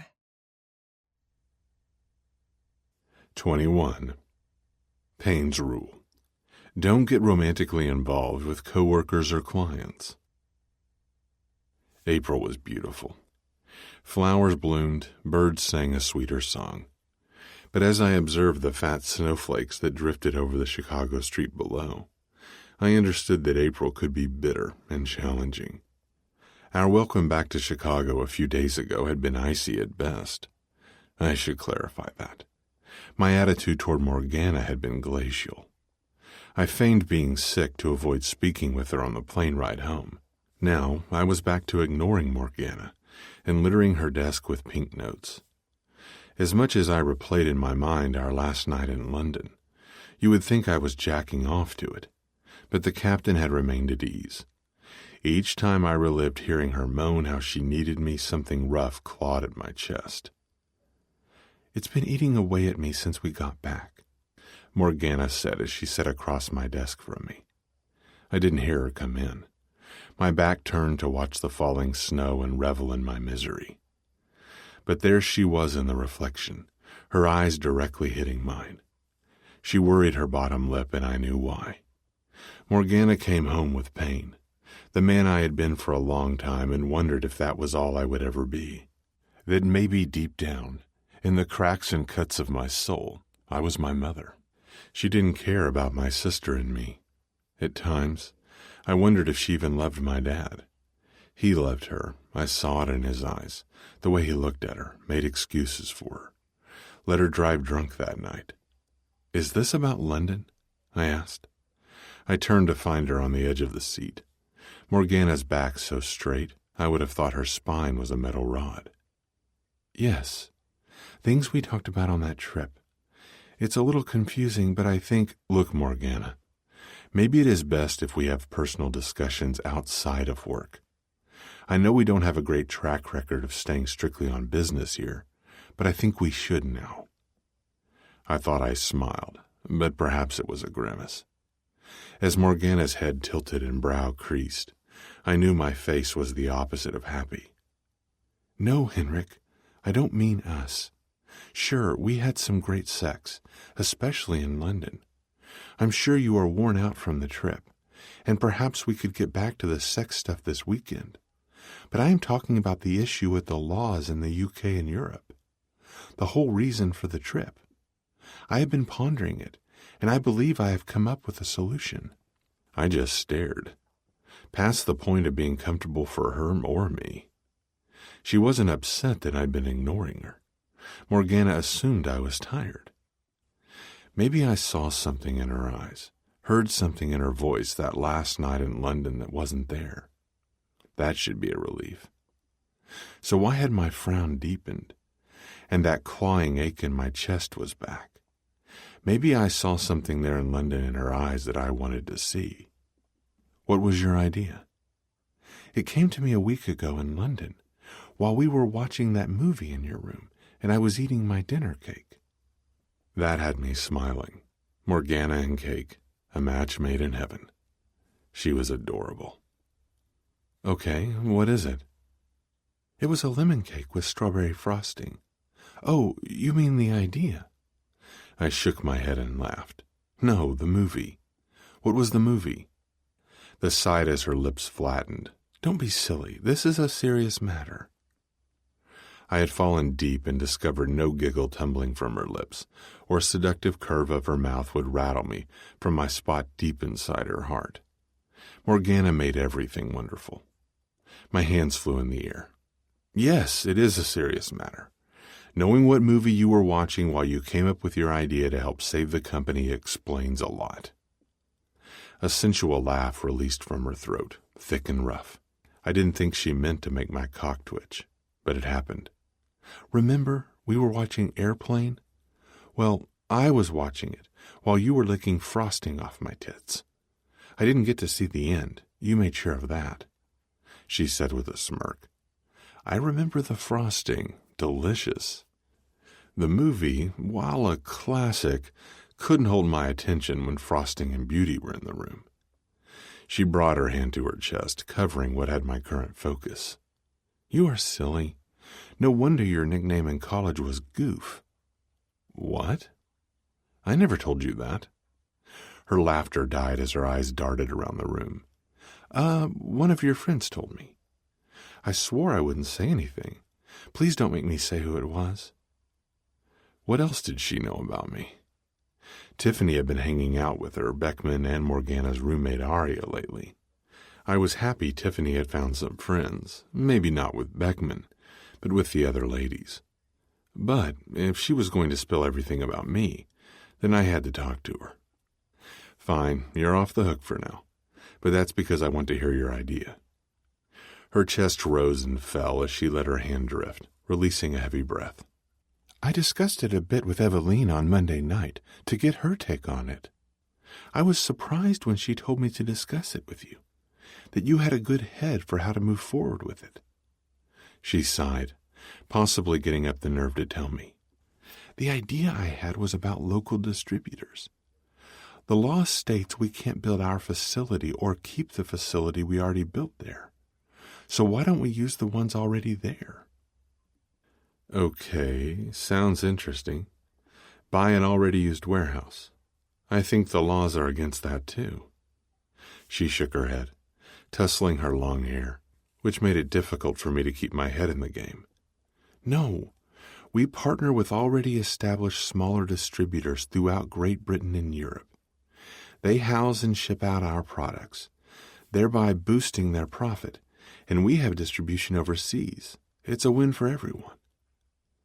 I took a moment and worked the calculations in my head. I think that might work. It may cost the company a little more, as the distributors would have to rent space to us, but in the end, it would save the company from bigger losses and maybe even save some jobs. My grin bloomed largely. I stood and waved Morgana over, opening my arms. Without any thought, I embraced her. "You think so?"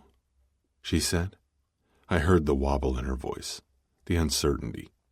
The woman was clever with a determination that kept her rising back up, no matter how many times she was knocked down. I just wished she knew that about herself. I pulled her back and took hold of her eyes, letting her know I was serious. "Yes, in fact, I have a meeting shortly with Jacob, and I think you should be there to take notes? Maybe improve the idea?" No, to tell Jacob Mimir the idea. I am sure he will have something to add too, but I think he will be impressed. Thankful that you came up with something that may save him millions of dollars and help people keep their jobs." Her blush was delightful, and I couldn't help running my thumb over her cheek and down her throat. "I wouldn't be surprised if he recommends you to the Executive Development Program." Morgana gasped, her hand hovering over her mouth. She jumped up and down, causing my feet to falter. "Oh my God, really? You think? This idea wouldn't have happened if it weren't for you. I think you should take some credit too." I shook my head. "What? I didn't come up with the idea, you did." "Henrik, you have been the first boss I ever had that took me seriously as a worker. I was never just a nameless employee to do tasks no one else wanted. You gave me responsibilities that a normal assistant wouldn't have. You had me take the time to see how Mimir worked from every department. Also, you included me in your decisions, no matter how important or tough they were. You showed me the respect I needed to take a risk, think outside the box, and to come up with this idea." My mouth was hanging open because I didn't think I did any of that. Morgana thought I was helping her, but what I was doing was trying my best to get her to quit, to keep her away, or show her how hard it was to work here by making her help me with my worst problems. "But Morgana, I don't think you understand." "Shh, Henrik." She placed a finger over my lips. "I don't want to hear you deny it. I know you aren't a perfect boss. Yes, you also ignored me, were short with me, and I don't even want to get started on the eye-fucking and penis-fucking that went on between us." Now it was my turn to blush. "But in the end, what you did, no matter if you meant to or not, helped me. And for that, I am thankful. Very thankful." Her fingers slid down my chin, over my throat, and traced a line to my belt. Within seconds, she had my pants undone and my cock in her hand. 22. Payne's rule. Good ideas are always rewarded. My brain malfunctioned. Therefore, my cock had to take over. "Morgana, I meant it when I said, fuck, that feels good. We should do this outside the office, not inside." Her eyes widened, but her grip firmed around my cock. "Oh, so in the bathroom? That's gross, but if you're into it..." I shook my head. "No, I mean not at work. Oh, that's it. Nice and tight like that." I could hear some rustling and turned to see Morgana, with her free hand managed to open the top drawer of my desk and pull out a condom. Where did those come from? I didn't put them there. Her mouth curved as she took the wrapper in her teeth and ripped it open. "I did. Once we got back from London, I figured it was on like Donkey Kong." She worked the condom on my cock, then hopped up on my desk, spreading her legs. It was only then that I realized she wasn't wearing panties. Morgana was the woman made for me. My hands couldn't get my pants down fast enough, but I managed to brush my tip over her. She was warm and so slick. I wanted to push right into her swollen pussy, but I glided over her drenched folds, teasing her. Morgana's legs widened, and she placed her foot on the edge of the desk, so she was spread for me. I could hear her whimper, but still, I slid over her. "Please, Henrik, please fuck me. I need you." "I need you." There it was again, but this time it was different. A deep pleading of need as Morgana's hand reached for me. It wasn't just about sex this time. I heard it, and my mind didn't rebel. When her words fell on me, I responded the only way I knew how. It was inevitable, really. I didn't want to see it before. I had refused to feel it, but it had taken root in my heart. "Morgana, I love you." She shuddered as I plunged into her. I took Morgana, all of her, even her mouth, thus preventing her from responding. No whimpers, no moans, no telling me she didn't feel for me as I did her. My kiss was as unrelenting as my cock. That way, I didn't have to look into her eyes to see the pity glaring back at me. I could focus on her embrace, drown in the heat and give in to the pull of her body. Her head fell back from my lips, finally releasing her cries. I only added to them, but tilted backward, so I could move my thumb over her swollen clit. She was soft as any petal, and it was all I needed. To hear her fall apart, drawing me in. "I'm almost there," she said. I tried to swallow, but it became stuck, waiting, watching Morgana move.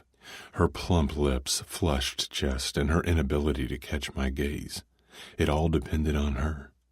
She tightened as I bumped faster, and for that moment, just as she was about to tip over the peak, Morgana lifted her eyes to me.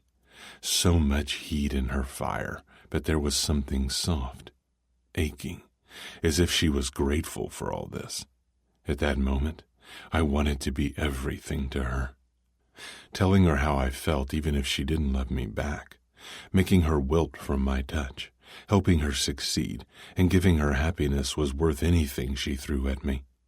If she did nothing but walk away, it wouldn't change how I felt. Her core tightened, and I wondered if anything was sweeter. Looking down, I watched as my glistening cock slid in and out of her swollen lips. She cried out as her orgasm hit, her head pushed back, exposing her flushed neck, and I reached for her tit, popping a few buttons to get underneath her blouse. Once I got her firm flesh in my hand, tugging the lace of her bra aside, I pinched her nipple, knowing it would make her orgasm last a little longer.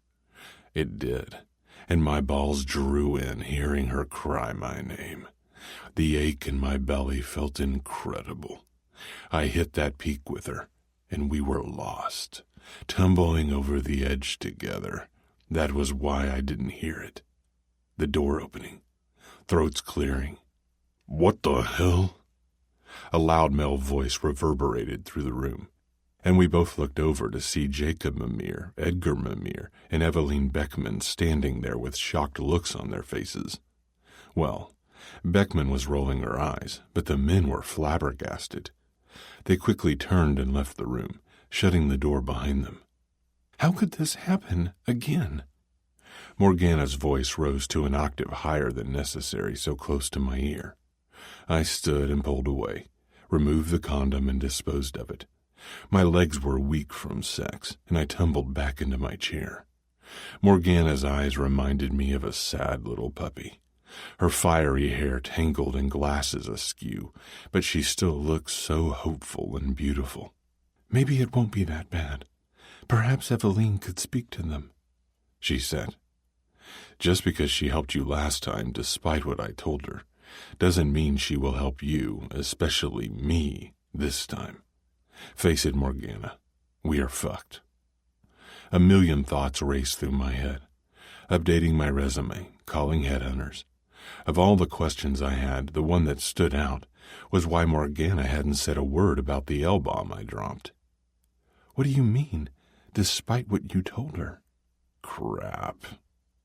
It wasn't the moment to discuss the past. In fact, it might never be the moment to address that. Nothing. It's something I said when I was angry, that's all.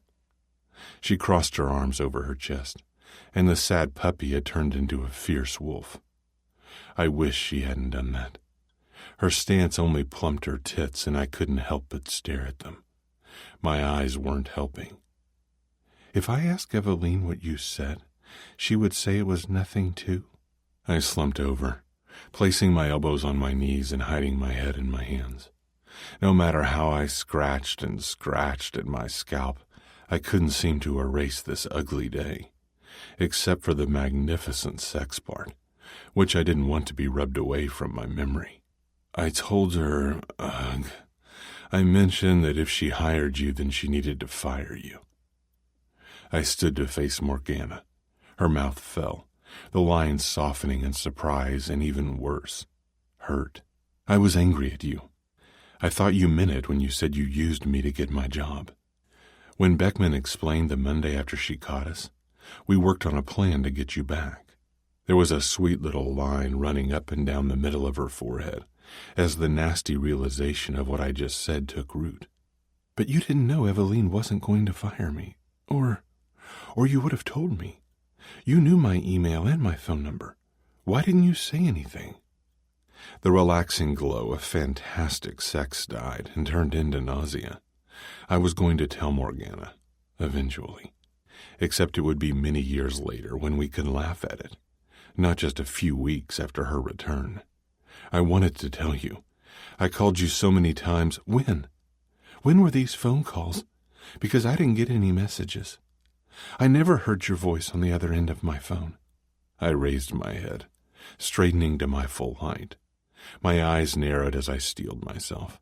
I wondered if Morgana could hear the wild battering of my heart like a badger in a metal cage.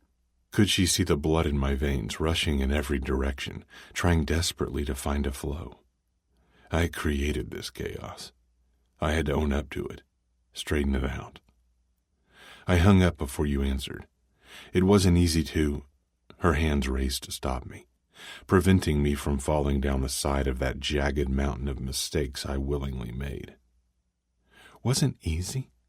Living in limbo and wondering each time my phone rang if it was Eveline calling to tell me I was fired wasn't easy. Curious if I would ever get a paycheck again. That's not easy. Risking and losing your job for someone who you thought cared for you, but who ignored you every chance he got wasn't easy. But that was a cakewalk compared to ever feeling something for you. She turned and headed for the door. Where are you going? If you're going to see Beckman... Morgana stopped, but didn't turn around as her hand gripped the door handle. I'm leaving, Mr. Payne. As you said, we are fucked. I think me more than you. I'm not in the mood to clean out my desk, so if Eveline asks, I'll come back maybe tomorrow or the next day to do that. Goodbye, Mr. Payne. It's been a wild ride working with you, but one I don't ever wish to experience again. She opened the door and I lost her. I fell back into my seat staring at the disappearing shadow from the crack left in the open door. Who knew that when I came to work this morning, I would lose the love of my life and my job by the end of it? And all of it was my fault. Standing, I straightened my tie that choked like a noose.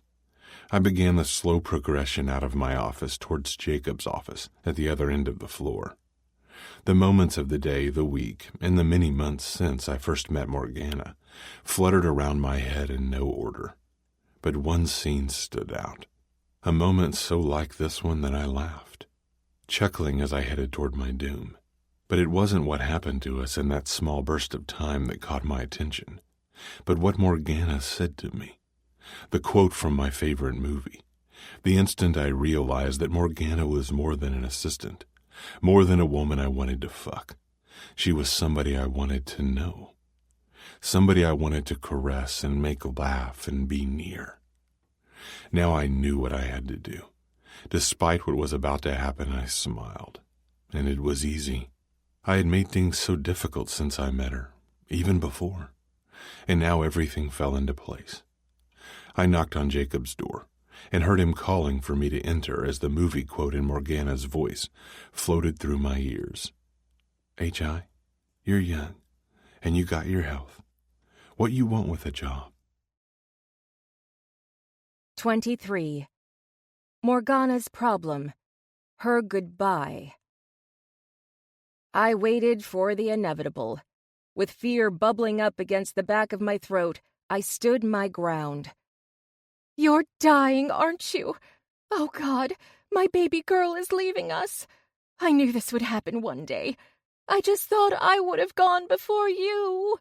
My mother wailed and threw her arms over her head.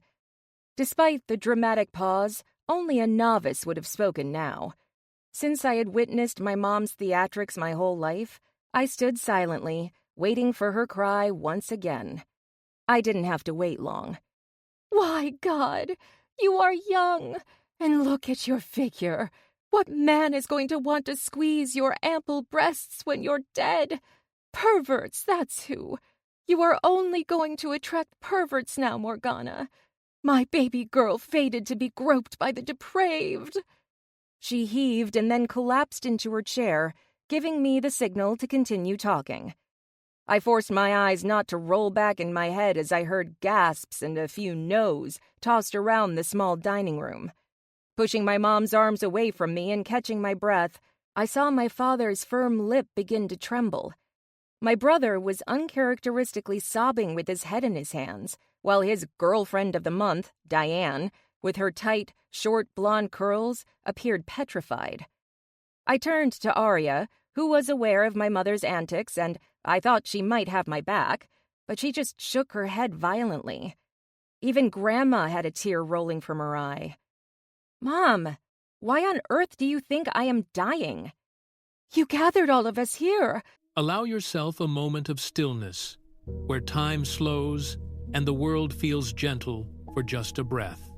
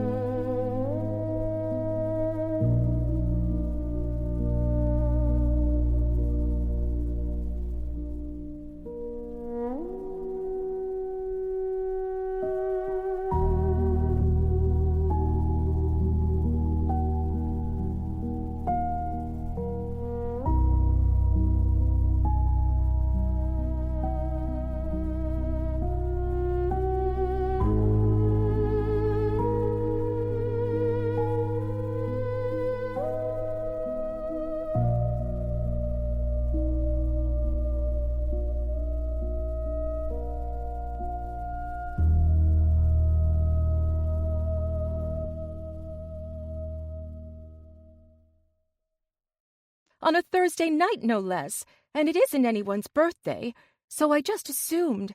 Wait, are you pregnant? Oh my goodness, you are pregnant. I am going to be a grandmother.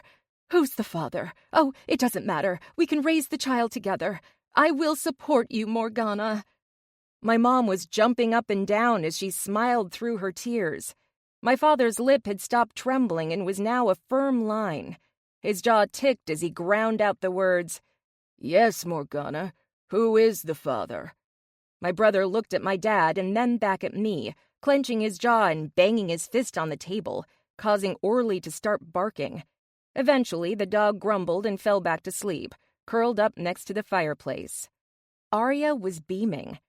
Grandma, still crying, was now mouthing the words, "Great-grandma," while sneering. I gathered my frayed nerves and stood, determined to get this group of emotional lunatics in order. "Mom, stop! Everyone, stop! I am not dying. I am not pregnant. I'm just leaving to move to New York." "What?" My mother barked out the word.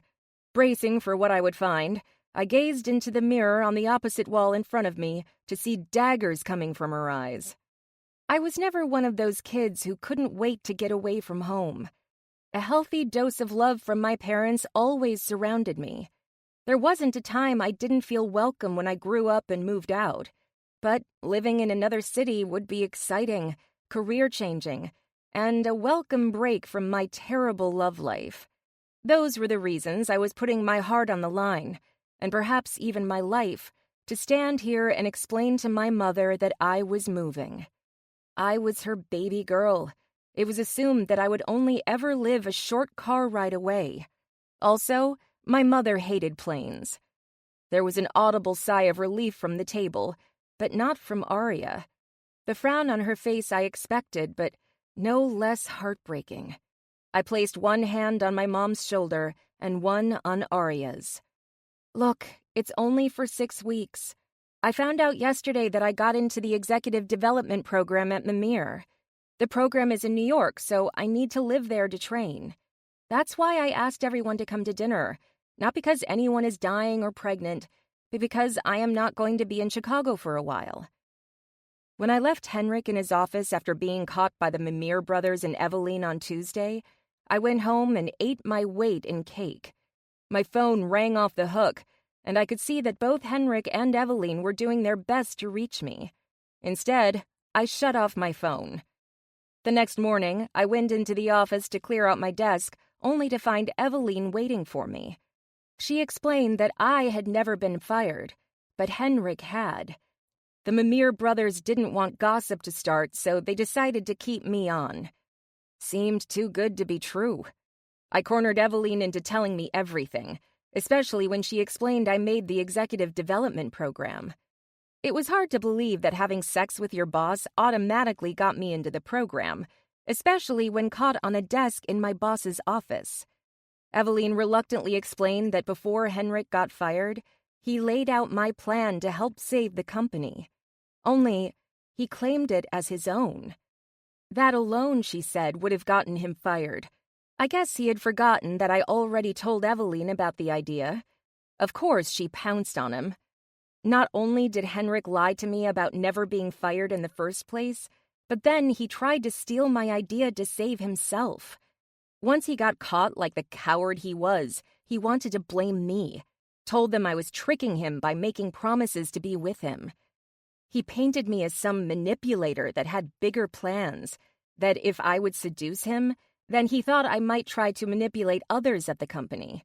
At that point, even Edgar came to my defense. Jacob was so disgusted with Henrik's behavior that he fired him on the spot. Mr. Mimir realized that Henrik had been the manipulator. He decided to add me to the executive development program because, even with Henrik as a boss, I managed to produce superior work and come up with an original idea that might help save the company. I had been riding a roller coaster of emotions ever since. There were moments I hated Henrik with every cell that flowed through my veins. Sometimes I had the strong desire to rip him apart and stomp on his remains. Then there were moments when I wanted to walk by his building to see if I could get a slight whiff of his cologne. I despised myself when I felt that way. But I was thankful I had Arya, who held me while I sobbed through the misery. Well, that means I get all the cake for the next 6 weeks. Woohoo! Ow! Daniel yelped after my dad smacked him on the back of his head. I'll be in cake mourning until my baby girl comes back home. No more cake until she is back safe and sound. Mom, come on. You can't mean that. She's not going to war, she's going to New York. The worst that might happen to her is she could get her skirt lifted by some pervert on the subway. The only reason I come here is for your cake and the good reception on the TV. Ow! My dad smacked my brother on the back of the head again. Fine. Morgana's not leaving right away. I guess I could make one more cake. And I could make one for a going-away party. And then when she returns, of course. Maybe even a 3-week celebration when she hits the halfway mark. I could make a special cake for that. When are you going? May? June? December? Mom asked the old oil painting of a boat behind a river behind my dad's head on the wall as she refused to look at me. Brain? Brain, please help me. Mom is going to explode when I tell her when I am leaving. I whisper-screamed at Brain, who was cowering behind the couch, shaking her head at me. Leave me out of it. This is Titanic and Pompeii all wrapped in one. Everyone needs to run for their lives. Brain screamed, then got up to run out the door. I swore I heard an engine roar to life outside and wheels screech in the distance. I closed my eyes and tensed my body. I leave Saturday. Blood drained from my face and pooled around my feet, and I waited to faint so as not to endure what was sure to come. Gasps exploded around the table, and I opened one eye to peek and noticed everyone fixated on my mother, except for Daniel's date. She happily dug her fork into the roast chicken my mom made and reached for the green ceramic dish of mashed potatoes. Despite opening both eyes, I still couldn't find the courage to face my mother, but heard as she croaked and then whimpered and finally released a garbled sound. My gaze fell to the dog. He had his tail in between his legs as he slowly backed out of the room. This? Never! The last word sounded like the spawn of Satan was being released from her bowels, but took a wrong turn and came out of her mouth. My mom pivoted and ran up the stairs. For a short 50-something, never having done exercise in her life, she vaulted up the steps like an athlete. Do you have any more asparagus? It's delicious. Daniel's date piped up, smiling innocently at everyone around the table. We all stared at her. Daniel got up and guided her into the kitchen. Well, I think that went well, Grandma said while taking a sip from her bottle of beer. Should I go talk to her? I looked at Dad, who shook his head and frowned. Oh no, just let your mom cool off a bit, and then I will have a chat with her. It will take her a little while to accept that you are leaving. Remember how she was when you said you were moving into the dorms at college with Arya? That was just down the road. She'll be okay, Dad pointed out. I sighed and sat back down next to Arya, who gently began to rub my back. My dad excused himself from the table and headed upstairs after a few minutes. A moan came from the kitchen, and I realized my brother and his date were still in there. My father went down the stairs, shaking his head and motioned for me to go up. Just as I passed him, he blurted out, "Hey, this isn't a motel, Daniel. What do you think you're doing? We make food in there, for Christ's sake." Once I was upstairs, I went to the back of the hall and knocked on my parents' bedroom door. I heard her muffled, "Come in," and opened to see my mom sprawled face down on the bed. I sat down on the edge and rubbed her back. "I'm sorry, Mom. I found out this week. I have wanted something like this for a long time. Please don't be mad at me." There was sniffing coming from her pillow. After a few minutes of silence, she sat up and placed her arm around me, brushing the hair from my face. "I know, my love. It's just that you are my baby. I'm very protective of you. When you were born, I was afraid you wouldn't live. You have no idea what that does to a mother. For weeks I cried and prayed, and then cried some more. When you came home on April 9th, it was the happiest day of my life. I vowed I would always be there to keep you safe. Now you will be far away. How am I going to protect you?" Suddenly, I was crying.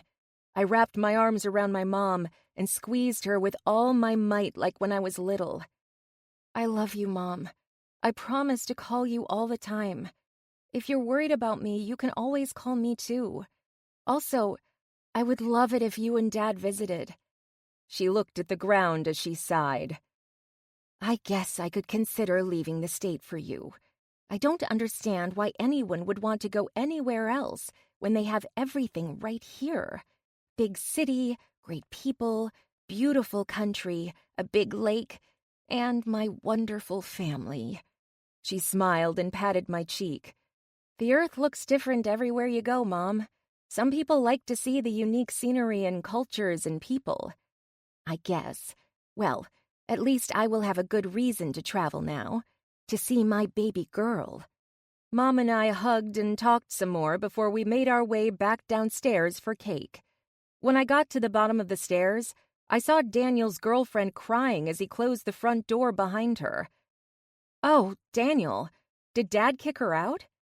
I'm surprised Dad didn't kick them both out based on what I glimpsed when I passed the kitchen on my way to see Mom. Daniel shook his head and shrugged as he headed over to the couch and sat. "Nah, we broke up."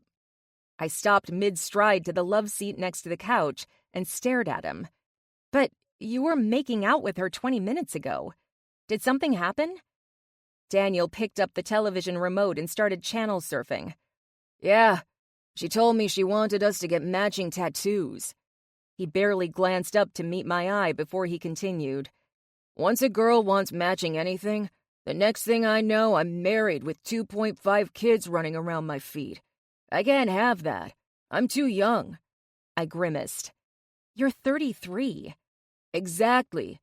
Diane was smothering me." "Daniel, you're the worst." He winked and smirked as he nodded his head, proving me right. 24. Payne's rule. Knowledge is power. Never let it be used against you. People were terrible. I was terrible. But I thought with clarity.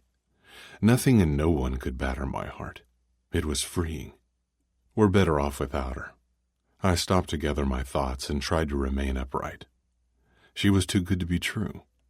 We need someone more realistic in nature. I took a step and almost missed the floor, wobbling before righting myself. Morgana was funny, sexy, smart, and refreshingly sweet. That's fun to say. I put my finger to my lips and played them like a harmonica. Someone like that doesn't exist. You know what I think? I think she was just a figment of my imagination. I turned and faced my new partner, the one who knew me, who would never think about breaking my heart or ignoring my cries of love. I grabbed the slightly stained navy pillow. "Pillow, you have been in me. With me, for a long time. Where was I going with this?" I snatched the tumbler of whiskey from the table and moved a little too fast toward the windows, causing my drink to splash down the pane. Watching the amber liquid trail down the glass, I remembered not even 2 weeks ago when Morgana smeared her lips on this exact window. My mouth crashed onto the drenched glass and began to lap up the smoky alcohol. Before I realized it, my mind was racing to images of kissing her soft lips, how her greedy tongue would whimper for me. "Did you need me to clean the window, sir?"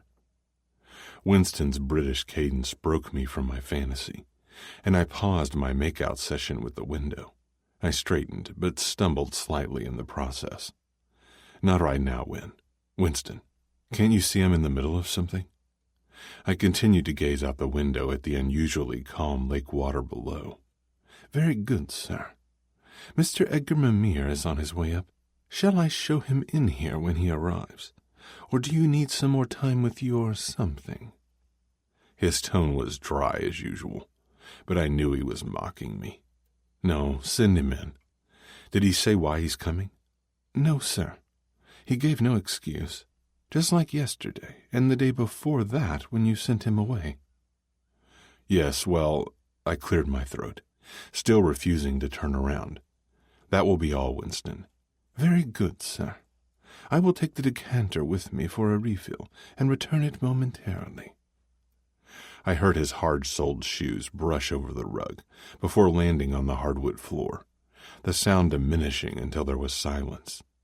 The decanter couldn't have been empty already. How much had I drunk?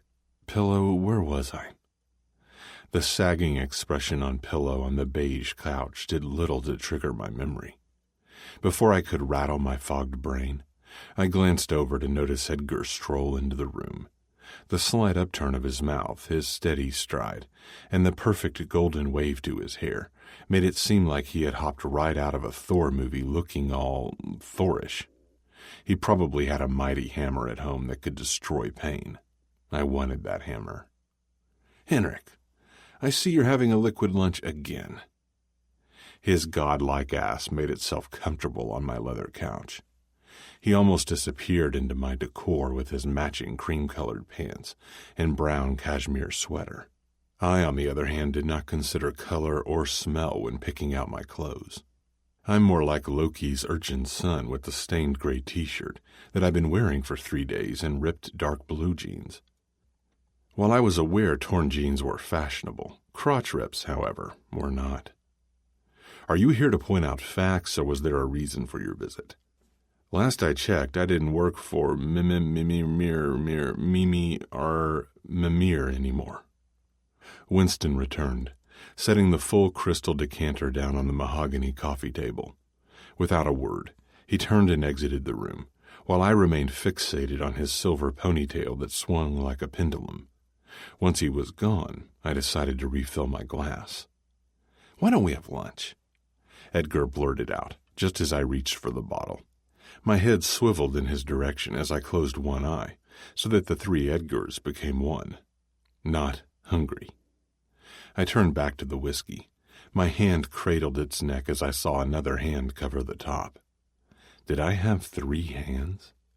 I counted. One was on the neck of the decanter, the other was holding my glass, and one was on top of the decanter. I looked up the arm of the third and felt relieved as I discovered it was Edgar's. Henrik, stop this. Are you going to drink everything away? Yes. I swatted at his hand, but found I didn't seem to have much strength. Sighing, I stumbled back to the couch, spilling the remaining whiskey in my glass down the front of my shirt. I pulled at the wet stain on my t-shirt, bringing it to my mouth to suck it off. As I tried to rise from the couch, my foot got trapped under it and I fell on my face. The glass bounced off the floor and rolled over to the fireplace. Crap. I can't get my foot out. Help me, Edgar, I'm trapped. A shooting pain raced up my leg as I attempted to move to a seated position. Edgar rubbed his chin to assess the situation. Why do you say you feel trapped in a man's body? His gray eyes sparkled as he stared at my helplessness. Well, sometimes I get the menstrual cramps real hard, I said, before we both dissolved into hysterics. Ah, Edgar. That's why I loved him. He knew the perfect moments to break out a Raising Arizona quote. He bent down and tugged my leg free of the sofa's hold. Relief flooded my veins, and I laid back, trying to stop my head from spinning. She got in the program. It stopped. Everything came to a halt, including my breath. Wincing from the pain, I lifted up onto my elbows to look at him. I thought that would get your attention. Edgar sighed and glanced at his watch. Come on, let's head out and get something to eat. I can explain it to you while we have lunch. Edgar helped me off the floor and guided me into my bedroom so I could change into something that didn't require a hazmat suit to touch. Once we were on the street, he took me down the block to a Polish place. Due to my aversion to light, I was thankful for the dark old-world decor. After our food had arrived, I dug into my hunter's stew and realized how famished I was. When does Morgana leave? I asked, staring at the meat in my stew. Focusing on my kielbasa, it was thick, and some of the salty juice ran down my chin as I lifted the firm meat to my lips. I moaned at having the tasty sausage fill my mouth. I do love thick, juicy meat. My eyes darted around the room, nonchalant. I didn't care when Morgana would leave. She could have gone yesterday, and I would have been happy for her. I shook my head, not even believing the lie I had just told myself. I needed to know now when she leaves for New York. Oh no, Henrik. You don't get that info quite so easily. Answer me this. Why did you let her go? Edgar leaned toward me while slicing a pierogi with his fork. I stared down at the lumpy stew. It's not like I had a choice. She walked out. Edgar leaned back, chewing on his food like a spoiled ancient Roman nibbling on grapes. Henrik, you always have a choice. It may not be as easy as going to her place and knocking on the door, but you could have tried to win her back. What have you done the past few days? Nothing. Sitting on your couch, talking to pillow, and drinking yourself stupid doesn't count as being productive. My eyebrow rose at the pillow comment. Yes, I know about pillow. You seem to forget that I was your roommate in college and after graduation. Don't think I didn't hear your long, one-sided conversations with your pillow. And don't even get me started on Captain Cock. His laughter filled the space as several diners turned to look in our direction. Whatever, Edgar. Like you don't name your junk. I rolled my eyes and took a healthy sip of water. Most of it dribbled down my chin, spilling onto my lap, giving the appearance that I peed myself. Despite my wet crotch, I couldn't help my grin. That sort of thing always happened to Morgana. I missed her. Of course he has a name, but that's only for the ladies to discover. Don't you mean Lady? One lady in particular? One lady who works in HR and was the spawn of Satan? I got him. Edgar was more nervous than a Cubs fan going into the 7th game of the World Series tied. His hand rubbed the back of his neck. I have no idea what you're talking about, Henrik. Look, Edgar, I don't care where your mysteriously named cock wants to settle for the night, but don't think I was oblivious to you and Eveline. His eyes widened for a moment at the mention of her name. He opened his mouth to say something, but then closed it just as quick. Bringing his finger up, Edgar pointed at me. He opened and closed his mouth once again. Finally, after a long pause, he said, Don't try to change the subject. We're talking about your cowardice with Morgana, not me not me. His voice cracked on the last word. I held my hands up in surrender. Fine. How was I a coward? I gave up my job for her. I expected surprise or confusion from my confession, but all I got from Edgar was one blink. A million things communicated in that blink, none of which involved shock. Yes, your little take credit for her idea and then make yourself out to be a slimy boss trick might have fooled Jacob, but don't think for a minute that it fooled me. Don't think I didn't know what you were doing. Eveline told me that morning that Morgana had come up with an idea to help the company. I knew as the words were leaving your mouth, while you sat there explaining the idea after we caught you two, that you were lying. Edgar took a sip of water before he continued. It wasn't until after you left, when Jacob started discussing letting Morgana into the program, that I realized what you had done. Well, bravo. You helped her and pushed her away all at the same time. I grumbled under my breath about how she left my office. Edgar cupped his ear, leaning toward me. What was that, Henrik? I don't think I heard you. I said, she told me how she believed we needed to end our relationship. I was making it easier for her. No, you are making it easier for you. Henrik, I have known you for 15 years, and in that time, I have never seen a woman have such an effect on you as Morgana has. For the past 10 years, you were pretty much a robot. Come to work, bark orders, work late, go home, sleep, get up, and do the same thing all over again. I haven't seen you laugh in a long time. I shook my head and turned my attention to the waiter at the table next to us, not wanting to continue this conversation. I remember about a month ago we had a meeting and the client was late. Morgana had stepped up to grab something at her desk. Jacob brought up that her birthday had passed, and we didn't celebrate it as we usually had cake for our employees. You joked that she might try to elope with it. We all broke out in hysterics. It was like the old Henrik came back for that moment, the one who found the funny in everything. She brought that out in you. He's right. I did change. But nothing could stop her from moving forward, not even if I sobered up and made a great life for myself. Fine, I love her, and she helped melt my icy facade. It still doesn't change the fact that she wants nothing to do with me. The damage is done, Edgar. I screwed with her too many times. It's best if I let her live her life. I sank back in my chair as a wave of defeat sobered me. Do you think winning over a woman like Morgana is easy? That it's not going to take walking over burning coals and falling on your face a few times before she comes around? I don't want to have to go there, Henrik, but you are forcing me to take drastic measures. Edgar leaned forward, lowered his voice, and continued. Henrik? What would I do? My eyes flickered at his question. I immediately pictured Morgana as Holly Hunter's character Ed, crying before her fiancé left her.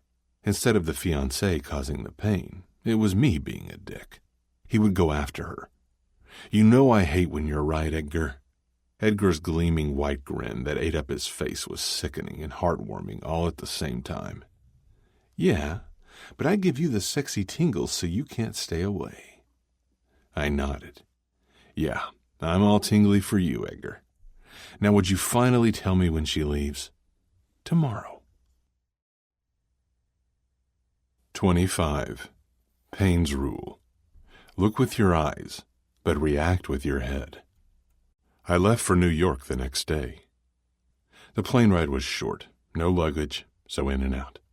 The cab ride was long, but I made it. Standing in front of the building where Morgana would be staying for 6 weeks while in the program was torture. I was across the busy street at rush hour, and in the 1 hour I had been standing there, no Morgana. Not that I expected her to sense me outside and come running to my arms like in some deodorant commercial, but I did hope for that. I would have settled for a shoulder bump in the street as we crossed paths. Her excitement so palpable that she jumped on me, not caring that people stared. Maybe she was there waiting for me in the lobby, drooling and thinking of my cock. Yeah, she was probably drooling right now. I was about to cross the street to find my slobbering beauty when I noticed the door to her building opened. Her flowing crimson hair was hard to miss. My heart leaped in my chest, surprised by the happiness I found in watching her walk through a door. But then it crashed to the street. My once beating heart, joyful 1 second, was now lifeless, as I noticed Morgana was not alone. There was a man with her. He placed his hand on her back in such a way that it made me want to rip it from his body. His shaggy blonde hair kept drifting into his eyes, making him fling his head back like a moron. He was skinny, too. Not crazy skinny, but probably a meth addict, maybe even crack. I should keep an eye on Morgana to make sure he didn't hurt her. They made their way down the street at a surprisingly brisk pace, given his grabby hands. I almost lost them as they turned a few corners, but managed to catch them right before they ducked into some dive bar. He was probably going to sell Morgana to the slave trade, or worse, try to kiss her. Just thinking of his thin, cracked lips on her had my jaw tightening to the point that I thought I had broken a molar. The establishment was dark, muggy, and the door was propped open to let in the fresh, dry air. They took a seat at a table next to an old wood-burning stove. Everything about the place was like a throwback to the 19th century. Dark wood paneling, old newspaper clippings hung on the wall, and a piano player spilled music from the back. I took a seat at the bar with my back to their table and ordered an orange juice from the bartender. There were a few words I caught from their conversation, and it was enough to make me want to throw that guy at the piano. Morgana mentioned something about feelings, where he responded with body and together as the waiter brought them food and they ate. I'd be happy to bring his body together like a fucking taco and stuff him full of my fist. While they ate, I sat and seethed. Just as I was about to get up and confront the loser, I heard them move. The two of them made their way down the narrow, dark hall and out into the bright, busy sidewalk. I dropped a 5 on the bar for my sobering juice, but my feet refused to move as I watched that jackass push some of Morgana's hair that blew onto her face and glide his fingers down her arm. Son of a bitch. My voice rose, and the entire bar turned to watch me. Even Morgana turned. Her glittering eyes narrowed, but then she could see me. The skinny guy who could have comfortably fit into Morgana's dresses wrapped his arm around her shoulder before pulling her away. I wanted to call out to her, tell her to back away from that creepy guy, explain that I never meant to hurt her, show her that I lost my job so she could succeed. Maybe then she wouldn't want to be with him, but with me. I wanted to tell Morgana that I had been a fool to believe I didn't need her in my life. I dreamed of her petal-soft skin. In those dreams, she whimpered my name and laughed at my jokes and drooled for my cock. In my dreams, we walked hand in hand, and it was beautiful. But even as I slept and my head made up that perfect world for us, she was nowhere as beautiful as she was in real life. Every time I saw her, my breath caught like it was the first time I took in her beauty. But all that wasn't real. It hit me harder when I grasped how much of a dream I was living. I stood there in the old bar that smelled of stale beer in my dead grandmother's basement and tried my best to accept that Morgana would never be mine. She was with Mr. McSkinnypants now. Our love, or whatever screwed-up relationship we had, was dead. I did as Edgar said and went after her, but it was too late. I guess I deserved that. After how much I'd fucked up in life, it was best that I was alone. My phone vibrated, and I reached into my pocket to see Tiffany was calling. Hello? Hey, Henrik. I wanted to invite you over for dinner tonight. Eveline mentioned you got fired when I went out for drinks last night. I'm sorry. Leave it to Beckman to tell the world that I was jobless. She probably had a banner fly over Lake Michigan with the news. I still wanted to invite you over. I'm making a chicken pot pie. My stomach grumbled, and I gazed over at the chalkboard hanging above the bar that read, "We only serve hamburgers and hot dogs. You don't like it, then get lost." I'm in New York right now, but if I get a plane home soon, I could come home for dinner. What? New York? Was it, a job interview? As awful as everything was right now, it's nice to know someone wanted me around. No, something personal but important. Or something I thought was important. Anyway, I'm leaving now. I'll give you a call at the airport and let you know if I can make it. Okay. If your plane arrives late, we could have a later dinner. I know David would be willing to stay up to see you. I rubbed my face, especially my eyes, as they pricked with warmth. How is he doing? Wonderful. Since David came home from the hospital a few weeks ago, he has been progressing tremendously. You have to see him, Henrik. He is starting to use a walker. He can only do a few steps on it now, but I am... She trailed off as emotion had gotten the better of her. I know, Tiffany. I know. I can't wait to see him and you. My voice was low and gruff, but we both understood there wasn't much more to say. I sighed. Goodbye. I'll call you from the airport. See you later. Oh, and Henrik? Yes? Thank you for being you. She hung up before I had a chance to tell her she was mistaken. She shouldn't thank me for anything, especially being who I was. I caused pain and heartache and ruined lives. As I made my way out of the bar and hailed a taxi, I reviewed the past several months in my head. It was like watching someone ride a roller coaster, only it's your life. It was crazy, and the only good thing to come out of all of that was David beginning to walk, something I had nothing to do with. Sure, I found the doctor, but I didn't perform the operation or keep a vigil by his bed for the week he was in a coma, or help him to recover with therapy. Other people did those things. I just threw money at them when it was needed. A rich monkey could have done that. As the cab pulled up to the terminal, I threw some more money at the driver. Was that all I was good for? The past few months, years, had been all about money. Either making it for Mimir or spending it. No wonder Morgana moved on so quickly. How could any woman love a man so shallow? Now that I didn't even have money, well, nothing coming in at any rate, what did I do? Once I got my ticket for a flight that left in less than an hour and made it through security, I took a seat by my gate looking out at the planes rolling by. They had a purpose. Everyone here was striving for something, whether it's a destination or to see a loved one or some business trip to help their company. They all were striving for joy or working to bring it to others. I didn't do that. I wondered if I ever did. Someone stumbled in front of me trying to juggle their luggage and something they were carrying. A book fell at my feet. It was well made, leather-bound, and I picked it up with care. Handing it back to the older man, whose smile reminded me of my father, he took the book and shook it for emphasis. "There's no greater joy than learning, and no greater annoyance than air travel." He chuckled at his joke, and I laughed too, thankful for that small comic relief from the terrible week. As he strolled away, I couldn't help but watch him. He was right. I hadn't realized I was searching for an answer to a question until that man presented it to me. Simple. It took a plane ride to another city and a book to fall at my feet to figure out. I mumbled to myself, "I miss you, Dad." 26. Morgana's Problem. The Program. I was living my dream. I would be an executive at Mimir when I finished the program in just 3 short weeks. The weather here in New York was turning warm, flowers were blooming, and everyone was helpful. A little too nice.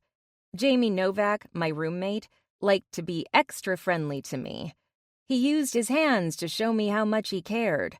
Jamie explained that New Yorkers were very expressive. I reminded him that he was from California. That's when he explained that Californians were affectionate. I told him that Chicagoans were bullshit detectors. That kept him at a distance these past 3 weeks. There were 10 of us that entered the Executive Development Program at Mimir. We were assigned an apartment to share for the duration of the 6 weeks in pairs of 2. They thought there were 4 females and 6 males in the program, so the pairing seemed to work out perfectly. Only Jamie wasn't a woman, but a man. An attractive man with blonde hair that, I admit, I wasn't all that disappointed when I found out he was my roommate. Until I realized he flirted with anything that moved. My parents, my grandma, and Arya came to visit. I got to hang out with my loved ones and didn't have to see Jamie. Bonus. My parents decided since they never traveled, they would splurge on the trip to New York. We went to lunch at a restaurant in a swanky hotel. I lifted my eyes from my menu to the dark gray circle-patterned wallpaper along the wall and the burgundy leather upholstering that my mother leaned against and sighed. "Oh, sweets, are you tired? I hear people in New York never sleep. Were you having trouble with rest?" My mother reached for my hand and gave a firm squeeze. "No, I'm sleeping fine. I guess the program is a little harder than I expected." I gave a weak smile before returning my attention to the paper menu delicately placed in a black leather binder. It's true. I naively came here believing this would be challenging, but nothing I couldn't handle. Now I find myself second-guessing every answer I gave to the instructor or rewriting every assignment at least 3 times before handing it in. I think if they have grades, I would have been lucky to get C's, maybe even D's. I wondered if it was luck that the distribution idea came to me. Perhaps I wasn't built to lead, to make decisions that affected hundreds or thousands. Henrik knew what he was doing. That's why he was the executive vice president. As much as people resented him, and even though he toyed with my heart, he was good at his job. Maybe he involved me in his decision-making, not because he saw potential, but because of his dick. I guess that's all I had to offer. Trevor used me to make porn. My opinion or consent on the matter didn't even enter his mind. Henrik tried to steal my idea while using me. I lost count of the number of times the blame for anything that went wrong was my fault. These people didn't see much in me, and perhaps it was time I realized they were right. I heard my dad bellow as he lifted his hand with his glass, and his ill-fitting navy blazer rode up his arm. "We are paying. I don't want to hear a word of protest, and that goes for you too, Arya. I am so proud of my baby girl. You set your mind to something, and here you are. Only 30, and in just a few weeks, you will be an executive with Mimir." His grin broke my heart. My parents didn't know how I struggled here. No one knew. They saw a woman working toward a dream and had no idea that I worried if I would even graduate from the program. He began with a speech, as he loved to do. It's one of his favorite pastimes, other than watching baseball, football, and discussing World War II. Everyone raised their glasses to me, and I felt my heart slide down before beating helplessly on the floor. I wanted to cry and tell them no, they shouldn't be proud. I was a failure. Coming to New York was a mistake. I wanted to go home to Chicago, crawl into bed, and watch The Walking Dead so I could be happy knowing zombies didn't surround me. My dad droned on his little speech as my mom pulled me close to whisper, "To my sweet daughter, who is the strongest woman I know. But just in case, I got you this." My mom, in an attractive floral print sweater and simple gold chain, dug into her purse to slide a small brown box toward me. I glanced at a frowning Arya as she shrugged her shoulders. When I lifted the top to the box, I saw a small key ring with a red metal cylinder attached and a black plastic latch at the end. What is this? I picked up the small object that had some weight to it. The first thing to flash in my mind was a vibrator. Your mom surely would have given you that in private, Morgana, like when you were 16 and she gave you Ben, your first mechanical boyfriend. Brain eyed the red object with confusion. You're right, Brain, but that was when I was 16. You know my mom. Maybe she thinks that since I'm an adult, it's okay to do these things in the middle of a fancy restaurant. Maybe. At least your mom won't give you the talk again. I don't think there was enough bleach to make that speech dissolve. My mom first gave me the talk when I was 10, but at 16, we talked again. That time she gave me a vibrator and told me to learn my body.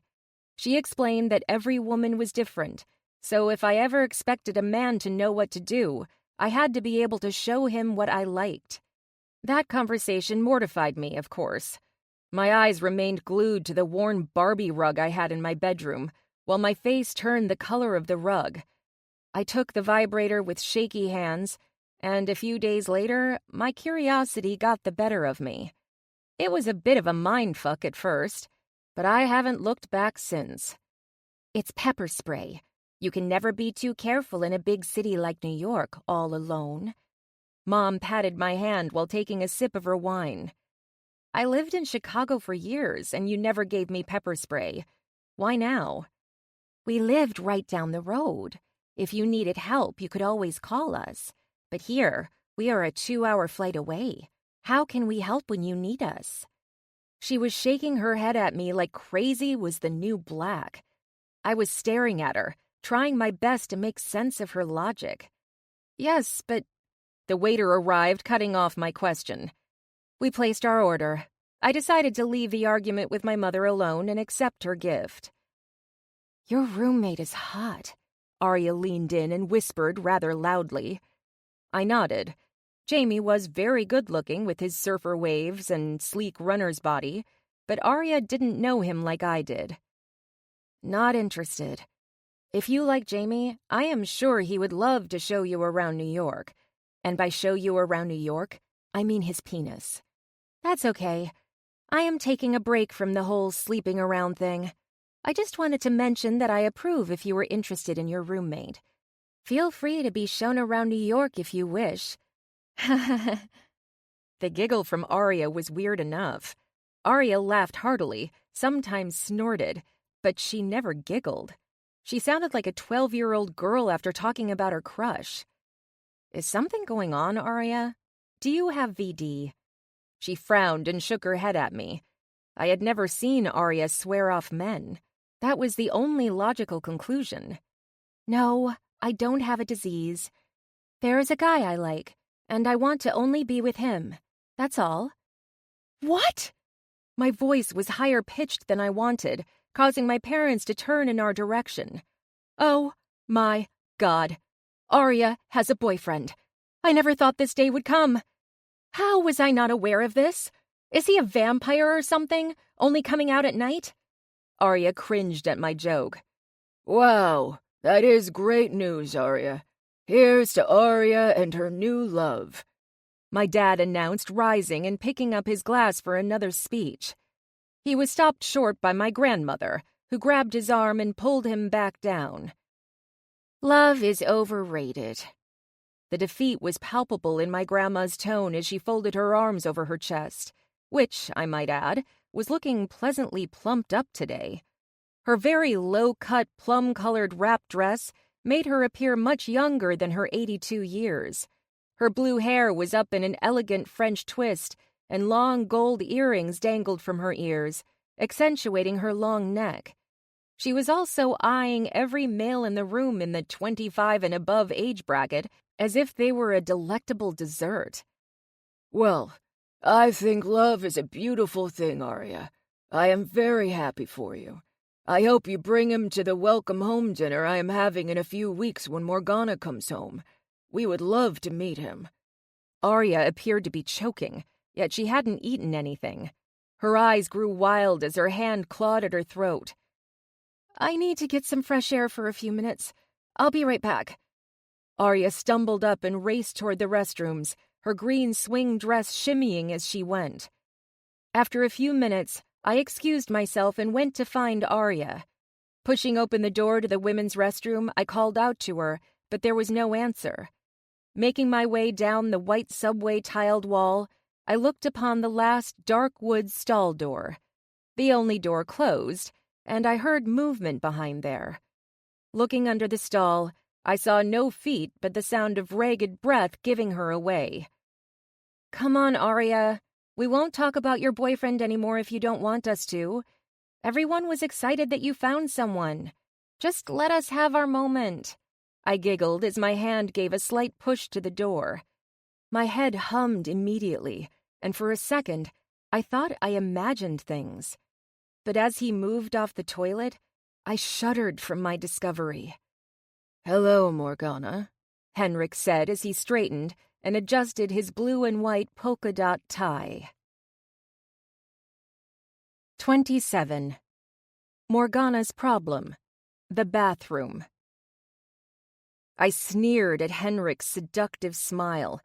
His perfectly tailored, coffee-colored linen suit that accentuated his toned form made my blood boil and my nipples harden. And that blue tie seemed to enhance the hue in his eyes, making them even more smoldering. Like they were spraying smolder at me. Disgusting. Even his thick pink bottom lip that he was chewing had me breaking out into a sweat as heat intensified between my thighs. What are you doing here, Henrik? Mr. Payne?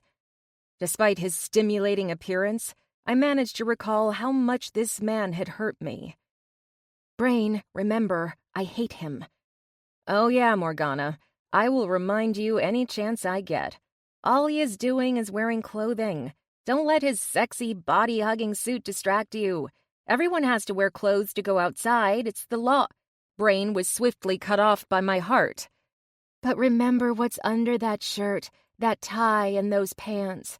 His ripped body, those hot tattoos, and that scar on his chest that you never got to ask him about. Probably rescuing kittens from a burning tree. Remember, Morgana? I shook my head and did my best to shut down Heart. Even Vagina was coming to life, and if she started talking, her lips would destroy everything. I spent the past 3 weeks trying to get over Henrik, and if Vagina and Heart had their way, it would all have been for nothing. Henrik could be here to steal some more ideas from him.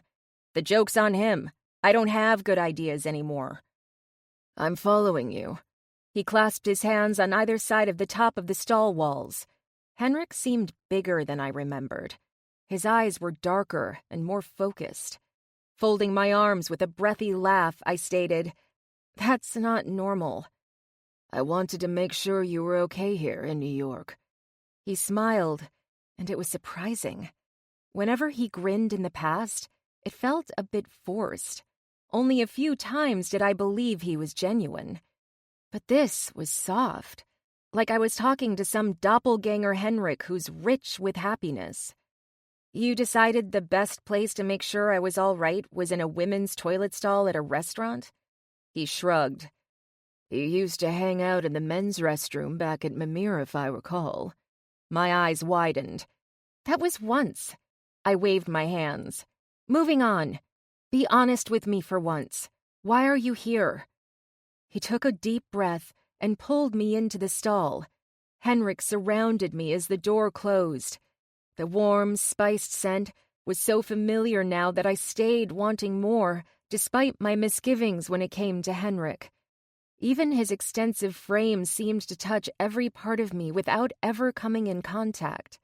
He must have been doing this on purpose, trying to mess with me, throw me off course so that I was too confused and unable to finish the program.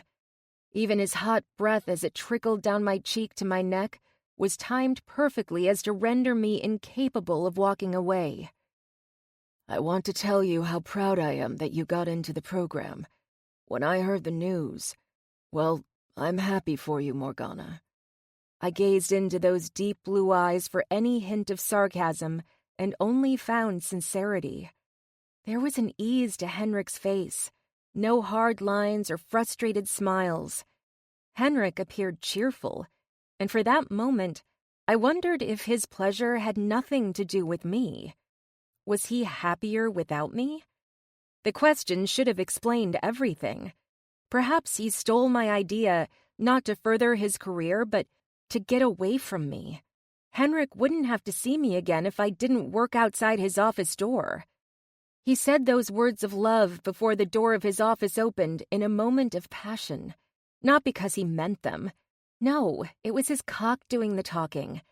An opportunity appeared so he could leave me, and he took it. Why did that idea hurt even more? But that still didn't explain why he would be here now. Stealing my breath, I held his gaze. I'm sure you are, Mr. Payne. You got what you came for, to see how I was. Wish me well. But if it's ideas you are looking for, I won't be fooled so easily this time. He swallowed, and it appeared painful. Some bad taste in his mouth, like thievery. I understand you want nothing to do with me. Snorting, I nodded. You got that right, Mr. Payne. Now, if you don't mind, I would like to return to lunch with my parents as they came a long way to see me. I reached for the lock on the door, but he was too swift. His fingers curled over mine, and for a moment I was shocked, incapacitated by the electric heat that migrated up my arm. It had lingered only briefly at my heart before it moved down. So low, I had to stifle a moan. Please, don't go. That please felt like a raging storm of pain as it hurtled toward my ear on his whispered breath. Henrik beg? I had never heard Henrik utter that word to anyone, including me. The joy in his gaze darkened as he lifted my hand to his lips. I'm sorry, Morgana. I never wanted to hurt you. That ache in his voice snagged my chest, and I let him. When his lips moved from my palm to the indent in my elbow, I didn't pull away. Even as his fingers drifted down my side, finding the hem of my floral dress, lifting it, I couldn't push him away. Please let me take away the pain. I swallowed down the confusion as warmth spread from his touch. They tickled my thigh and pushed past my panties before sliding inside me. His lips found my neck as his fingers indulged in using me. And I let him. I spread my legs just an inch or two, but enough for Henrik to rub his thumb just right. My head was a jumble of thoughts, but mostly how good that felt. His shoulders were still as firm and corded as I remember, allowing me to grip them for support. His greedy lips neared my ear, but slowly slipped away to be replaced with teeth. This was the Henrik I remembered, as if sex would solve everything. He thought with a few orgasms, all thoughts of distribution ideas and empty words of love would disappear. But he was wrong. This time, I didn't think I could forget. He won't change, I know that now. There was nothing more profound he could give, because Henrik was an empty shell of a man. He warned me once how he didn't do relationships. I should have listened. It was his voice that was hoarse.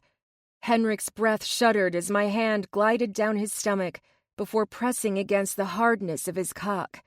Even the fingers of my other hand that had moved up to curl into his hair and pull his head back seemed to make him groan.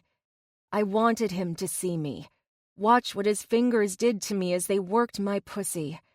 My breath became unsteady, and his other hand slipped to my spiked nipples, pinching them through the fabric, yet I kept my gaze on him. "You're worth everything," he said. My eyes flickered closed for only a second at his words, but I forced myself to deny them. It's more of his lies. Every word that dripped like syrup from his lips wouldn't be gobbled up by me. They were for the next unfortunate sap that looked at this man in hope. Every stroke of his hand would never again have me whimper his name. This time, I would leave him wanting. This time, I would pretend nothing happened. This time, when the orgasm came, he murmured, "That's it. Come for me, Morgana." His thumb became more frantic as it rubbed my clit. Henrik hooked his fingers as I rode his hand. My hips gyrated erratically as I felt myself tighten, until it all crashed. My back arched, my hand covered his, my body slowed yet deepened the grind. As much as I wanted to close my eyes and become lost in my climax, they stayed on him.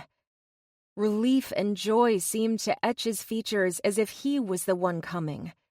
But his expression didn't last. I moaned and let out how I felt as I shuddered my release, and his delight faded. "Not for you," I said with a shuddering determination. Henrik wanted to pull me closer, maybe even kiss me in an effort that he misheard me. His fingers slipped, and I pushed away, straightening myself. He was hurt. I should have been happy. The combination of the orgasm and treating him as he had treated me for so long should have had me glowing. So why was there a hardness in my stomach? Why did I want to push him aside so I could throw up in the toilet? Henrik opened his mouth, but our heads turned to the bang of the bathroom door opening. "Morgana?" Arya's voice filtered through the room. I kept my eyes fixed on the direction of her voice, unable to watch the vulnerability I left with my words. His raspy breath, the sweet, sticky scent of us that surrounded me in this tiny metal room, felt claustrophobic.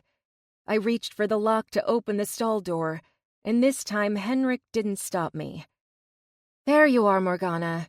Did you have a case of the squirts?" Arya gasped when she reached the stall and saw Henrik. "You! Don't you touch her!" She grabbed my arm and pulled me toward the front of the bathroom. Arya stopped as she opened the door, and we both looked back. Henrik stood just outside the stall, his mouth open, about to talk. "Save us from your pathetic lies, Mr. Payne.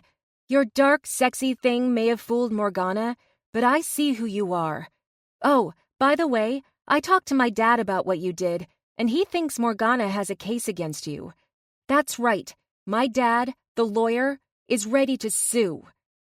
She hasn't spoken to her father in years. There would be no suit against Henrik. She let me cry on her shoulder for a long time over Henrik. The least I could do was let her have her say. Arya leaned her head toward the open door and raised her voice. "Morgana doesn't need some pervy guy who likes to hang out in women's bathrooms." I turned my head to find an older man in a black suit with graying temples and some balding on top stride toward us. "Is everything all right, ladies?" He stopped just in front of the restroom. "No, I just caught some creeper in there trying to watch my friend pee," Arya explained as she pulled me out and toward our table. As I took my seat, my food was already waiting for me. I shifted to see Henrik being escorted out of the restaurant by the balding man and another large guy with blonde hair. Henrik twisted his head in my direction. What I found there surprised me. I expected hurt, maybe even anger, but it was nothing like that. A whisper of a smile burnished Henrik's lips that I knew was meant for me. Despite how I left things and what I said, he was still happy. I turned back to the table, my eyes focused on the perfectly cooked chicken breast. The food blurred as my eyes watered. He was happier without me. "Who was that, Morgana?" My mom's brow wrinkled as she gazed at me. "No one, Mom. Not anyone who will cause any more problems." 28. Morgana's problem. Slut hands. Back in Chicago. Now a graduate of the Executive Development Program, I should be smiling, but something had my lips tugging down instead of up. I glanced out the window of the diner and up at the blue sky. Despite the beauty of the day, being surrounded by my home city and friends, and with my dream achieved, I wasn't cheerful. Perhaps it's jet lag or too much of my mom's cake last night as she threw a celebration dinner for my arrival. The dinner made me happy, not because of the food, although the cake alone would make anyone joyful. It was seeing my family and Arya, who brought her new boyfriend, Alexander, which made the night great. I could see why Arya wanted to keep Alexander around. A super hot, reclusive rich guy. What's not to love? Those eyes of his would wet panties within a 5-mile radius. I was happy for Arya, but that creeping itch of jealousy seemed to mar my mood. The celebration was for me, and all I thought of was Henrik. So, of course, I did something stupid. I called Henrik. Just before the party got underway last night, I went for a walk around the neighborhood and dialed his number. My heart beat faster as I heard his voice. It wasn't until I listened to the muffled sounds of a very female voice in the background that my heart came to a screeching halt. Arya and I had finished lunch in a diner off Lincoln Park on this beautiful Sunday. We went to the cash register to pay our bill. I gave Arya a $20 bill and told her I was going to wait outside, giving the excuse of needing fresh air. Why I left her side was so she didn't see the tears that started to fall from my eyes. I'm so angry at myself for crying over a man who used me and had quickly moved on. Taking a deep breath, I stepped outside. The fresh Chicago air helped dry my tears. I turned to glance up the street. That's when I noticed a couple that made my heart plummet to the ground and skid into the road. There was barely any humidity in the air, yet it felt like I had walked into a tropical jungle while wearing a wool dress.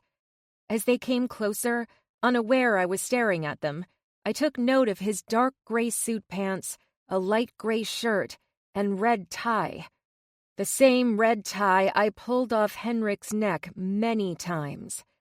Henrik had his hands in his pockets with a smile on his face, as the woman, with a cute little blonde bob, wrapped her slut hands around his arms. That's right, I said slut hands. She must have been the female voice on the phone last night. I wanted to go over there, shove her away, and slap him. Then I'd try to make out with him. Damn it, I'm going to find a doctor that could give me something for my overly horny vagina. Morgana, Brain piped up. I didn't want a lecture right now from Brain about how I was judgmental and that I knew nothing about that woman. Look, Brain, I know I am too critical of her. I'm hurt, all right? I explained. Oh, no, Morgana, she is a slut. I was going to tell you that if you want to get rid of her, I am more than happy to help you out. Brain eyed the blonde with suspicion. What? I should talk to him. Perhaps he got a job and she's a coworker? He could be interviewing for the job, and they recently finished a lunch interview. I would ruin it if I went over there and acted jealous. Besides, we aren't together anymore. He made that quite clear to me. He can see whomever he wants. I tried my best to convince Brain and myself. Or you could cut her, Hart piped up, and I noticed hatred in her eyes as she stared at the blonde. Whoa! I think I will have a rational conversation with a reasonable person. I shook my head. And who has an interview for a job on a Sunday, Morgana? Look, whatever you want to do is fine by us. But know this, we will support you whatever or however you choose to handle this. And by handle, I mean take care of. And by take care of, I mean cut a bitch. Brain surprised me by going along with Hart, who was nodding her head in agreement. Ladies, please stop. Hey, Morgana, you ready to head back? Is that Henrik? Arya happily skipped out the door with her belly full of ham and cheese until she noticed the couple coming toward us. Yep. Who is that slut he's with? Arya demanded. We told you, Morgana. I think they sell knives at the 7-Eleven, Brain added. You know what? I am not going to cut anyone, so let it go! I yelled. Arya turned her head to me, scrunching her brow in confusion. What are you talking about, Morgana? I said slut, not cut. Arya slapped me on the back as her deep laugh made me wonder if she secretly smoked. I turned my attention back up the sidewalk and noticed Henrik squinting as he gazed in my direction. My eyes darted around before I dashed behind a parked car beside the curb while Arya stared at me. She nodded in acknowledgement and ran back inside the diner to watch through the glass window. Hearing a rumble as a surge of heat raced over my face, I gasped as the car I was behind started. Thick clouds of exhaust blasted around my line of sight. Closing my eyes, I struggled to breathe as the car pulled away. Thankfully, the movement of the vehicle pushed most of the fumes away, and I took a deep breath of partially clean air, which was followed by intense coughing and gagging. Morgana? Henrik's deep voice filtered through the thick fog like death itself. For a moment, I was thankful to be alive, until I glanced up to see his cold stare with slut hands hanging on his arm. Gaining control of my breath, I turned my attention to the ground and frantically perused what it had to offer. A small metallic wrapper, torn along the edge, caught my eye and I swooped in to snag it. In triumph, I stood and held the wrapper in my hand like an Olympic medal. There it is. I made my way over to Henrik. Fell out of my hand. Thought I lost my lucky... My smile faded as I examined the wrapper further. Your lucky what, Morgana? Henrik's lips were pursed into a white line as his shoulders shook. Smug bastard. Condom wrapper. My lucky condom wrapper. Doesn't everyone have a lucky something? If you think about it, what is worse? A lucky rabbit's foot, which is morbid, by the way, or the wrapper from the condom you lost your virginity to? Made sense. Perhaps a bit disgusting, but there wasn't much here. Since I just noticed the used condom was the only other thing on the ground, I believe I made the better choice. As it sunk in that I was touching a used condom wrapper, I dropped it instantly and rubbed my hand on my jeans. Oh no, Morgana, your lucky wrapper is blowing away. Henrik pretended like he was trying to catch it. I ignored him and turned towards Slut Hands. I'm sorry, I haven't introduced myself. My name is Morgana Drake. I used to be Henrik's assistant. I didn't even know this woman, and I was already judging her harshly. Just because Henrik broke my heart didn't mean I had to hate that woman. If he had moved on and chose her, then I should feel sorry for her. She was the one who would have to deal with him. Maybe he has littered her desk with pink sticky notes too. In a way that made me sad. I like to think the pink sticky notes were our thing. Maybe he used yellow with her. I reached my hand toward her to shake, but she sneered at it as if I was about to infect her with a disease. which I probably would, considering what was most likely all over that condom wrapper. Oh, hi. I'm Zoe Mayer. I'm Henrik's partner. Zoe wrapped herself around Henrik's arm and gave a squeeze, still looking at my hand in disgust. Partner? Like, partner for life? Like, sexual partner? Cut the slut! Brain and heart chanted at the same time, building faster and louder until I shook my head to cut them off. Right at that moment, Arya slid up beside me and mimicked Zoe's stance by wrapping herself around my arm. Hi, I'm Morgana's partner, Arya Dixon. Arya leaned into me. At first, I thought there was a fly around my ear, but soon realized Arya was trying to nibble my earlobe. It felt like a wet snake trying to shove itself in through my ear canal. Pushing her away, I wiped my ear on my sleeve. No. Arya, what are you doing? She pulled me aside and whispered, trying to make Henrik jealous. Look at him. He's staring at you heartbroken. If he can have a partner, you can have a partner too. Arya did this once at my parents' holiday party when we were in college. One of the neighbor guys was hitting on me, and I wasn't attracted to him, so Arya pretended to be my girlfriend. It doesn't work like that, Arya. I don't think he is jealous. I turned back to face Henrik and Zoe just as Arya draped herself on me. Her head was on my shoulder as her hand made its way up my yellow t-shirt to cup my boob. Then she took it a little too far and brought both her hands up to squeeze the ladies, and I immediately swatted her away. Arya turned to Henrik and said with a sly smile, God, I love to snuggle up to Morgana's boobs at night, like two big, soft An urgent need to shut this down compelled me. Okay, Arya, ha. Very funny. The joke is over now. I wish the car had killed me. As much as I didn't want to face Henrik at that moment, my eyes betrayed me. It wasn't his face that I took note of, but his penis, which pointed straight at me. Trying my luck with Zoe, hoping this didn't arouse her, I was proven right. But that wasn't necessarily a good thing.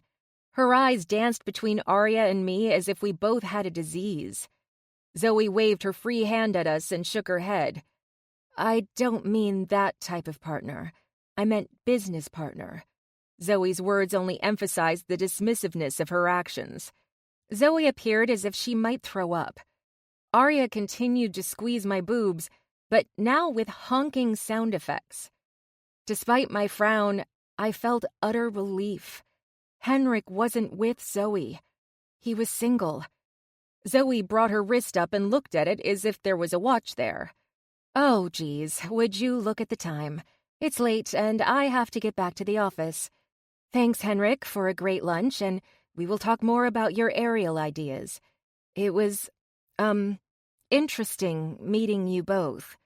She leaned in to shake our hands, but halted to wave bye instead before she turned to leave.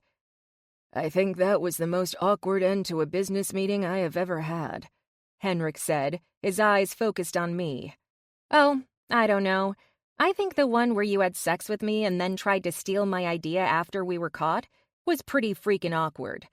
I smirked at him as he winced. Now that my work here is done, it is time for me to leave. We'll talk later, Morgana. Arya winked at me. She gave Henrik an evil glare before turning in the direction of the lake and walking away. At least I know how you got your fascination with condom wrappers, Henrik said. So funny. Is that your latest job, a comedian? No, Morgana. Comedians are lonely, jaded people. So you would fit right in. I curved my lips, but despite the low simmer of anger pushing the words out of my mouth, there was a twinge of regret, too. This anger wasn't me. I needed to let him go. Henrik had moved on, and based on the smile on his face and joking words, he was happier, too. It's time I found my happiness. Even if Henrik wanted me with him, would I go back now? After letting me think Tiffany was his girlfriend, never telling me I could come back to work after being put on leave at Mimir, and finally stealing my idea and saying those terrible things about me to save his job. Why would I ever give him another chance? based on Henrik's actions, Trevor seemed like more of a catch. I guess I deserve that. Henrik took my hand. Part of me wanted to pull it away and scream for how he treated me. But the other part remembered how my hand fit perfectly into his, how his fingers curled and gripped anything so he could hold on while opening up about his family, his past. Sometimes I thought the only way Henrik knew how to show affection was touch. Maybe the bliss he gave me in that New York bathroom was his way of telling me he cared. So, Zoe, you two seem close for only working at the same company. I didn't want to ask, but I had to know. I've told her we only work together, but I guess she is the touchy-feely type. But without her, my company wouldn't be where it is, so I let her hug me every now and then. She's from California, so that might explain it. I nodded. Yeah, my roommate in New York was from California. He was very handsy. I had to explain to him I was only there to learn and work, not anything else. It turned out okay, as he found many women to occupy his spare time, though I wish the apartment was bigger so I didn't have to hear the occupation. I snorted, but Henrik didn't laugh. He appeared muddled and scratched his head. Then you weren't with him at that bar? What bar? We went to a bar in New York when I first moved in, but that was because we were both hungry. After that, I made it clear I would be eating on my own. He kept trying to put his arms around me until I warned him if he did it again, a few fingers would get broken. His eyes widened. Did Jamie have blonde hair? Tall and skinny? Yeah. Why? Do you know Jamie Novak? Just a lucky guess. Now I was confused, but Henrik's face brightened. His mouth broke out into a smile so broad that I thought his head might break in half. Wait, you mentioned you had a company? When did that happen? I'm glad you brought that up, Morgana. 29. Payne's Rule. Hope for the best, but prepare for the worst. Morgana's in my apartment. She was standing in my office, staring at my desk. The little crease between her brows, the one I wanted to lick and was in danger of leading my tongue to more delicate places, was deep with concentration. She was reading my paperwork, and I didn't think there was anything sexier. Nothing right now could fill my heart with more joy than watching her rifle through my documents. Morgana reached for another folder, flipping it open to find aerial shots, and I wondered if I might cream my pants. Damn, her fingers grazing my work was hot. Henrik, I'm confused. Where's Winston? A shot of fear softened my desire, as I knew this moment would come. As happy as I was that Morgana agreed to go back to my new apartment so I could show her the plans for my company, I dreaded how she would take the changes in my living space. In truth, I was nervous to show her both my idea and my new place. The idea took root on the plane ride back from New York when I spied her and Jamie together. Jamie. I was thankful she wasn't with him. When Morgana told me he was her handsy roommate and nothing more, I wanted to do cartwheels. But in a way I had to thank him. If I didn't think they were together, I would never have come up with the idea for the company. I needed to downsize Morgana. To get my idea off the ground, it was essential that I had as much money as possible at my disposal. The sale of my condo in the Gold Coast and not having to pay Winston helped a lot financially. Now I need a backer, preferably a bigger company, to invest and help get my idea off the ground. Her lip trembled as she placed the papers back on my desk. Winston's gone? Just like that? She snapped her fingers. No more, very good, miss. And here are your tea cakes, miss. Firstly, Morgana, Winston wasn't Jamaican. Secondly, he never served you tea cakes. She clutched my shirt as a tear escaped her eye. But he could have, Henrik. He could have. Now I will never know. She sniffled and her eyes widened. Oh no, I just thought of something. The bathroom. Morgana dashed out of the small white-walled spare bedroom that now served as my office. When I asked Morgana to come back to my apartment and see what I had been working on, she expected me to pull out my phone and call my former driver. She was shocked when I showed her that I lived a few blocks away, not 20 blocks south at my old place. The older building had an Art Deco design and much smaller condos, but I believed Morgana liked the cozier feel. She commented how much she admired the dark wood trim and wrought iron details. She made her way back into my office. Her shoulders slumped forward. Moving toward her, I gently grasped her arms. "Are you all right? Your bathroom here is small, and it's a tub shower combo. Why didn't I put a ring on your own place when I had a chance? I guess I have to marry Kate now. Monogamy is better. Kate can't be jealous that way." The laughter erupted from my throat as I pulled her in for a hug. I missed her. How she acted like my old condo was a palace and Winston some play toy. Morgana's goofy obsession with cake, and even when she snort-laughed. "It feels good to hold you." She stiffened, and I wondered if she ever thought of me. I'm sure she had, but maybe not in the way I thought about her. I wondered this past month about how she was doing in the program. I missed our various movie and cake discussions. Even when I stupidly tried to avoid talking to her and put those pink notes all over her desk, I miss writing them for her. When she called me last night, I wanted to meet her. I almost made an excuse to Zoe to tell her I was sick, but we had a big meeting this coming week for an investor and knew I had to prepare. As much as I hated telling Morgana that I couldn't come to her welcome home party, it had to be done. Morgana drew away, clearing her throat. "You didn't bring me back here to hold me, Henrik. Can you explain what all these papers mean?" She's not mine anymore. It's time for me to accept that. I believed focusing on my new career would help me move on from Morgana. It didn't. She inspired me to think outside the box, and now I can't stop thinking of her. Just after I left Mimir— "You mean after you were fired?" She straightened, folding her arms over her chest. "Yes, I don't like to think about that, but you are right. After I was fired, I spent a long time thinking about myself and what I had done in the world to make it a better place." Morgana started to open her mouth, and I held up a hand. "Now, before you say nothing, I'm going to say you are right. I haven't done anything to help or improve this world, and I had access to a lot of money and resources that could have easily made improvements." She leaned back against my oversized glass desk, which fit perfectly in my old place, but here it took up the whole room.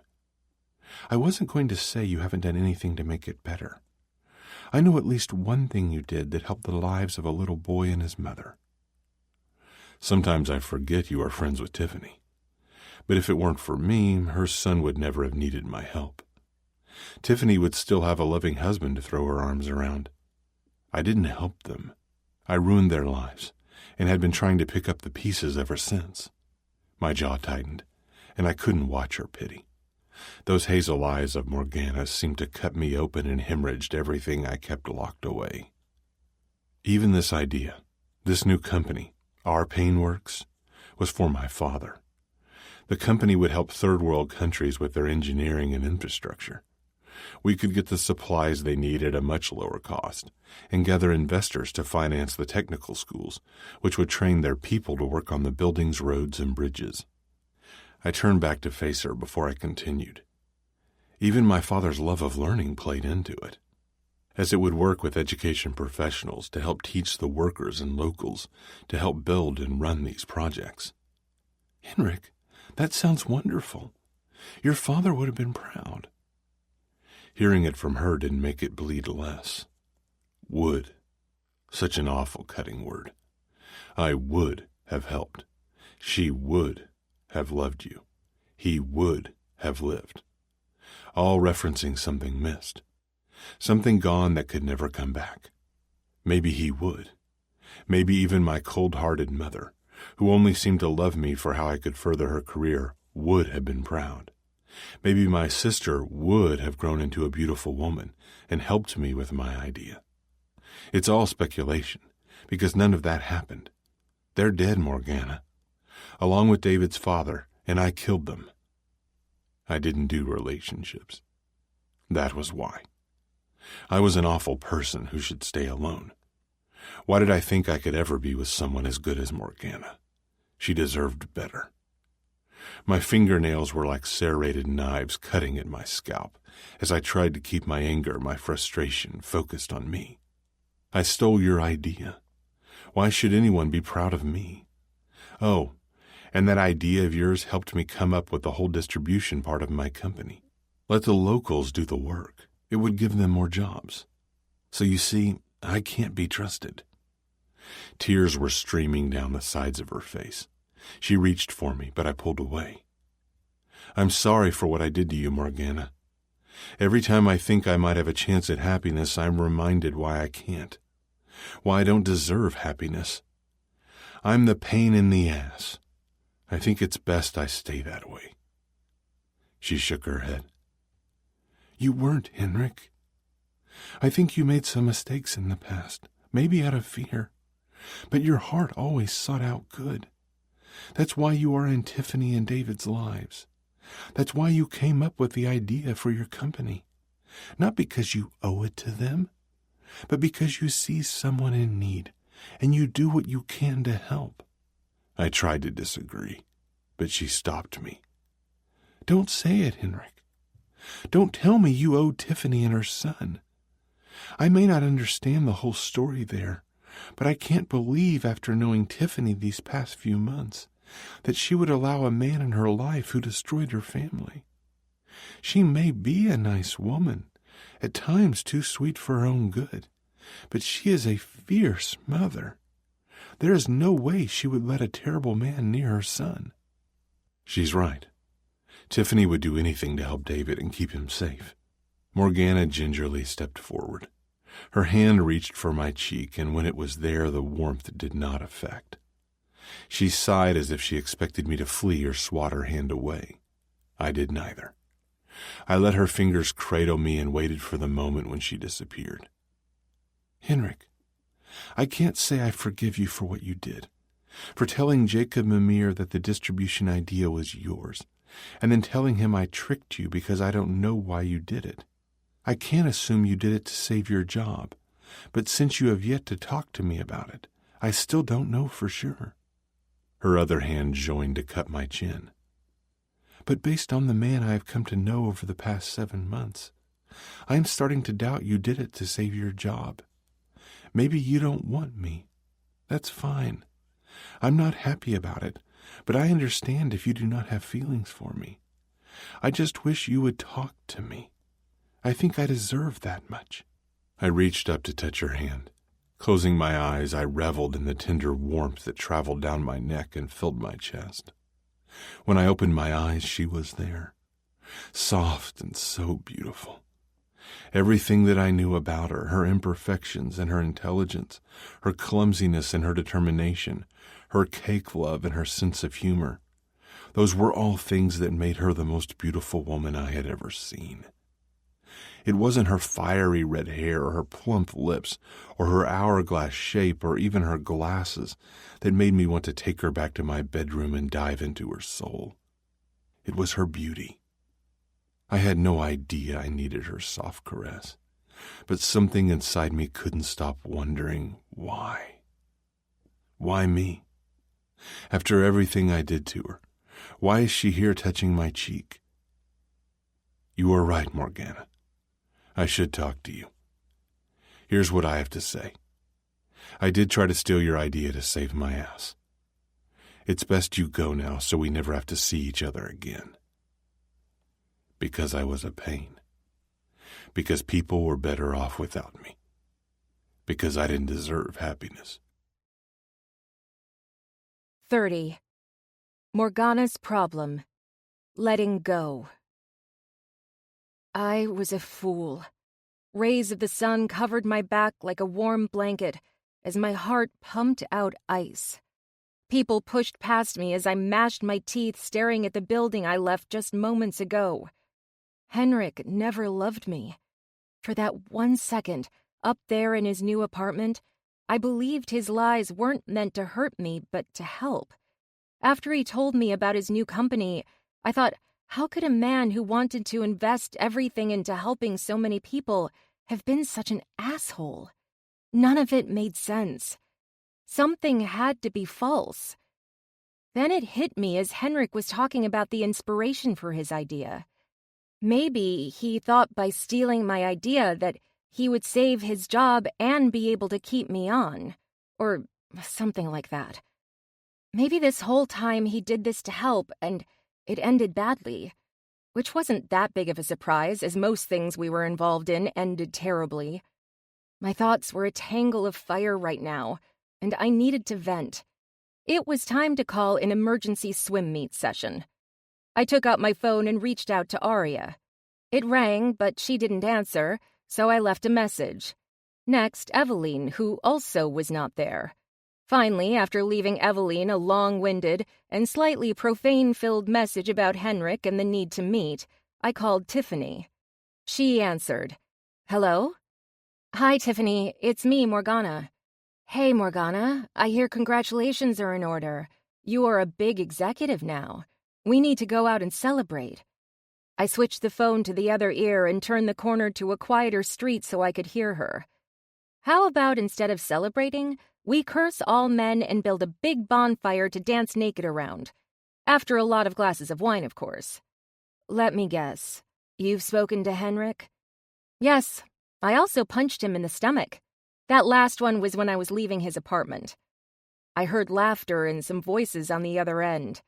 "Look, Morgana, I'm at David's physical therapy appointment. If you want to stop by, we can talk while he gets therapy."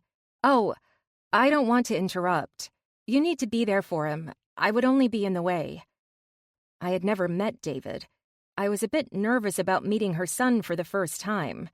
Tiffany and Henrik love him so much. What if I tripped and fell on him?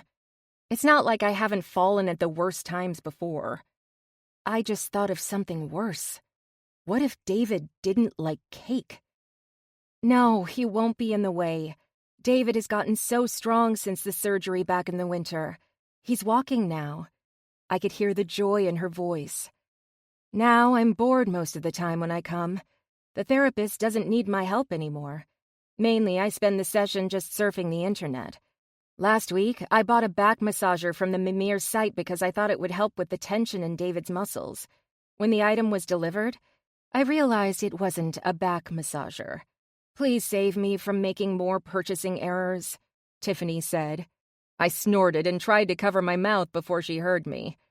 "Okay, I'll stop by, but feel free to tell me to go if you need to help David." She told me the address of the therapist's office, which was only 2 L stops and 4 blocks from where I called her. When I got there, the receptionist directed me to a large room with colorful mats, a small ball pit that if I were 8, I would have flung myself into, and some wooden steps in the corner. Tiffany, with her gorgeous chestnut hair cascading down the side of her shoulder, in a flower-patterned peasant top and jeans, looked like someone out of a J. Crew catalog. She sat in the back corner of the room on a padded bench swiping at her phone. Over by the ball pit was David, who I recognized from the pictures in Henrik's old condo. I was going to miss that place. David was being helped into the pit by a large man with dark skin and ripped arms.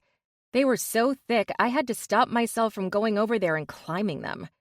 I took a seat next to Tiffany, who was absorbed in her phone and hadn't noticed me. I leaned over her shoulder.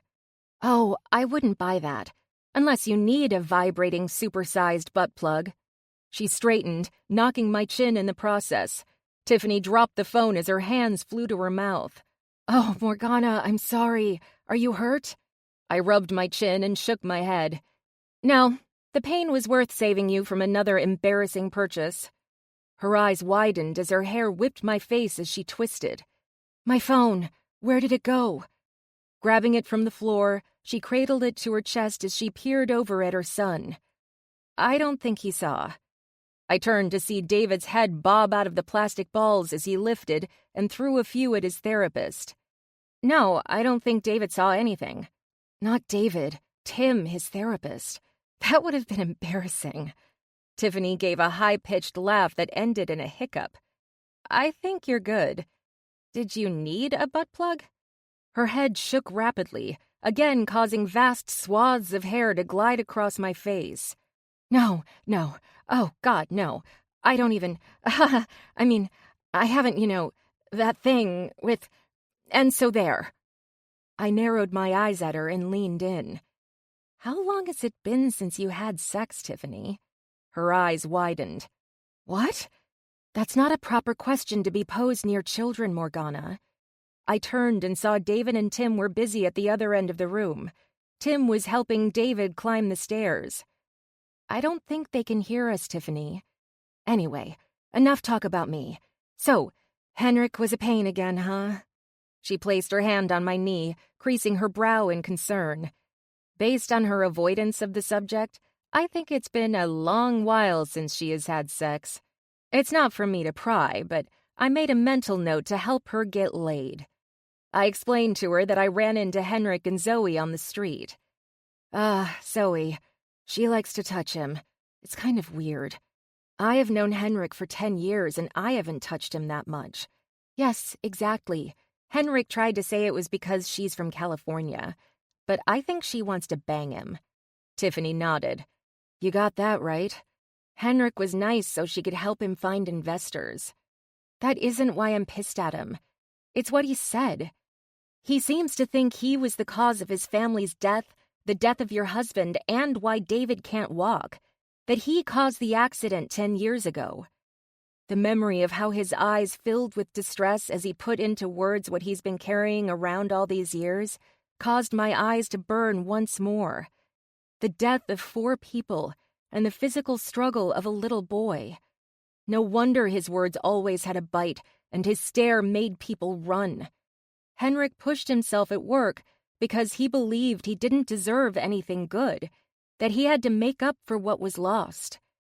Tiffany leaned back against the wall, her eyes glazed. He did blame himself. Did he ever tell you what happened? I shook my head. No, but if it's too painful, you don't have to say anything. It will always be painful. But as the years pass and as David grows stronger, the ache lessens. It comes in small bursts instead of nights filled with tears. I find the more I talk about it, as David asks about his father, the less empty I feel. Her chest rose from a deep breath. My husband took my son out the week before Christmas to get our Christmas tree. David was only 2, and I tried to explain that he wouldn't understand what a Christmas tree was. I was sick with the flu, so he took David himself. I grabbed her hand and gave a loving squeeze. A while later, I got a call from the hospital. When I got there, they shoved me into a room with Henrik. He was waiting for his family. I think I mentioned what happened at one of the swim meets. I nodded as I remembered how different I felt when I met her for the second time on my birthday at the bar during one of our swim meets. I couldn't forget how I resented her when we first met at the diner, believing she was Henrik's girlfriend. Then, when I discovered the truth behind their relationship, it helped me realize why Henrik said she was more to him than a girlfriend. His parents were at some swanky Christmas party with the mayor. His mother was drunk. She drove with her husband in the passenger seat. Maybe he was drunk too. I don't know. Their teenage daughter, Henrik's sister Janice, was in the back seat. You don't have to continue, Tiffany. I don't really... Tiffany was too far gone to hear me anymore, as tears streamed down her cheeks. Janice wasn't buckled in, and she died instantly, which I think was a blessing. The tree my husband bought killed Henrik's parents, but my husband lived for an hour, suffering. I like to think he was comforting David, hanging on long enough to tell my boy everything would be okay. I covered my mouth to stifle a sob. Wrapping my arms around Tiffany, I held her and told her to let it out. She did. Her body trembled as she melted into me. We sat like that for a few minutes, until I heard her cries turn to hiccups. Somehow, Henrik thinks that if he had gone to pick up his sister, the accident would never have happened. But it was the night of his office party, and he was just as drunk as his mom was that night. I didn't even need to get near him. The whiskey scent filled the room. Even if he did pick up his sister that night and he didn't crash into my husband's car, who's to say it wouldn't have been another family or person or just him and his sister? There's no way of knowing. You're right. She pulled away and wiped under her eyes. I kind of wish we kept talking about butt plugs now, Tiffany said. I laughed as she smiled. Yeah, what did you think they were? I continued with her subject change to lighten the mood. I thought they were stress balls. You know, the kind you squeeze with your hands. What if I had ordered them and David saw? How would I explain that? It might be a good segue into the sex talk. She frowned. I just got David to walk. One hurdle at a time. I smiled, remembering where she was just 6 months ago when I first met her and found out her son was in the hospital. I think I am the one who should be congratulating David and you. I grabbed her hand to squeeze before I continued. I can't say I have the first clue what it's like to walk in your shoes, but I'll say with all my heart, you are one tough chick and an amazing mother. Her eyes grew distant again as her head tilted toward her son as he struggled up the wood plank steps. I was so worried 10 years ago that I would lose him. I thought the happiest moment of my life was his birth, but it was the day I got to bring him home from the hospital after the accident. David was the only thing that helped me get through that first year. He smiled and giggled, despite watching kids his age run around him because he wasn't able to even sit up on his own. Tiffany turned to me. Now look at him. I'm incredibly lucky. I wonder if anyone has any idea. Every day he fights and wins, even if he can't fully walk yet. He always wins. David is my hero. A car crash couldn't stop him. Brain damage couldn't stop him. He's my superhero. I turned my head and watched the boy with the thin legs wobble up each step and wondered if I would have had that strength. Even when I saw Henrik with Zoe a few hours ago, I acted like a child and resorted to thinking the worst. I couldn't even act like an adult and deal with a real situation, while this boy and his mother took on challenges that I take for granted.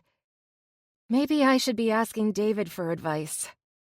He told me once, a few months ago when his verbal skills improved to the point he was using 3- and 4-word sentences.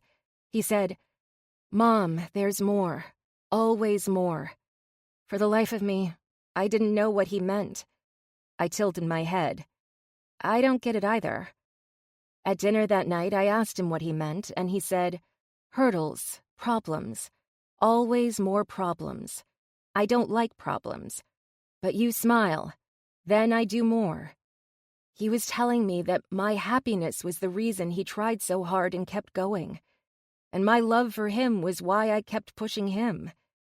That's what love is, an endless cycle of ups and downs, where there is no finish line, only reaching for each other's happiness. She took a breath and patted my hand. Henrik is not an easy man to love, Morgana. But if you keep reaching for his happiness, you will find him reaching for yours. I sighed. Maybe. But he has made it clear he doesn't want to find happiness. 31. Payne's Rule.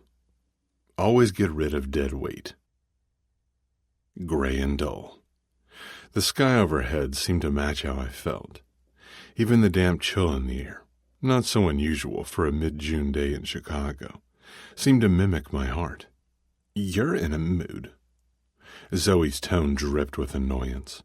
She reached for the door, and I glanced above it at the coffee shop sign. Maybe I have seasonal affective disorder. The cloudy sky is affecting my mood. I'll go see a doctor. She ushered me into the warm shop filled with every shade of brown, from the dark leather chairs to the walnut-colored counter at the register. It's as if the interior designer thought brown was the new black.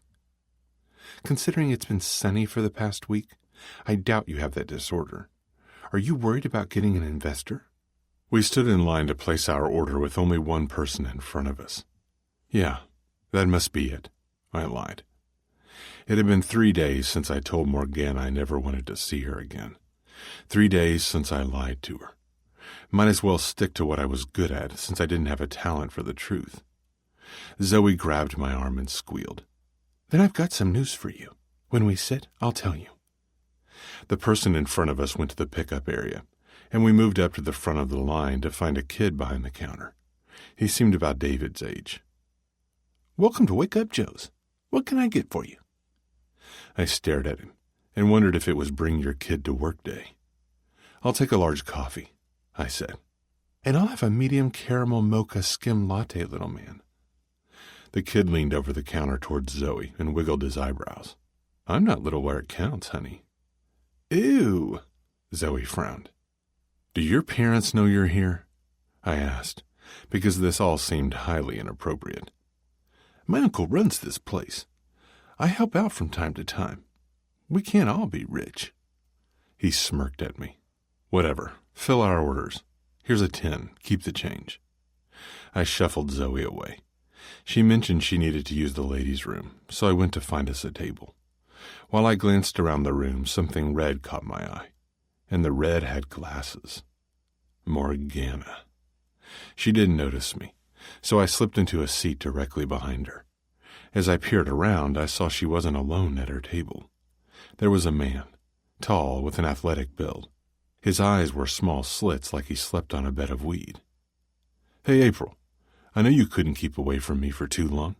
I was about to turn and punch his beady-eyed face when something stopped me. April? That's not her name. Maybe she led a double life. What if this whole time she was shacking up with this guy on the side and telling him her name was April? What if that was her real name and Morgana was the fake one? So many questions and so many names. "I'm not April anymore, Trevor. I go by my middle name ever since you put up that sex video, April Did It Dirty, which is why I'm here." Sex video? What sort of double life does Morgana lead? "You want to do another video? I knew it. That thing has like 500,000 views, Morgana. I've received a lot of messages for a sequel. When do you want to start? I'm up for tonight." I dug my nails into the square wooden table to stop myself from tackling Trevor. "What? Ugh, no, Trevor, just no. You need to take that video down. That's why I'm here. My career is taking off, and I don't want people to find out that my ex-boyfriend once filmed us having sex." "You loved it." "I had no idea you filmed me. Take it down." Morgana raised her voice loud enough for a few heads to turn. I was about to stand to physically make Trevor remove the video when Zoe showed up with our drinks. "Here you go. I put some cream in it, but didn't know if you wanted sugar." She placed the steaming cup in front of me as I gritted my teeth. "Henrik, what's wrong? I'm sorry if you don't like cream. I could ask them to redo it, but I don't want to talk to that boy again." I bent forward and lowered my voice. "No, I'm not mad at you, Henrik."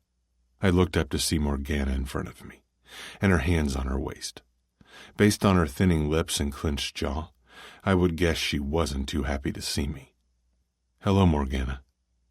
I started to get up but stumbled when I noticed Trevor move beside Morgana and drape an arm over her shoulder. She shifted and pushed Trevor away. "Please don't touch me, ever," Morgana said to the lanky pervert. She turned her attention back to me. "What are you doing here?" Zoe stepped beside me and wrapped herself around my arm. I hated it when she did that. "We're having a business meeting. I was about to tell Henrik that Mimir has agreed to meet with us to consider investing in our Payne works." "What?" I said, as I removed Zoe from my arm. "I set up the meeting for later today. That's why I wanted to meet with you this morning. Jacob Mimir only had time in his calendar for after lunch, and then he's off to London for several weeks. I know it's short notice, but I think it's our chance to get a solid investor." I shook my head and chuckled. Having Mimir as an investor would be extremely helpful, not only to get my ideas off the ground, but to attract other investors. I patted her on the shoulder. That's a great idea, Zoe. Thanks. I'm surprised you went to them, considering I was fired from Mimir. Thanks, but it wasn't my idea. Well, not completely. Your former coworker reached out to me. We talked, and she suggested they might have an interest in investing in a new venture like yours. Did Morgana contact Zoe? She seemed to have been impressed by the idea I had and wanted to help. But I thought when Morgana punched me in the stomach, it meant she would never do anything for me again. I guess I was wrong. I turned my head toward Morgana. Did you contact her? Her eyes widened as her hands went up. What? No. No offense, Zoe, but other than Henrik, you are the last person I want to talk to. Zoe's lips tightened. None taken. Then I don't understand. You said it was a she. Who could have called? Oh, no. Not Grace. A shudder ran through my body, causing my balls to shrivel back inside me. Zoe shook her head. No, that wasn't her name. I have it written down in my purse. It was Evie or Angeline or... Eveline Beckman? You're telling me Eveline Beckman contacted you? Yes, that was her name. She said she worked in HR at Mimir. My world began to spin out of control. First, Morgana was April and had a sex video. Now Eveline was helping me with my company. Next thing they would tell me that the Cubs would win the World Series. Oh, wait, that happened. That only meant one thing. I've somehow stepped through a wormhole into an alternate universe where everything was the opposite. Quick, Morgana, do you love cake? Morgana let out a loud snort. Do I love cake? Is that a joke? Let me put it to you this way. I hold my farts in around cake so it will never leave me. That's disgusting, Zoe said, taking a step back. Morgana narrowed her eyes and pointed at her. No, that's true love. Hey, Morgana, I have an idea. Maybe these two could join in on the sequel, make it a four-way. That would get a lot of hits.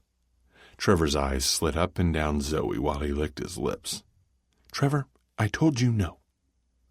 I stomped up to Trevor, dwarfing him with my height. I mistakenly assumed he would have been tall due to his thin build, but I was wrong. I had at least a half a foot on him.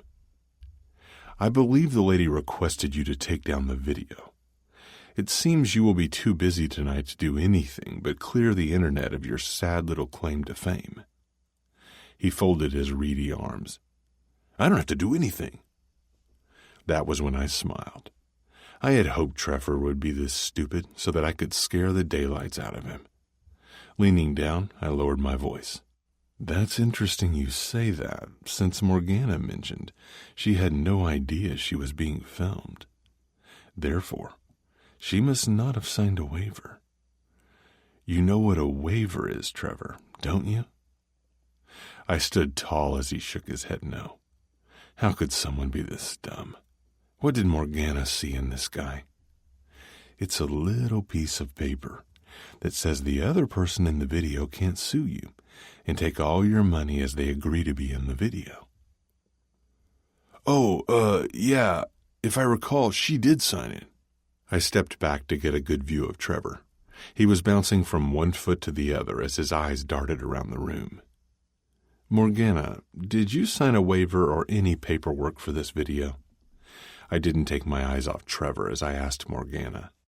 No. I didn't even find out about it until a few weeks later, when Arya stumbled upon the video on a porn site. Oh, Trevor, it's a good thing we aren't in court, or you would have been guilty of perjury. Wait, Morgana, isn't Arya's dad a lawyer? He was shaking now, and my eyes remained fixed. Yeah, but... So you see, Trevor, Morgana is itching to take all the money from you. You would owe her so much that even if you worked at wherever you work... I work here. I'm an assistant manager. Okay, then even if you work 50 years here, you might have paid her back by then. Do you want to work that long? Never seeing a dime because of one pathetic sex video? Which I wasn't even in the shot half the time. Your camera skills are worse than your boyfriend's skills, Trevor. Morgana came and stood beside me. "Fine, I'll take it down tonight, but only if you promise you won't sue." "Now how can I promise that, Trevor? What if it resurfaces at some point in the future?" She walked up to him and dug her finger into his chest. "If that video ever sees the light of day again, you better go into hiding, because you won't want me to find you." I stood behind Morgana and mimicked slitting my throat as I stared at him. Because if that video did come back, I'd kill him. Yes, okay. I'll take it down and delete the file. I got to get back to work. Bye, April." He huffed and with a brisk step headed behind the counter. I made a note to contact Edgar and have him pay Trevor and Trevor's computer a visit. "Thanks, Henrik. Arya mentioned before about suing him, but I thought if I talked to him he would take it down. I guess I was wrong. I'm wondering what I saw in Trevor." "Me too," I mumbled. "What?" Morgana asked. "I guess he needed to be told that the law was on your side. You know, if you need a lawyer, I can find you one. Even if he takes the thing down, you still have a right to sue him." Her body seemed to deflate without moving. "No, I just don't want it having a bad effect on my job." "Henrik, we need to discuss things before the meeting." Zoe's eyes darted between Morgana and me. "Oh, right. Give me a minute, Zoe. I have to talk to Morgana about something." "Fine," she groaned, and turned toward the counter and found the young boy making googly eyes at her. Zoe stopped and turned toward the pickup counter, where a lip-licking Trevor stared at her. "They should name this place Sleazy Joe's," she mumbled before heading back toward the restrooms. "I hope Ed patched up that peephole," Morgana said, glancing at a retreating Zoe. "What?" I looked back at Zoe, but was distracted by the noise of Trevor and the boy pushing each other out of the way as they tried to make it into the employee-only area. They must have breaks often around here. Never mind. I stepped closer to Morgana as her hazel eyes moved away from the back of the shop and returned to me. She smelled of lavender and rosemary, and somehow I felt like I was home. In that shop full of perverts and coffee grounds, standing next to Morgana, I didn't yearn for more. I only wanted this. "Morgana, I'm sorry I punched you, Henrik." I winced, remembering the pain. She had a mean hug. If she took up boxing, I would place my bets on her. "I deserved it.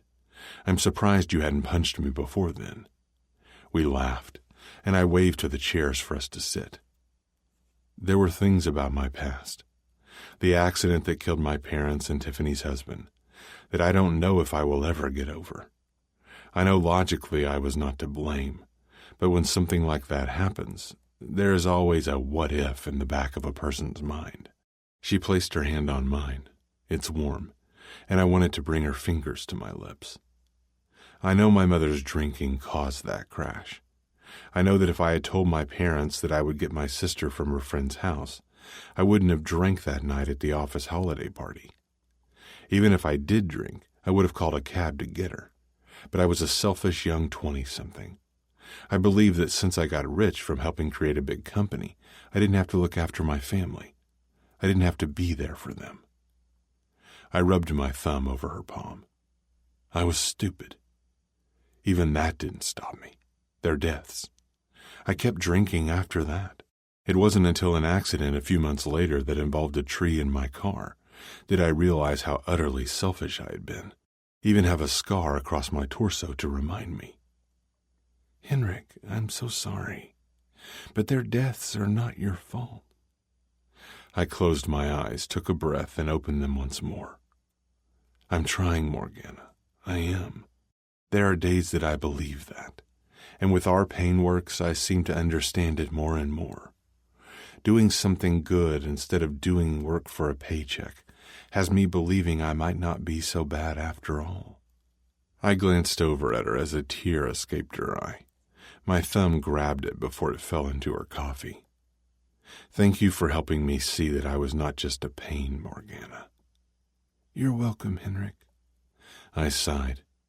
"You said the other day you wanted us to talk. I'm ready to talk." I paused and gave her a moment to say no, but she didn't, so I continued. When I told Jacob that your distribution idea was mine, I was doing it so he would fire me. I knew you had told Eveline, and she would jump at the chance to have me fired. She did, of course. But then I saw the pity in Jacob's eyes, like he was willing to give me another chance. I knew he saw me as a brother, so I had to make him hate me. Her brow did that cute little wrinkle that I loved. But why?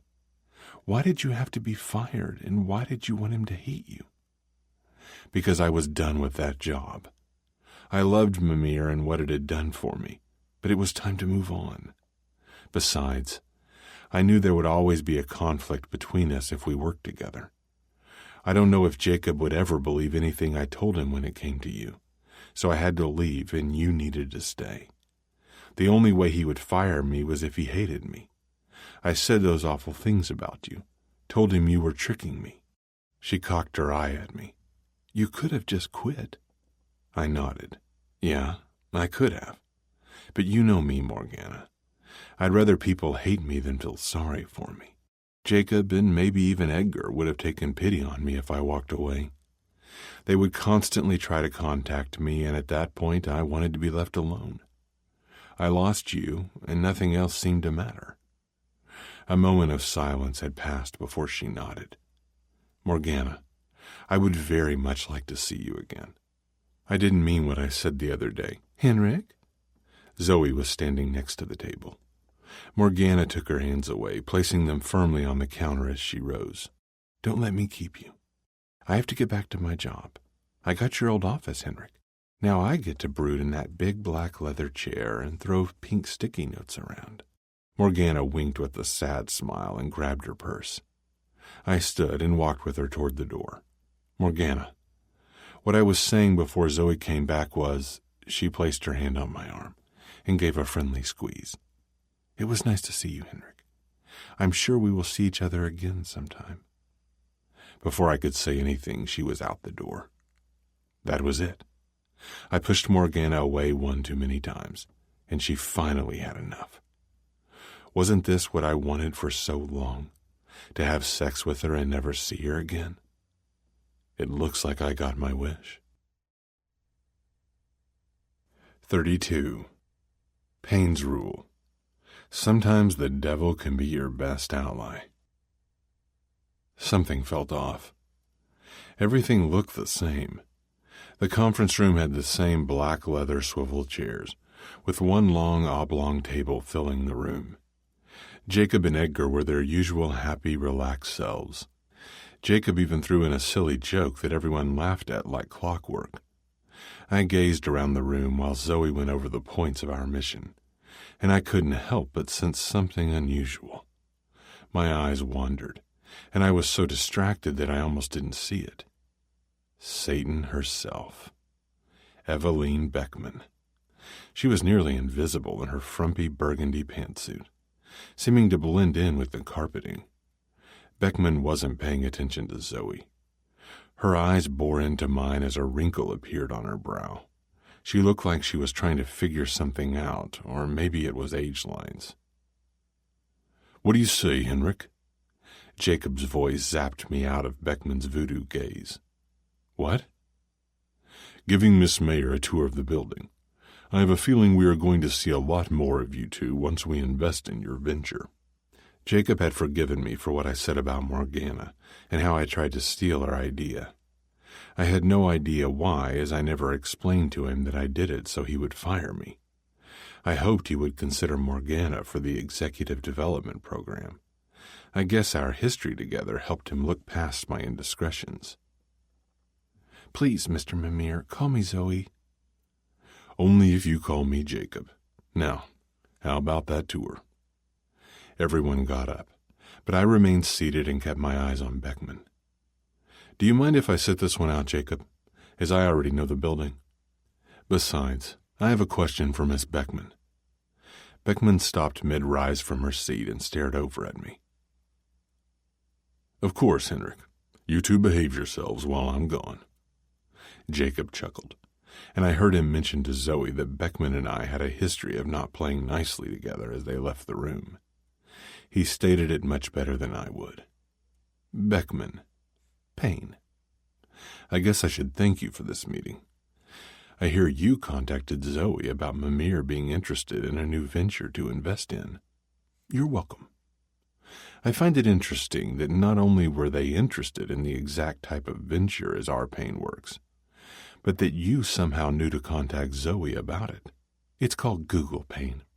I guess I gave you too much credit and thought you knew how to use the internet. I nodded. Of course. You just thought, hey, I'll look up Payne's new company and contact them about doing work with Mimir. Given all the soft, fuzzy feelings we have for each other, that makes total sense. Eveline began to shift in her seat, like she had to take a terrible shit but couldn't get up. I'm not telling you a thing, Payne. Eveline Beckman was smart, probably the most intelligent woman I knew. If this were her idea, she wouldn't have been so obvious about it. She had to see that it would get back to me that she contacted Zoe. I think you will. Eveline stopped shifting. I guess the turd had traveled back up a canal for now. And what makes you think that? You don't work here anymore. And if I'm not mistaken, there was no contract signed with your company, so I don't have to say anything to you. She began to stand, leaning over the table across from me.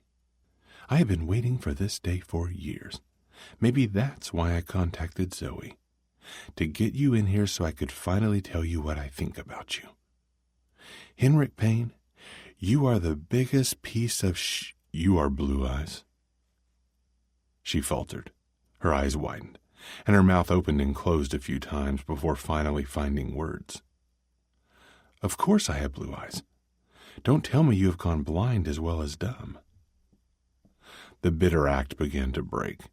Instead of eyes that lashed out at me, they bounced around the room. Instead of a steeled edge to Eveline's words, they wobbled, never quite finding stability. Of course you have blue eyes, Beckman, but I think you know what I'm talking about. She sat back down to gather herself. Maybe I do, but that doesn't stop you from being an asshole. What? You think you could throw some nugget of information at me, something personal, and I would melt like poor deluded Grace? I'm sorry. Her eyes narrowed, and she raised her finger at me. What are you playing at? I'm sorry for all the years I treated you poorly. All the times I called you names and yelled at you. For being a pain to you. For all her intelligence and firm control, she didn't expect me to say those words. Everything changed in her demeanor. Her face relaxed, and for a moment, I got what men saw in her. She was beautiful. That edge softened, turned almost sweet, as her blue eyes shined up at me. You are apologizing? That's not supposed to happen. You are the jerk, making asinine comments, and I give it right back to you. That's how it has always been, well, almost always. About that, how did all this start? I know I'm not the most liked person here, but what did I do that had you singling me out? For the life of me, I don't recall. Eveline twisted her head toward the door, as if deciding that walking out of the room was the only answer to my question. After a moment, she turned back toward me. It was about 6 years ago. I had started at Mimir a few weeks earlier. It was someone's birthday, so there was a cake in the conference room on the executive floor. I stood near you and Edgar, but wasn't part of your conversation. I overheard Edgar say, "She seemed nice when I met her." I looked over at him, and he was staring right at me. I figured you were both talking about me, the new hire. I admit, I shouldn't have been eavesdropping, but I was new. I wanted to make sure I was creating a good impression, especially with the people who ran the company. She laughed a little before shaking her head. That's when you stated, the Ice Queen wouldn't know how to be nice if it came and gave her a nice kiss on the ass. I was floored at how you described me. I always try to be serious and a hard worker, but never had I once been described like that. I set up a meeting with you to find out why you said that, and when I asked if I had done anything to offend you, you looked me straight in the eyes and said yes.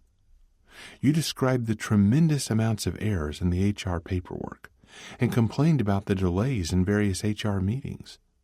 Someone was at fault, so, and I quote, "It must be the new girl, because who else would fuck up in this manner?" End quote. I didn't remember any of this. I would never have called an employee Ice Queen. There was only one person I ever described like that. From that point on, I hated you. I set it upon myself to make your working life at the company a living hell. If I had a chance to make your job a little bit harder or make you work later, I did it. Eveline glared at me, her arms crossed over her chest. If what she said was true, then I didn't blame her for hating me all these years. I apologize, Eveline. I don't remember that specific conversation with Edgar, but I do know that the only person I ever called an Ice Queen was my mother. He must have been discussing my family's death, a topic I rarely discussed. I was probably in a bad mood and wanted to end the conversation. Calling your dead mom an Ice Queen usually shuts people up. I chuckled. I would never have said that about an employee, especially a new hire. I didn't know you. As for the way I treated you when you asked if you offended me, well, that was all me. I was an asshole for a very long time. If it wasn't already glaringly obvious, I have a lot of anger issues. I tried my best to smile, but that seemed to cause Eveline to frown. For a long time, I thought the best way to deal with people was to point out the mistakes, even if it wasn't their fault. I am sure you weren't responsible for the errors in the forms and meeting schedules. I know for a fact that you were too junior at the time to have any control in any scheduling mishaps. You just happened to be in front of me at the time and made the mistake of asking me if I had a problem. I'm sorry. That was no way to treat you. I hope you can forgive me. As much as I didn't get along with Eveline, I would like her forgiveness. I admired her hard work and, to the people she cared about, her intense loyalty. None of this was easy for me, and based on the extensive pit stains I could feel on my shirt, I think Eveline knew that too. If she wanted me to suffer over that, she was doing a good job. Her silence seemed to be her answer. I was about to get up to find the others when I heard her. The words soft, barely audible, and I wondered if I imagined it. What? I said, "I forgive you, Payne. Now don't think I'm going to give you hugs and send you a Christmas card or anything, but I will tolerate you. No more snarky comments unless the situation warrants it. Then I can't be held accountable for snark." I smiled. Getting up, I threw my arms open and walked in Eveline's direction. "Come here," I said. "What?" I said no hugs, no hugs. She jumped out of her seat and yelped, racing toward the door. I paused and watched her as she struggled to get the door open. I was laughing by the time she had turned the handle. Eveline stopped and turned toward me as she was halfway out the door. It was Drake. She had me contact Zoe.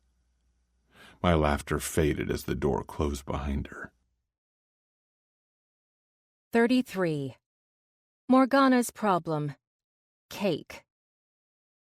I wanted him gone.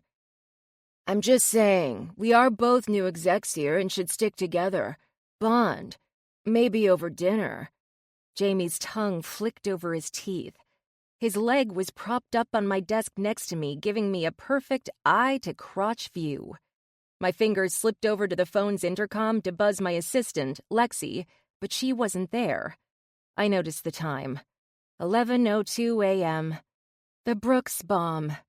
I was stuck here. Lexi had taken my advice when I hired her on Monday and made sure to go on break at 11 o'clock every day. Now I was helplessly trapped by Novak's nuts. He always managed to flash his bulge whenever he cornered women. The ladies in accounting came up with the nickname. Jamie and I had been back for a couple of weeks from New York, and he already had a reputation. I knew what he was like from my time in New York as his roommate.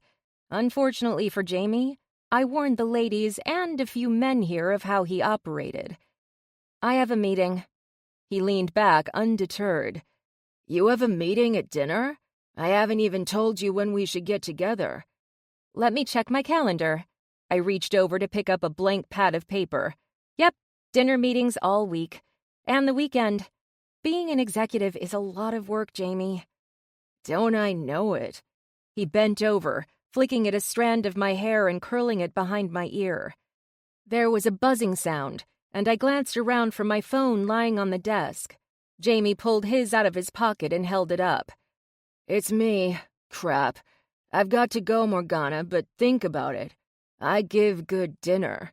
He backed away from me and placed his hand over his nose as he dashed out the door.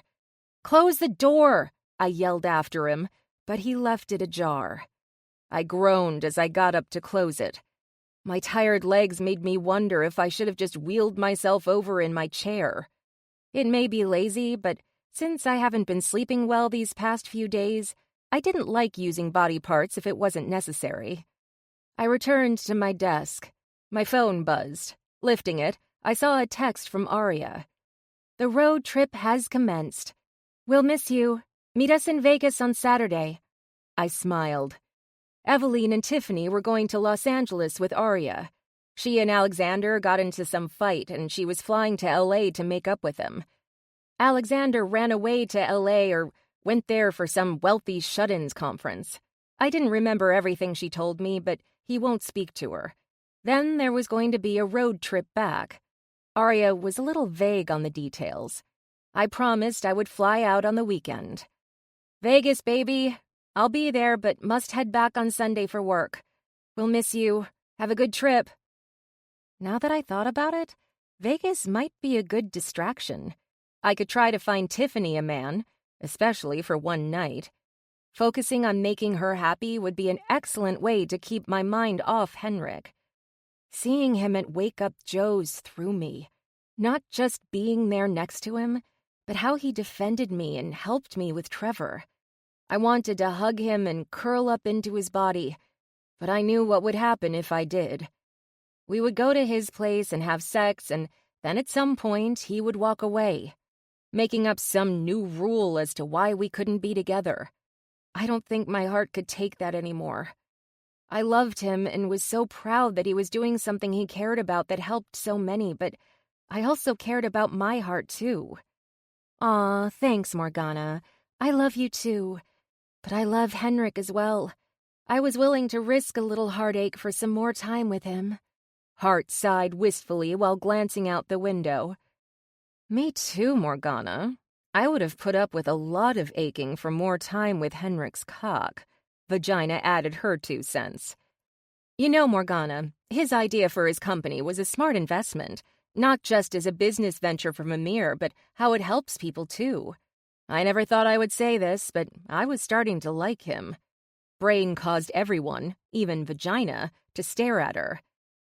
I know you all mean well, but I don't think our relationship was meant to be. We were like a shaken pop bottle, ready to explode at any time. I need something less volatile in my life. A man who was prepared to settle down and do what it takes to win me over. I could hear them sigh, but I knew they agreed with me. Glancing around the room, I realized how different it was just over 7 months ago. I was sitting in that chair on the other side of the desk, nervously answering Henrik's question during my interview. A smile crept up my lips, laughing at what a fool I made of myself. Fainting. I had worked myself up so much, thinking that was my one chance to make it in the world, and now here I sat. I thought all this would make me happy. To an extent, it has, but now I walked out the lobby door at night and headed home to an empty apartment. Will I be happy then? All my friends seem to have lives that involve me less and less, except Eveline. I don't think she would genuinely let anyone into her life. She kept her friendship at a distance. Maybe I should take a class. Perhaps auto mechanics. I don't own a car, but I make enough now that I could buy one. That's what I'll do. Become a grease monkey on the side. Or maybe I'll take up gardening. Ms. Drake, there's a man here to see you. Lexi's static voice came through the phone intercom. The Brooks bomb must have dissipated. I pressed the button. Send him in. I had a lunch meeting with the Denton people. Noticing it was only 11:30, I suspected they were early. The door opened, and so did my mouth. The silver of his hair caught the fluorescent light to appear a lime color. "Winston, what are you doing here?" He was carrying a square basket with a flat lid. Winston came to a stop on the other side of my desk. I got up, but he held up his hand to stop me. "To serve you your tea cake, miss." Having spent a week in London, I learned tea was served in the middle of the afternoon, not at lunchtime. But I wasn't about to argue with him. He was British, after all. If he wanted to serve me tea cake in the morning, then I would happily take it in the morning. The lid opened as he got to work removing items from the basket. "Your carrot ginger tea cake." He placed a small white saucer in front of me, with a slice of orange cake slathered in white icing. "Utensil." A silver fork was placed perfectly beside the plate. He removed a beautiful white teacup, trimmed in gold with a design of blue branches and birds, with matching saucer. Placing them kitty-corner to my cake plate and taking out a silver thermos, he poured what I assumed was tea into the cup. He finished everything off with a silver dish filled with white cubes of sugar and a tiny silver pitcher of cream. Once finished, Winston took out a white linen napkin and with a flick of his wrist, unfolded it. Winston came around to my side. "May I?" I pushed my seat out as he placed the napkin in my lap. Before I could ask anything, he grabbed the basket and left. What was that about? Maybe he heard I took over Henrik's old job and this was his way to impress me. I might have to look at my budget to see if I could afford a butler, because this was everything. I may have to cut back a little to pay him. I could go without my morning lattes, maybe even drop Netflix. Also, did I really need 3 meals a day? I scooted forward and felt something poke my hip. Looking down, I noticed a white envelope on my lap. Winston must have left it there with the napkin. It was probably his resume. Lifting the envelope, I opened it knowing he was hired before I even had a peek inside. As I took out the paper, cake-shaped confetti fell to the ground. Oh, he knew me. Hired. Taking a bite of the cake, I paused to enjoy the citrus bursts of moist deliciousness. It was melt in my mouth, about to have an orgasm good. Did Winston make this? I hoped so. Opening the folded paper, I was surprised to see it was not a resume, but a letter. "Dear Morgana, cake is love. You taught me that. When I first met you, I laughed at your love of cake. I made excuses for this odd affection. Told myself only a fool would take in its sweetness and think they could marry it. As time went on and I came to know you, I wrote off your cake love as a cute quirk. How could a woman charm everyone she met, even the most hardened of men? Even me. It must have been your quirks and your ability to match any wit you came across. At times, I became jealous and wanted to keep you only with me. But you never belonged to me. Cake had your heart long before I came into your life. I surrender to Cake. I could never ask you to choose. But if you would be willing to consider marrying me with Cake, I don't think it's against the law to have 2 people marry Cake together. Will you marry me and Cake, Morgana? Love always, Henrik Payne." Tears cascaded down my face. With shaking hands, I placed the paper on the desk and looked up. Henrik stood there in a dark navy suit, no tie. He walked around the desk and came to his knee in front of me. Lifting his hand, he produced a diamond ring. It was big, shiny. He was every woman's wet dream right now. "Will you marry me, Morgana?" Henrik's eyes were wide with curiosity, but as the moments ticked past, that curiosity turned to panic as I considered my reply. "You will have my answer, Henrik. But you first must answer one question. My answer depends on yours. This was going to be fun.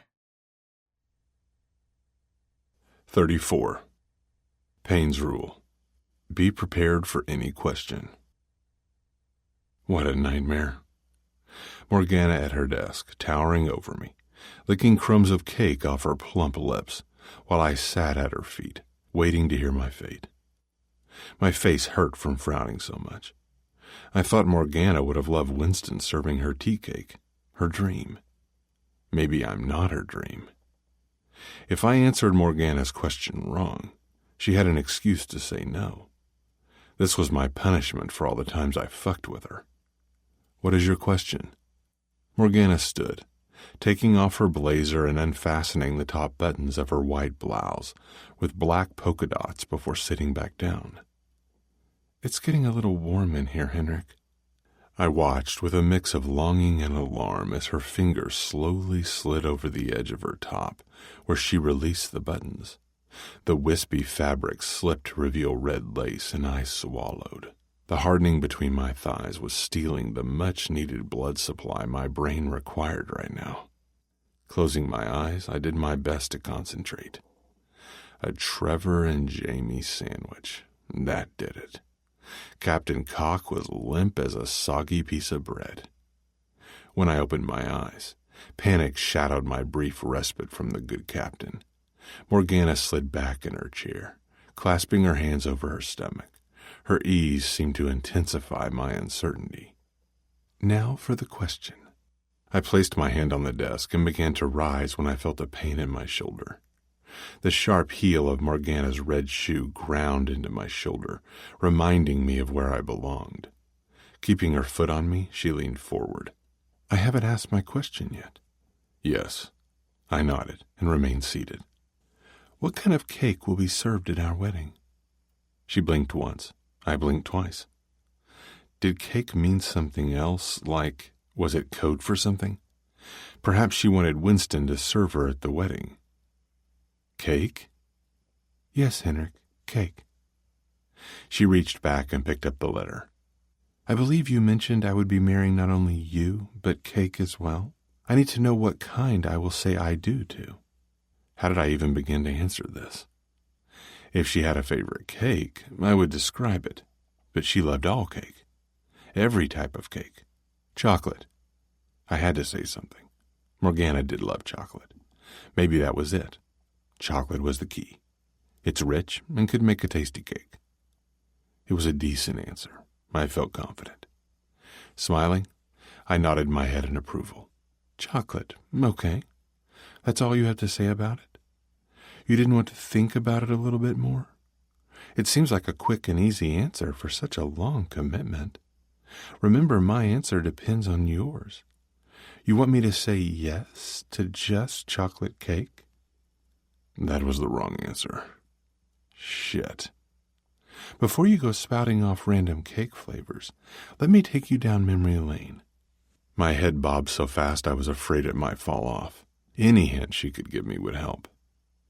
What was the first thing you taught me when I started as your assistant, Henrik? Your first rule for me. I remembered I made her work in various departments, hoping she would hate it and quit, though I didn't tell her that. To get to know the company. Her face glowed with a grin. Very good. Because of that, I'm sitting here right now. Not because I came up with one idea, but because you had me work with people, employees in areas of the company I would never have understood or seen. That helped me think outside the box. That helped me come up with the idea that got me into the program. But you know what Jacob Mimir said to me when he offered me a chance in the program? I shook my head. No. He told me every department manager I had worked with came to him and said they were jealous of you, that you had a great assistant. They wanted to keep me in their departments after my time was up with them. I have you to thank for that, Henrik. I stood, pushing aside her foot. No, Morgana. Even if you had only worked as my assistant, and I hadn't pushed you off onto each department, you would have shined. Anyone would have seen it. I knew it the moment you walked through the door back in December. That's why I tried to push you away. I was afraid you would realize I wasn't worth the effort." Morgana got up and placed a hand on my cheek. "What was another rule you mentioned, right before our trip to London?"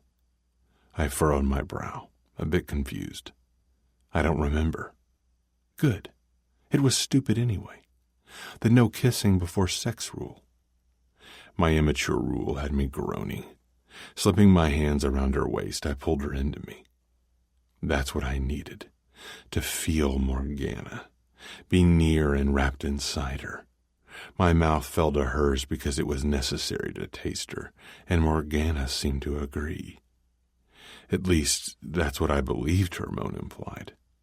Her hands reached for my ass, causing a chain reaction of my cock grinding into her, making her cry more, which had me groaning. She tasted sweet, like oranges, and I gobbled her up. I was about to push for more, a more profound taste or fingered touch, when Morgana pulled back. Her face sagged, lost in everything I felt. I didn't know if I could take another question, but she surprised me. She hitched up her skirt and removed her red lace panties, tossing them aside. Words couldn't form as I watched helplessly. She sat on the edge of her desk and spread her legs for me. That's when the answer came to me. "Any cake you want, Morgana." "Good answer. Now drop your pants, Mr. Payne." I did. My hand slid up her thigh, pushing her farther. She leaned back on her elbows and gifted me with an even better view. Her pussy was swollen, glistening, and the urge to run my thumb over her was too tempting to deny. A hiss of breath caused me to glance up as my fingers pressed against her. Her eyes drooped, and everything on her face begged. For me. "I love you, Morgana. I love this. I would take anything you gave me." My 2 fingers plunged deep into her. She was warm and soft like heaven. I didn't even do much before Morgana rocked against my hand. My other hand cradled my cock, stroking her rhythm, watching her unravel. But before Morgana tumbled over that peak, I pulled away. "Ah, Henrik, please." That's what I've been dreaming of hearing these past few months. My fingers slipped into my mouth, and I lined up my cock and pushed. Not forceful, but smooth with a few thrusts. She squeezed me tight and almost caused me to collapse on top of her. Taking my hand out of my mouth, I gripped the desk and managed to keep going. I may not last long. "I missed you. You feel like heaven." She sat up, her eyes saucers as they stared an inch from my face. We stayed like this as I thrust in and out of her. Morgana shifted her hips and her eyes fluttered. She tightened around me and I slipped my fingers, the ones that were inside her minutes ago, past her lips to muffle her cries as she came. Her beautiful face tensed as her eyes closed. It was more than I could handle. I broke. I grabbed her hair and tugged it back, exposing her neck to me. My head fell. I shuddered, biting her neck and spilling into Morgana. Everything tensed as my hips slowed. We clung to each other with slow, tense pulls. "Yes, Henrik, I will marry you. I will always reach for your happiness because I love you." 35. Morgana's problem. Pie. I pointed to the round, crusty object in the middle of the conference table.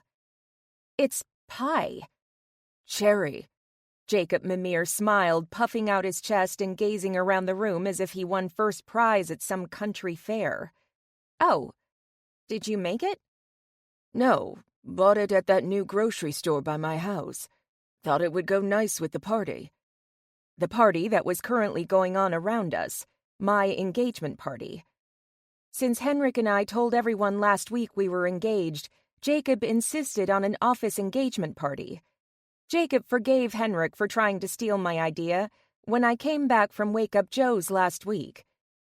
I knew he had a meeting with him about our Payne works, so I wanted to explain that Henrik lied to get himself fired all those weeks ago.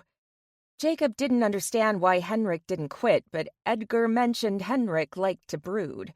We all agreed it was Henrik's way. Jacob was glad I explained everything, as he believed the meeting with Henrik was so Henrik could ask for his job back. I lied to arrange the meeting. I told Jacob that Henrik wanted to discuss being fired, and Jacob, having a big heart, was willing to talk to him. I had informed Eveline before I ever spoke to Jacob or saw Henrik that day that if she didn't contact Zoe and set up a meeting, that I would let the ladies in accounting know what a big heart she had. Being the gossips that they were, the entire building would know by the end of the week. She didn't believe me until I showed her the administrative leave form she had filled out for me back in the spring. I highlighted where she wrote, "Morgana Drake is a good worker. She gets along with others, and they sing her praises. She is too good ever to be fired from this company, in my opinion. Therefore, I recommend to her boss she only be put on administrative leave until the problem is resolved. Morgana brings sunshine to this company." I underlined sunshine, which made her groan. Eveline reluctantly agreed to the phone call. I had been impressed with Henrik's new company and wanted to find him the support he needed. "I think my mother said she would bring cake." He frowned and placed his hand on my shoulder. "Look, Morgana, I didn't want to have to be the one to tell you this, but your mother called my assistant this morning. Her oven broke. There will be no cake. That's why I went and got this pie. Everyone loves pie." I blinked. Lots of blinking. No cake? Only pie? I pushed my blazer and almost ripped it from my arms. It was hot in here. Did someone shut off the air conditioning? I felt nauseous. "You taking care of my fiancé, Jacob?" Henrik slid up beside me and placed his hand on my shoulder. "I just told her about the pie. Are you all right, Morgana? You look green." I pulled at Henrik's arm so he would lower his ear to me. "Henrik, I think this is a sign." He whispered back. "What type of sign? That I get to eat lots of pie during our marriage?" He wiggled his eyebrows at me. His immature humor caused my nausea to subside. I may not be in danger of throwing up all over that crusty, red, gelatinous dessert anymore, but I'm still disappointed. It's not so much that I dreamed my engagement party would have my mom's cake, but I dreamed of having my mom's cake. The highlight of any event was that cake. To find out it's not coming, well, I love Henrik, but this changed things. "The cake, silly. Maybe we can sneak out. Oh, and meet in your office for some bonding." He animated his eyebrows once again. No, sneak out to get cake. The bonding can happen later. As for that, I would like to have sex in an actual bed. The last time a bed was involved, we were in London. I heard coughing and looked up to see Jacob frown. "I am still here, you know." My nausea came back. Right. How much did you hear?" I asked. "Enough. I'm going to talk to my brother. At least he's discreet about that stuff." Jacob turned to go. Henrik shrugged. "Hey, at least I can't get fired now." "No, but I can. That's another thing about the bonding. We need to be less obvious about it." "Whatever you want, Morgana." Henrik brought my hand to his lips but dropped it as his eyes widened. I turned to find what he was staring at. Grace. "Congratulations, Mr. Payne, Ms. Drake," Grace said. Henrik wrapped his arm around my waist with a tight pull. The more she spoke, the more Henrik inched behind me. I suspected he was using me as a human shield. Coward. "Thank you, Grace." I grinned because I'm not afraid of her. Henrik thinks she's crazy.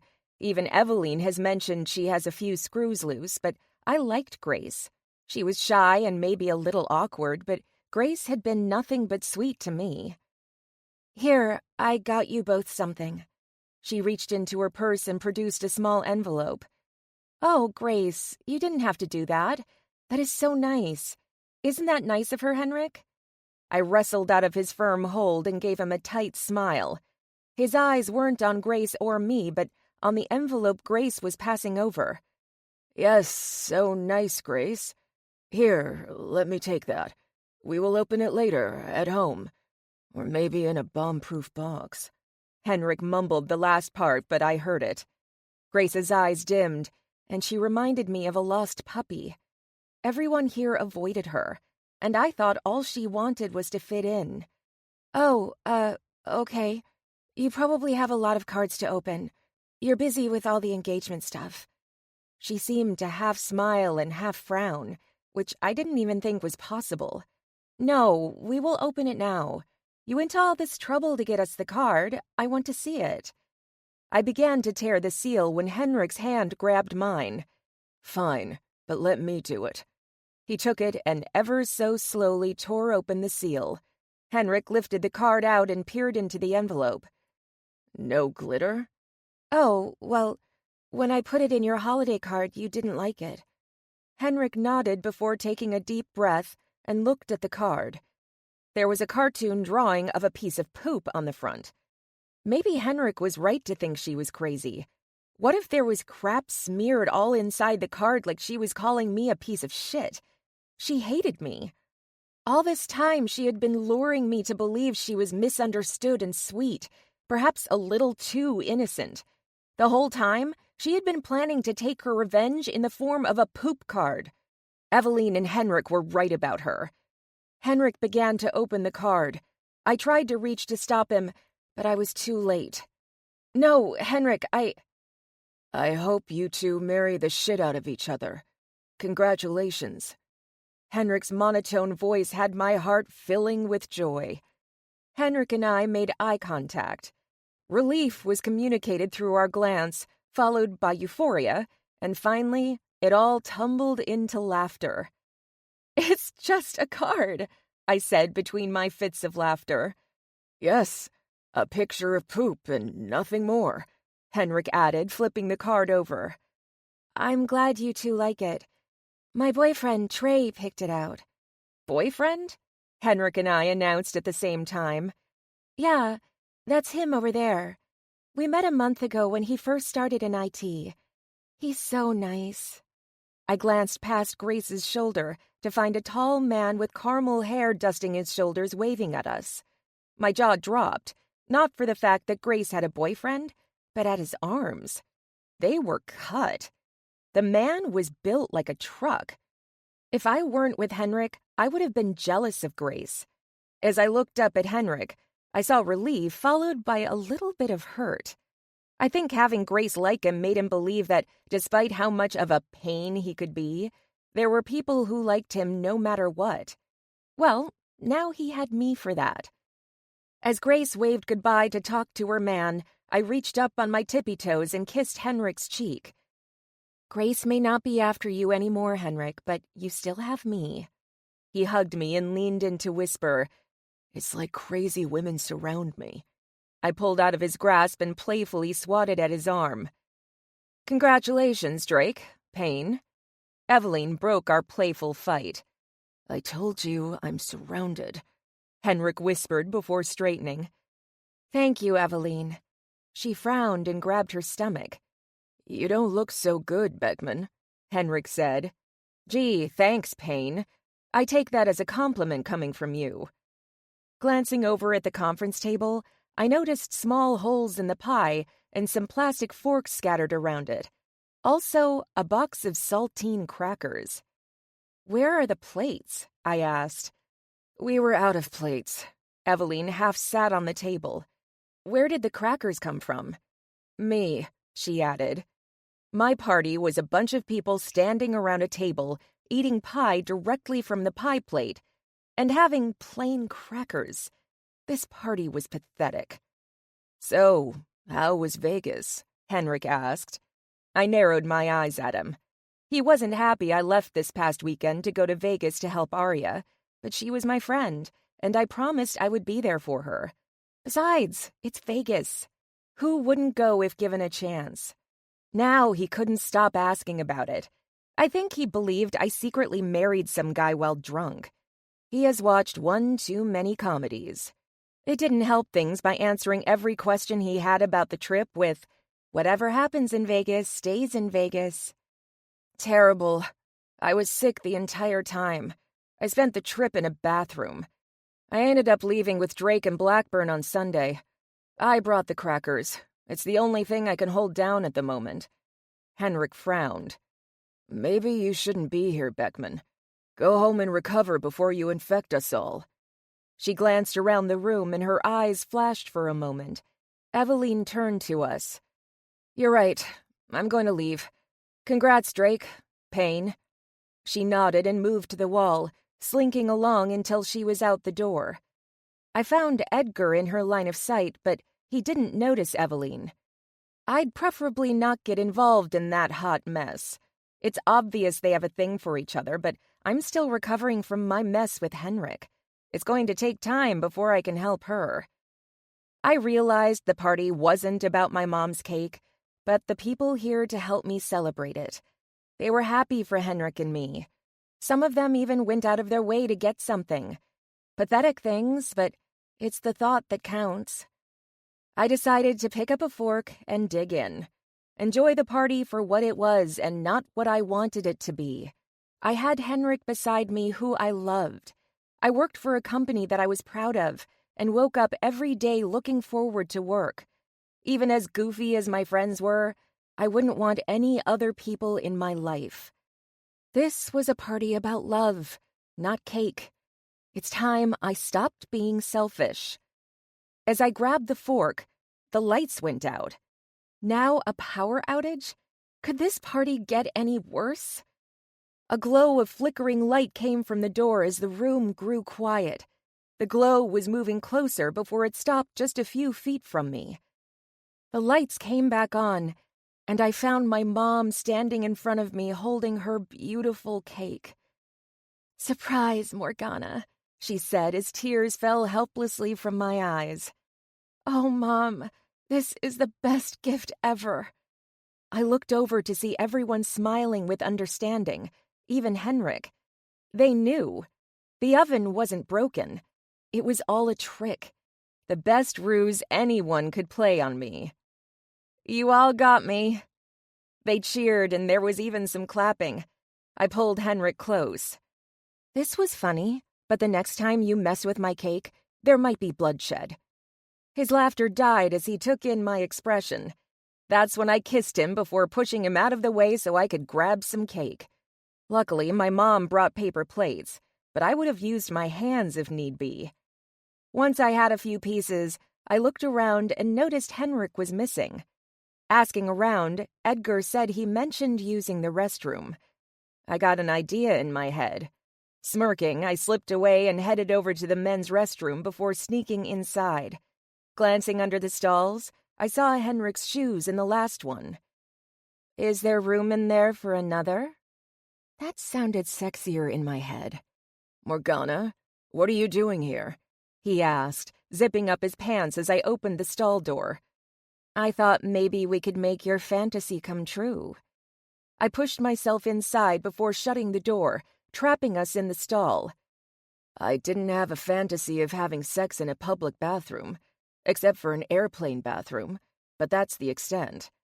"Then what were you thinking about when I caught you in here masturbating to thoughts of me several months ago?" "That was just a fantasy of you sucking my cock.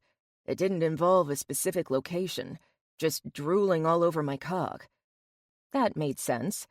I thought the whole fantasy in a bathroom thing was kind of gross, but when Henrik felt me up at that bathroom in New York, I changed my tune. "Okay, so maybe we can go back to my office and see how much I can drool over your cock." I smirked as his eyes brightened. Just as I turned to open the stall door, the front door to the restroom opened with a bang, and we heard a deep, grumbly voice. "Man, that was some good cake." I recognized that voice. Turning to Henrik, we both whisper-shouted at the same time, "The Brooks bomb!" Our arms reached for each other. I clung tightly to his waist, and he did mine as we suffered through our first hardship as a couple. This was the stuff that strong marriages were built on. Could we make it through the horrific torture of Ken Brooks's ass? Only time would tell. "I love you, Morgana," Henrik whispered what could be his last words in my ear. A tear escaped my eye, more from the burning fumes than from emotion as I glanced up at him. "I love you too." Our relationship may have been rocky, but it survived. We grew stronger, not propping each other up, but working together. Love grew out of our need to be the best to each other and the world. The Brooks bomb wouldn't kill us. It would only make us stronger. Epilogue. Morgana's Problem. The Plane. The wave of misery hit with intensity. I thought after a while the tears would dry up, but they flowed faster as I realized what was gone. So much happiness, and in a blink of an eye, nothing. "You're thinking of the wedding cake again, aren't you?" Henrik's voice, usually soothing, made my sob intensify. I tried to steel myself, gazing out the small window of the plane to the endless sky, but it reminded me of those tiny blue fondant flowers that dotted our cake. "It was beautiful. Don't ever tell my mom, but I think it tasted better than her cake." "Henrik?" I turned to face him, wiping at my wet cheeks. "Do they have cake in Italy?" He rolled his eyes at me. I knew I sounded ridiculous. Of course they had cake in Italy. Cassata alla Siciliana was the world's first cheesecake from Sicily. When I found that out, I told Henrik we had to visit that part of Italy on our honeymoon. The wedding was beautiful, and when Henrik told me how much he loved me before he said "I do," I had never experienced such joy. Primarily, since our first attempt at a wedding didn't work out so well. It involved a few other people and me being kidnapped, but that's a story for another time. When we finally said our vows, my parents were crying, as was my grandmother, but for a very different reason. Even Eveline shed a tear, but she explained later it was the shooting pains from the heels Arya insisted she wear. I guess I missed it. Did it go downhill from here? "I told you we would visit Sicily. When Jacob told me he was letting us borrow his personal jet to take to Italy for our honeymoon, he mentioned something else." I reached into my purse and pulled out a tissue to dab at my face. "What is it?" "I wanted it to be a surprise, but when I take you to dinner tonight, we are going to a special restaurant that Jacob mentioned. The pastry chef there is known for his cannoli cake. He is to make a special one just for you and deliver it to our table." My breath caught. "Oh, Henrik, that's wonderful. I'm sorry I was emotional. I haven't been feeling myself lately. The wedding happened so fast. We got engaged in June, and it's only September. I have been busy the past few months. I guess it's hitting me hard that it's over." He shook his head, taking my hand in his. "No, Morgana. It's just the beginning." Henrik was right. His words made the tears dry and my smile effortless. "Lunch will be served shortly. Please decide on your orders. I'll be back in 10 minutes to take them," the stewardess mentioned as she came to stand next to Henrik. She handed us menus with several options. As she walked away, Henrik leaned over and whispered in my ear, "It's time." "Now? But we are about to order lunch." "It won't take long." "Wow, that only makes me want to do this more," I said with no emotion. "Fine, but let me pick what I want to eat first." His groan filled my ears, but I ignored him and focused on the food options. It had taken only a moment before I decided, but I let him wait a minute longer. He's my husband now, and in any marriage there were compromises. Like what I was about to do.